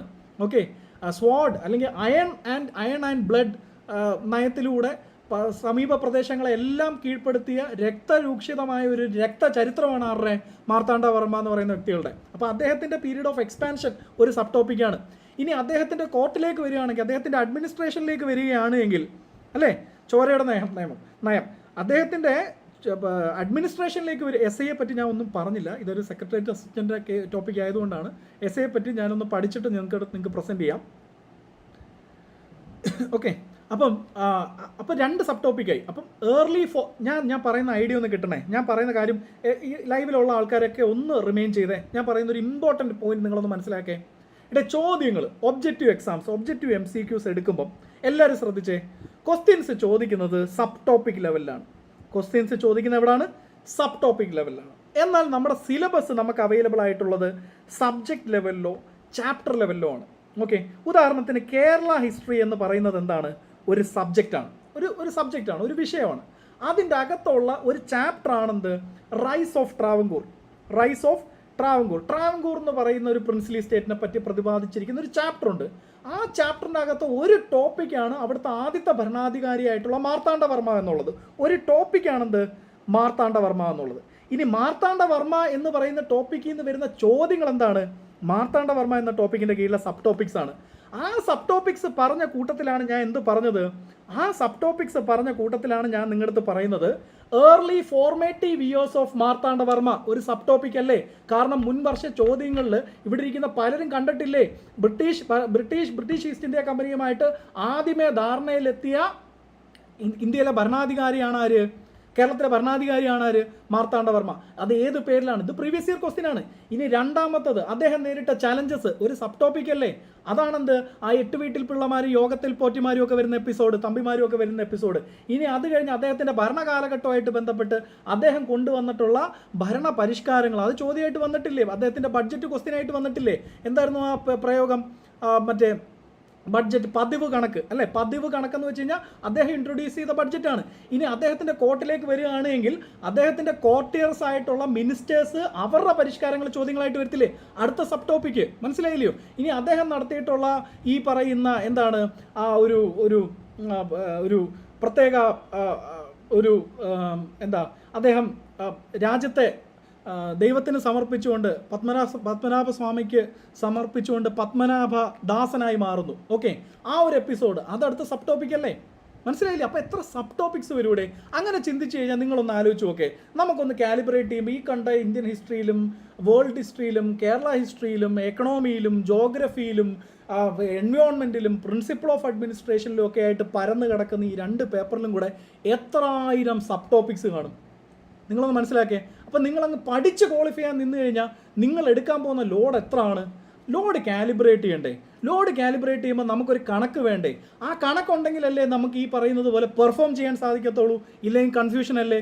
ഞാൻ എപ്പോഴും പറയുന്നു, ഇതൊരു വാക്യമാണ്. പ്രശ്നങ്ങളാണോ? പ്രശ്നങ്ങൾക്ക് പരിഹാരമുണ്ട്, കൺഫ്യൂഷന് പരിഹാരമില്ല. ഇതെല്ലാം പഠിക്കുക എന്നുള്ളത് കൺഫ്യൂഷനാണ്.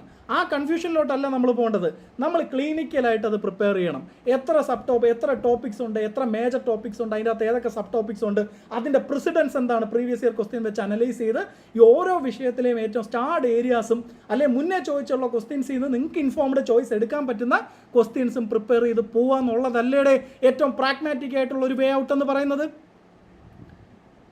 R you getting me? Thrippadidanam എനിക്ക് തോന്നുന്നു ചെറിയ എക്സാംസിൽ അദ്ദേഹം ഒളിച്ചിരുന്ന ഒരു അമ്മച്ചിപ്ലാവില്ലേ, അതും ഒക്കെ ക്വസ്റ്റ്യനായിട്ട് വന്നതായിട്ട് എനിക്ക് തോന്നുന്നുണ്ട്. ഓക്കെ, അപ്പം ഇതാണ് എനിക്ക് മൊത്തത്തിൽ പറയാനുള്ളത്. അപ്പം ദർ ഈസ് നോ പോയിൻറ്റ്, നിങ്ങളാരും ഡിസ്ഹാർട്ടൻഡ് ആവേണ്ട ഒരു കാര്യമില്ല. സട കുടഞ്ഞങ്ങ് എഴുന്നേക്കുക. ഇനി അങ്ങോട്ട് നമ്മളതങ്ങ് പ്രിപ്പയർ ചെയ്ത് പോകുക എന്നുള്ളതേ ഉള്ളൂ. അത് സെക്രട്ടേറിയറ്റ് അസിസ്റ്റൻ്റ് ആണെങ്കിൽ അങ്ങനെ, സബ് ഇൻസ്പെക്ടർ ആണെങ്കിൽ അങ്ങനെ, അസിസ്റ്റൻറ്റ് ഡയറക്ടർ നാഷണൽ സേവിങ്സ് ആണെങ്കിൽ അങ്ങനെ, ഇനി അതല്ല യൂണിവേഴ്സിറ്റി അല്ലെ ബോർഡ് കമ്പനി ബോർഡാണെങ്കിൽ അങ്ങനെ, ഇനി അതല്ല അടുത്ത KS ആണെങ്കിൽ അങ്ങനെ. ഇവിടെ ആരംഭിക്കാം നമുക്കെന്ത്, ഒരു വിദ്യാരംഭം. ഏറ്റവും ക്വാളിറ്റി ഉള്ള എഡ്യൂക്കേഷൻ നമുക്ക് എന്ത് ചെയ്യാം, നമുക്ക് അതിനെ എംപ്രൈസ് ചെയ്യാം. അതിൻ്റെ അടിസ്ഥാനത്തിൽ എന്ത് ചെയ്യാം, നമുക്ക് കോമ്പറ്റീഷൻ പുഷ് ചെയ്യാം. ഓക്കെ, സോ അതിൻ്റെ ഒരു ആദ്യത്തെ ചുവടുവെപ്പായിട്ട് ഞാൻ ഈ ക്ലാസ്സിനെ കാണുകയാണ്. ഈ ക്ലാസ്സിന് കിട്ടിയ ഇത്രയും വലിയ സ്വീകാര്യത നമ്മുടെ എന്താ പറയണ്ടേ, ശൈലിക്കും നമ്മുടെ ഒരു നമ്മുടെ ഒരു മെത്തേഡിനും കിട്ടിയ ഒരു അംഗീകാരമായിട്ട് കൂടി കണ്ടുകൊണ്ട് നിങ്ങളുടെ അടുത്ത് എല്ലായിടത്തും ഇത്രയും നേരം സഹകരിച്ചിരുന്നതിന് അങ്ങേയറ്റം സ്നേഹവും നന്ദി ഞാൻ അർപ്പിക്കുകയാണ്. സോ എന്തെങ്കിലും നിങ്ങൾക്ക് പറയാനുണ്ടെങ്കിൽ നമുക്ക് പറയാനില്ലെങ്കിൽ നമുക്ക് ക്ലാസ് വൈൻഡപ്പ് ചെയ്യാം. കാരണം ഓൾറെഡി 2 മണിക്കൂറിലോട്ട് പോകുന്നു.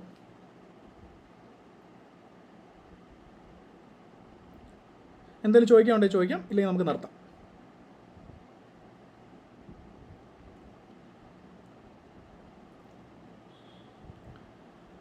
ഓക്കെ ഗൈസ്, അപ്പം all the very best. Good night, have A good sleep. എന്തായാലും എക്സാമൊക്കെ കഴിഞ്ഞല്ലേ, നിങ്ങളൊന്ന് റിലാക്സ് ചെയ്യും 1-2 ദിവസം. നിങ്ങളുടെ വായനയും കൂടി ഞാൻ ഒന്ന് പ്രോത്സാഹിപ്പിക്കണമെന്ന് ആഗ്രഹിക്കുന്നുണ്ട്. സോ കുറച്ച് റീഡിങ് കണ്ടൻറ്റും കൂടെ നിങ്ങൾക്ക് തരാൻ ഉദ്ദേശിക്കുന്നുണ്ട്. പിന്നെ അതുപോലെ തന്നെ ഡെയിലി ആക്ടിവിറ്റീസിന് വേണ്ടിയാണ് ഒരു ഫാക്ട് ബുക്കും. അതെനിക്ക് എവിടെയും സക്സസ്ഫുൾ ആയിട്ട് ഇംപ്ലിമെൻറ്റ് ചെയ്യാൻ പറ്റിയിട്ടില്ല. ഈ ഡാറ്റ ബുക്കും മാപ്പ് ബുക്കും അത് ഭയങ്കര ഇമ്പോർട്ടൻ്റ് ആണ്. അപ്പോൾ നമ്മുടെ ഈ പ്ലാറ്റ്ഫോമിലുള്ള 10,000-ഓളം സ്റ്റുഡൻസിനെ ഒരു പുതിയ പാഠ്യക്രമത്തിലേക്ക് കൊണ്ടുവരിക എന്നുള്ളൊരു വളരെ സത്യസന്ധമായിട്ടുള്ളൊരു ആഗ്രഹം എനിക്കുണ്ട്. അതിൻ്റെ അകത്ത് നിങ്ങൾ മെയിൻറ്റെയിൻ ചെയ്യേണ്ട ഒരു സാധനമാണ് നിങ്ങളുടെ കൈയെഴുത്തിലുള്ള ഒരു ഫാക്ട് ബുക്കും ഡാറ്റാ ബുക്കും. അതെങ്ങനെ തയ്യാറാക്കണമെന്നുള്ളത് ഒരു സെപ്പറേറ്റ് യൂട്യൂബ് വീഡിയോയിലൂടെ ഞാൻ നിങ്ങളുമായിട്ട് കമ്മ്യൂണിക്കേറ്റ് ചെയ്യാം. ഓക്കെ, അത് നിങ്ങളുടെ കയ്യിൽ വേണം. നിങ്ങളൊരു ജോലി കിട്ടുന്നത് വരെയും കിട്ടിയതിന് ശേഷം അത് മെയിൻറ്റെയിൻ ചെയ്യണം. നിങ്ങളുടെ ഒരു ട്രഷറായിട്ട് നിങ്ങളുടെ കയ്യിൽ അത് കാണണം. ഓക്കെ,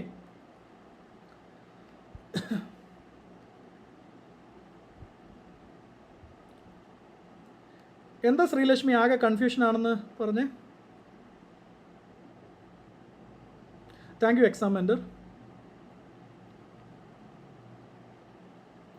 കറണ്ട് അഫയേഴ്സിനെ നിങ്ങൾ എങ്ങനെയാണ് കാണുന്നത്? കറണ്ട് അഫയേഴ്സിനെ നിങ്ങൾ കാണേണ്ട രീതി എങ്ങനെയാണ്? ഇപ്പോൾ കറണ്ട് അഫയേഴ്സ് നമുക്കിവിടെ എടുക്കുകയാണെങ്കിൽ കറണ്ട് അഫയേഴ്സിനെ പറ്റി ഒരു ചോദ്യം വന്നതുകൊണ്ട് പറയാം. ആനുകാലിക വിഷയങ്ങളെ ഊന്നിയാണല്ലോ കറണ്ട് അഫയേഴ്സ് വരുന്നത്. അപ്പോൾ ആനുകാലിക വിഷയങ്ങളെ ഊന്നി ചോദ്യങ്ങൾ ചോദിക്കുമ്പം അവിടെ നോക്കൂ, ആർട്ട്, ലിറ്ററേച്ചർ ആൻഡ് കൾച്ചർ 8 മാർക്കിൻ്റെ വെയിറ്റേജ് പേപ്പർ 1 എന്തിനുണ്ട്? ആർട്ട്, ലിറ്ററേച്ചർ ആൻഡ് കൾച്ചറുണ്ട്. പിന്നെ ഹിസ്റ്ററി തൊട്ട് കെമിസ്ട്രി വരെ ഏത് ടോപ്പിക്കിൽ നിന്ന് നിങ്ങൾക്ക് എന്ത് പ്രതീക്ഷിക്കാം? കറണ്ട് അഫയേഴ്സ് പ്രതീക്ഷിക്കാം. ഇപ്പോൾ KSൻ്റെ സിലബസൊക്കെ എടുത്തു കഴിഞ്ഞാൽ അവർ കറണ്ട് അഫയേഴ്സ് ഒന്നും സ്പെസിഫിക് ആയിട്ടൊരു ടോപ്പിക് ഇട്ടിട്ടില്ല. മറിച്ച് എന്താ ചെയ്തേക്കുന്നത്, ഈ ഭാഗത്തു നിന്നുള്ള കറണ്ട് ഡെവലപ്മെൻറ്റ്സ് ചോദ്യമായിട്ട് വരാം. അത് ശരിവെക്കുന്ന രീതിയിലാണ് പേപ്പർ 1-ലും പേപ്പർ 2-ലും ക്വസ്റ്റ്യൻസ് വന്നത്. അതായത് എക്സ്റ്റേണൽ സെക്ടർ എന്ന് പറഞ്ഞൊരു മോഡ്യൂൾ KSലുണ്ട്. അതിൽ നിന്ന് ഇന്ത്യയുടെ എക്സ്റ്റേണൽ സെക്ടറുമായിട്ട് ബന്ധപ്പെട്ട് എക്സ്പോർട്ട് വാല്യൂവും ട്രെൻഡും ഒക്കെ ക്വസ്റ്റ്യനായിട്ട് വന്നു. അത് ഏറ്റവും ലേറ്റസ്റ്റ് ആണ് ചോദിച്ചിരിക്കുന്നത്.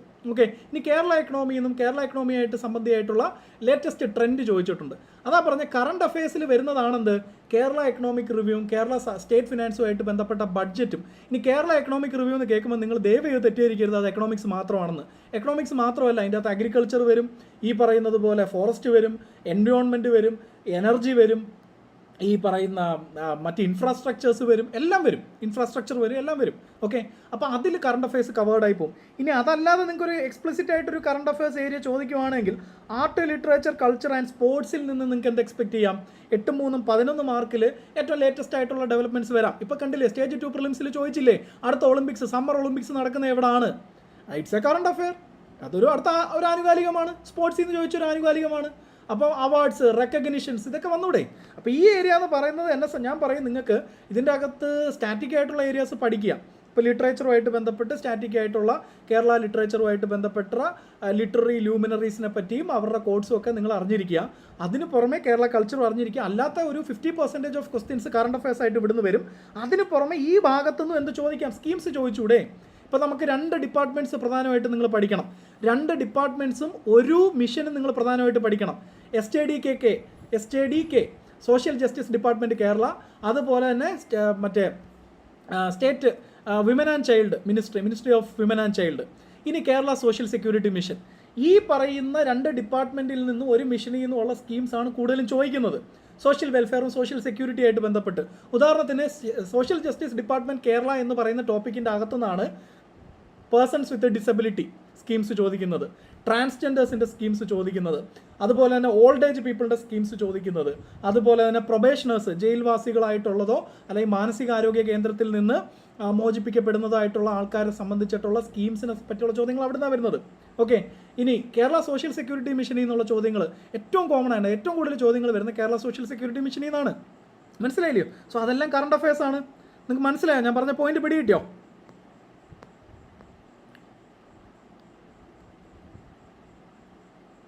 ശ്രീലക്ഷ്മി, അത് പ്രിലിംസും മെയിൻസും തമ്മിലുള്ള, ഞാൻ മനസ്സിലാക്കുന്നത് ശ്രീലക്ഷ്മിക്ക് പ്രിലിംസ് ക്വാളിഫൈ ചെയ്യുന്നുണ്ടെങ്കിൽ ശ്രീലക്ഷ്മി ഒരു പക്ഷേ ഒരു UPSC ആസ്പിറൻ്റ് ആയിരിക്കാം. അതുകൊണ്ട് തന്നെ കുറച്ച് ഫണ്ടമെൻ്റൽസ് ഉള്ളതുകൊണ്ട് തന്നെ അത് വെച്ചിട്ട് നിങ്ങൾ പ്രിലിംസ് ക്വാളിഫൈ ചെയ്യുന്നു. പക്ഷേ നമ്മൾ സ്വയം ചോദിക്കേണ്ട ഒരു ചോദ്യമുണ്ട് മെയിൻസ് ക്വാളിഫൈ ചെയ്യാത്ത ആൾക്കാർ.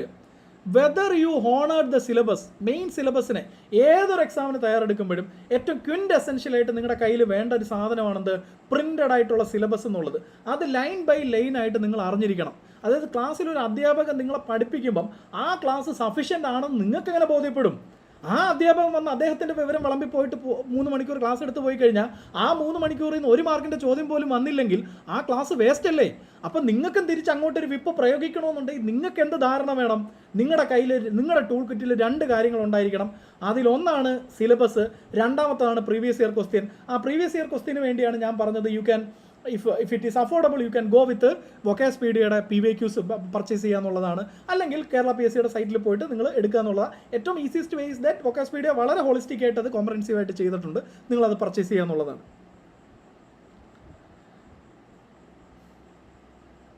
ക്ലാസിൻ്റെ ഷെഡ്യൂളും കാര്യങ്ങളും ഒക്കെ ഉടനെ തന്നെ നിങ്ങളിലോട്ട് എത്തുന്നതായിരിക്കും കേട്ടോ.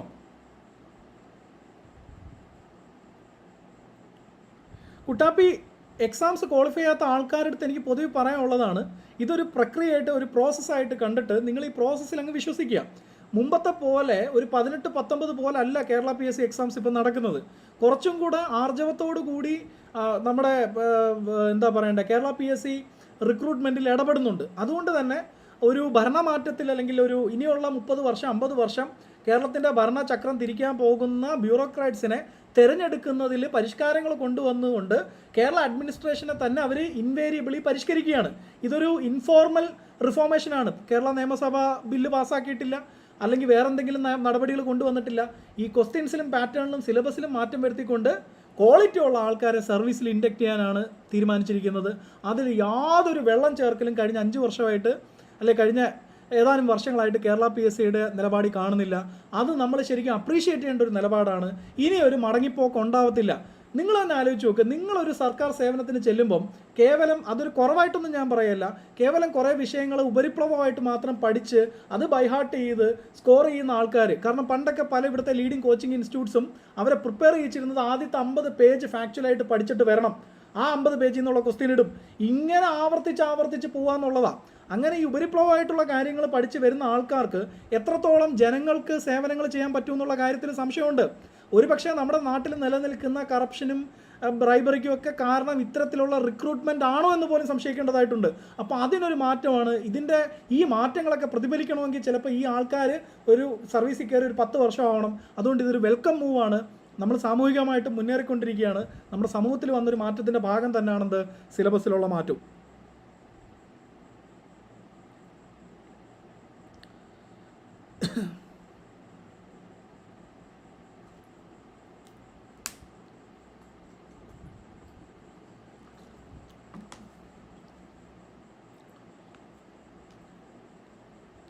Yes Priya, PAQ book was excellent. ശരി, അപ്പം മറ്റൊന്നും ഇല്ലെങ്കിൽ നമുക്ക് നിർത്താം. Doing these things for at least an year, അത് ഭയങ്കര സത്യമാണ് കേട്ടോ. ഈ UPSC പറ്റി, UPSC സിവിൽ സർവീസ് എക്സാമിനെ പറ്റി പൊതുവെ ആൾക്കാർ പറയാറുണ്ട് അതൊരു നാഷണൽ പാസ് ടൈം ആണെന്ന് പറയാറുണ്ട്. കാരണം എന്താ, പലരും ആ വിഷയ സൈക്കിളിൽ പെടുമ്പോഴേ നമ്മുടെ ഈഗോ സാറ്റിസ്ഫൈ ആയിട്ടില്ലെങ്കിൽ നമ്മളൊരു കാര്യത്തെ വിടുമോ? നമ്മൾ വിടത്തില്ല. ഇപ്പം ഇവിടെ നിങ്ങൾ ഈ ക്ലാസ് അറ്റൻഡ് ചെയ്യുന്ന ആൾക്കാരിൽ 90% ആൾക്കാരിലധികവും നിങ്ങളെ സംബന്ധിച്ചിടത്തോളം നിങ്ങൾക്ക് സാറ്റിസ്ഫൈ ചെയ്യാനുള്ള ഒരു ഈഗോ ആണെന്ത് സർക്കാർ ജോലി എന്നുള്ളത്. കാരണം നിങ്ങൾ വിശ്വസിക്കുന്നുണ്ട് നിങ്ങൾക്ക് കഴിവുണ്ടെന്നുള്ള കാര്യം. ആ കഴിവിനനുസരിച്ച് നിങ്ങൾക്ക് ഒരു ജോലി കിട്ടിയിരുന്നില്ല എന്നുള്ളൊരു വിഷമം അല്ലെങ്കിൽ സങ്കടം അല്ലെങ്കിൽ ഈഗോ നിങ്ങൾ അലട്ടുന്നുണ്ട്. നിങ്ങളുടെ ഒരുപക്ഷെ നിങ്ങളുടെ മുന്നോട്ടുള്ള കുതിപ്പിന് തടസ്സമായി നിൽക്കുന്നത് ഈ ഈഗോ സാറ്റിസ്ഫൈ ചെയ്യുക എന്നുള്ളതാണ്. അപ്പോൾ അത് സാറ്റിസ്ഫൈ ചെയ്ത് കഴിഞ്ഞാലായിരിക്കാം നിങ്ങളുടെ ബെസ്റ്റ് വെളി വരുന്നത്. ഓക്കെ, അതുകൊണ്ട് ഒരു സർക്കാർ ജോലി എന്ന് പറയുന്നത് ഏറ്റവും വലിയ സംഭവമൊന്നുമല്ല, കഞ്ഞി കുടിക്കാൻ കിടക്കാം, അതേ ഉള്ളൂ. പക്ഷേ എന്നിരുന്നാലും നിങ്ങൾ ആഗ്രഹിക്കുന്ന ഒരു നിങ്ങൾക്ക് സാറ്റിസ്ഫൈ ചെയ്യേണ്ട ഒരു ഈഗോ തന്നെയാണെന്ത് ഒരു ഗവൺമെൻറ് സർവീസ് എന്നുള്ളത്. Go for it. എന്ത് മോശമാണ് അതിലുള്ളത്, എന്ത് അന്യമാണ് അതിലുള്ളത്? ഏറ്റവും മനോഹരമായിട്ടുള്ളൊരു എൻഗേജ്മെൻ്റ് അല്ലേ പഠിക്കുക എന്നുള്ളത്. ആ രീതിയിൽ അത് എടുക്ക്. മാപ്പ് ബുക്ക് എന്താ, മാപ്പ് ബുക്കും ഫാക്ട് ബുക്കും ഞാനൊരു വീഡിയോ ആയിട്ട് ചെയ്യാം. മധുബനി, യെസ് അക്ഷയ്, എനിക്കതറിയാം. നിങ്ങളെ മനസ്സിലാക്കിക്കൊണ്ടല്ലേ ഞാൻ സംസാരിക്കുന്നത്. നിങ്ങൾക്ക് ഈ ലെക്ചർ കേട്ടപ്പോൾ അത് മനസ്സിലായില്ലയോ? ഇതിലൊരു ഘട്ടത്തിലും നിങ്ങളിൽ നിന്ന് അടർന്നു മാറി വേറൊരു സ്റ്റേക്ക് ഹോൾഡറായിട്ട് ഞാൻ സംസാരിച്ചിട്ടേ ഇല്ല. നിങ്ങൾക്ക് എല്ലാവർക്കും സാറ്റിസ്ഫൈ ഉള്ള ഈഗോ ഈ സർക്കാർ ജോലി എന്നുള്ള ഈഗോ ആണെന്നുള്ളത് കൃത്യമായിട്ട് മനസ്സിലാക്കിക്കൊണ്ട് തന്നെ പറയുന്നത്. അതുകൊണ്ടാണ് നമ്മൾ ഈ കൺവെൻഷണലായിട്ടുള്ള പലതിനെയും ചോദ്യം ചെയ്യേണ്ടി വരുന്നത്. ഓക്കെ, ഇവിടുത്തെ ഉള്ള ഇത്രയും ശരിക്കും മനസ്സുകൊണ്ടും ഉള്ളുകൊണ്ടും പെയിൻ എടുത്ത് ഇതിനായിട്ട് വരുന്ന ആൾക്കാരെ അനാവശ്യ മോട്ടിവേഷൻ കൊടുത്തുകൊണ്ടോ അല്ലെങ്കിൽ അതൊരു കേവലം ബിസിനസ്സിന് വേണ്ടി മാത്രം അവരെ ചൂഷണം ചെയ്യുന്ന ഒരുപാട് സ്ഥാപനങ്ങളും കൂടെ ഉണ്ട്. അത്തരം ഇൻസ്റ്റിറ്റ്യൂഷൻസും ദേ ഷാൾ ഓൾസോ ഗോ, അല്ലേ? ഒരു കോഴ്സിന് 50,000 രൂപയും GST ഒക്കെ വാങ്ങുക എന്നൊക്കെ പറയുന്നതെന്ന് വെച്ച് കഴിഞ്ഞാൽ അതൊട്ടും എനിക്ക് തോന്നുന്നില്ല ഒരു അതിൻ്റെ അകത്തൊരു സോഷ്യൽ ലക്ഷ്യങ്ങൾ എന്തെങ്കിലും നിറവേറപ്പെടുമെന്ന് അറിയത്തില്ല. അപ്പം അങ്ങനെ വരുമ്പോൾ ധനനഷ്ടം കൂടെ ആകുമ്പോഴേ പ്രത്യേകിച്ച് ഈ ഈഗോ ഹിറ്റായിട്ടുള്ള ആൾക്കാർക്ക് ഭയങ്കരമായിട്ട് അവർ ചിലപ്പം നെർവസ് ആവാനുള്ള സാധ്യതയുണ്ട്.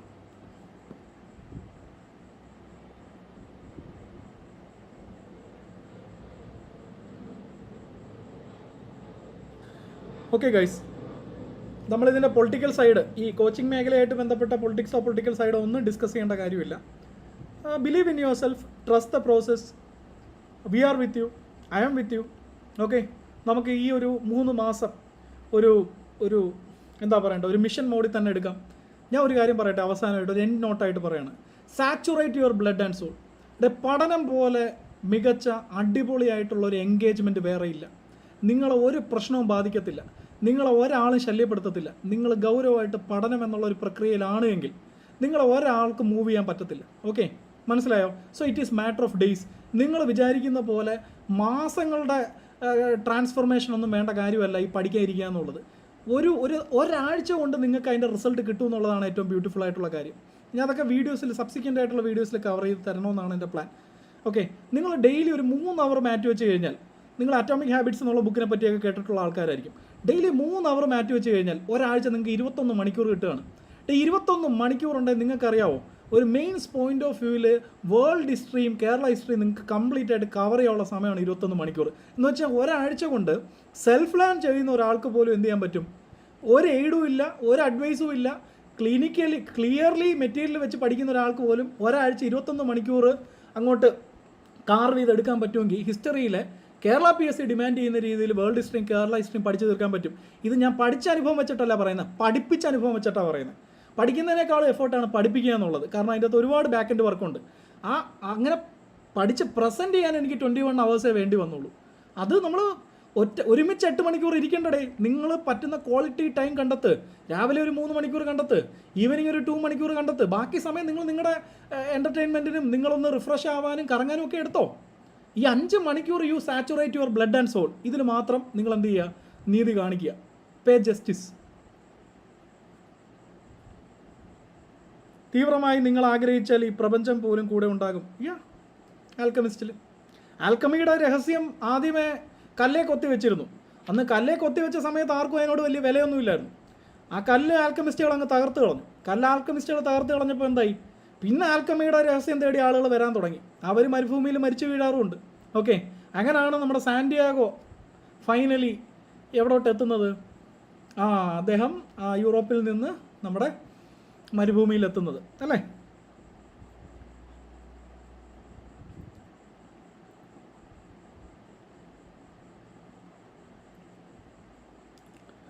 Wait for the magic Snitha. Magic will happen. Miracle അല്ല, മാജിക്.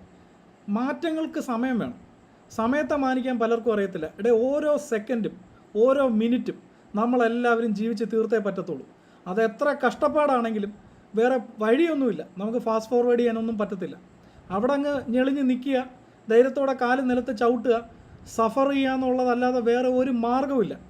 ഓക്കെ, കുറച്ച് ഫിലോസഫിക്കലായിട്ട് ഞാൻ പറഞ്ഞതാണ്. ഓരോ മിനിറ്റും നീറി തന്നെ തീർക്കണം, ഓരോ സെക്കൻഡും നീറി തന്നെ തീർക്കണം.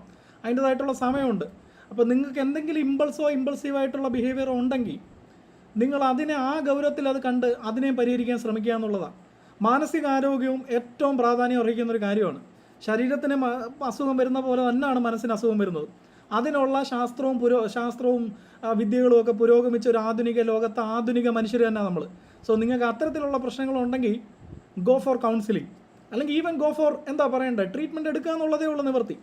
അല്ലാതെ അതൊന്നും വെച്ചുകൊണ്ടിരിക്കേണ്ട ഒരു കാര്യമില്ലാരും. ഓക്കെ, അതൊന്നും ഒരു കുറവുമല്ല. ഇതൊക്കെ ജനകീയമായ മാത്രമേ ഇതിനെതിരെയുള്ള അയിത്തങ്ങൾ ഇല്ലാതാവത്തുള്ളൂ. ഓക്കെ, അയിത്തങ്ങൾ ആചരിച്ചിരുന്ന മനുഷ്യരാണ് നമ്മൾ. ഇന്നും നമ്മൾ ഒരുപാട് അയിത്തങ്ങൾ ആചരിക്കുന്നുണ്ട്. എന്ന് പറയുന്ന ഒരുപാട് കാര്യങ്ങളുണ്ട്. ഓക്കെ, അത് ജാതീയമല്ലെന്നേ ഉള്ളൂ. നമ്മുടെ ആധുനിക ജീവിതത്തിന് കോട്ടം നിൽക്കുന്ന ഒരുപാട് അയിത്താചാരങ്ങൾ ഇപ്പോഴും നമ്മുടെ മനസ്സിലുണ്ട്. നമ്മൾ വെച്ച് താമസിപ്പിക്കുന്ന ഒരുപാട് കാര്യങ്ങളുണ്ട്. നിങ്ങൾ ഈ പലർക്കും ആൻസൈറ്റി ഉണ്ട്, അല്ലെങ്കിൽ ഈ പറയുന്ന പോലെ എക്സാം ടെൻഷൻ ഉണ്ട്, ഡിപ്രഷൻ ഉണ്ടെന്നുണ്ടെങ്കിൽ ഗോ ഫോർ കൗൺസിലിംഗ് എടുത്തിട്ട് if it is required go for medicine എന്നേ ഞാൻ പറയത്തുള്ളൂ.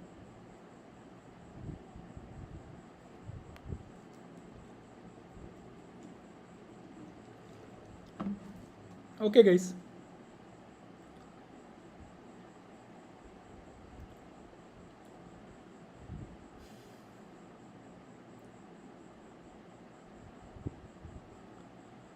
ഇത്രയും ആൾക്കാർ ഇത്രയും വൈകിയ വേളയിലൂടെ ഇരിക്കുകയാണ്. പഴയ പ്രസംഗ ഭാഷയിലൊക്കെ പറഞ്ഞു കഴിഞ്ഞാൽ ഈ മഴയൊക്കെ പെയ്തുകൊണ്ടിരിക്കുമ്പോൾ ഈ സ്റ്റേജ് കെട്ടി പണ്ടത്തെ പ്രസംഗങ്ങളുണ്ട്, മതപ്രസംഗങ്ങളുമുണ്ട്, രാഷ്ട്രീയ പ്രസംഗങ്ങളും ഒക്കെ ഉണ്ട്, രാഷ്ട്രീയ സാംസ്കാരിക പ്രസംഗങ്ങളൊക്കെ ഉണ്ട്. അതുപോലെ ഓൺലൈനിൽ പുതിയ കാലഘട്ടമാണ്. ഞാനതിൽ പോപ്പുലേഷൻ്റെ കേസിൽ പറയാൻ വന്നതാണ്.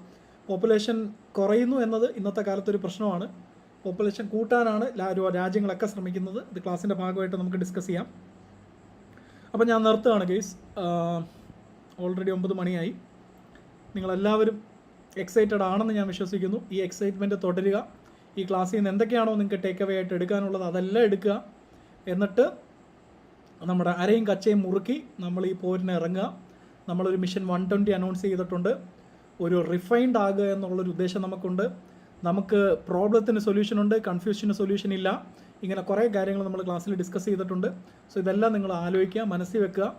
ഓക്കെ, മാനസികാരോഗ്യം കൂടി നിലനിർത്തുക.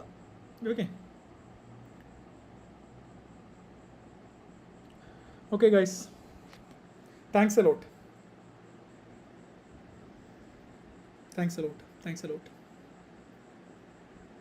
ഇനി ഇത് നീട്ടിക്കൊണ്ടു പോകുന്നതിൽ പ്രത്യേകിച്ച് അർത്ഥമൊന്നുമില്ല. Good night. ഞാൻ ഇത് 2ാം തവണയൊന്നും ഗുഡ് നൈറ്റ് പറയുന്നു. Okay, by.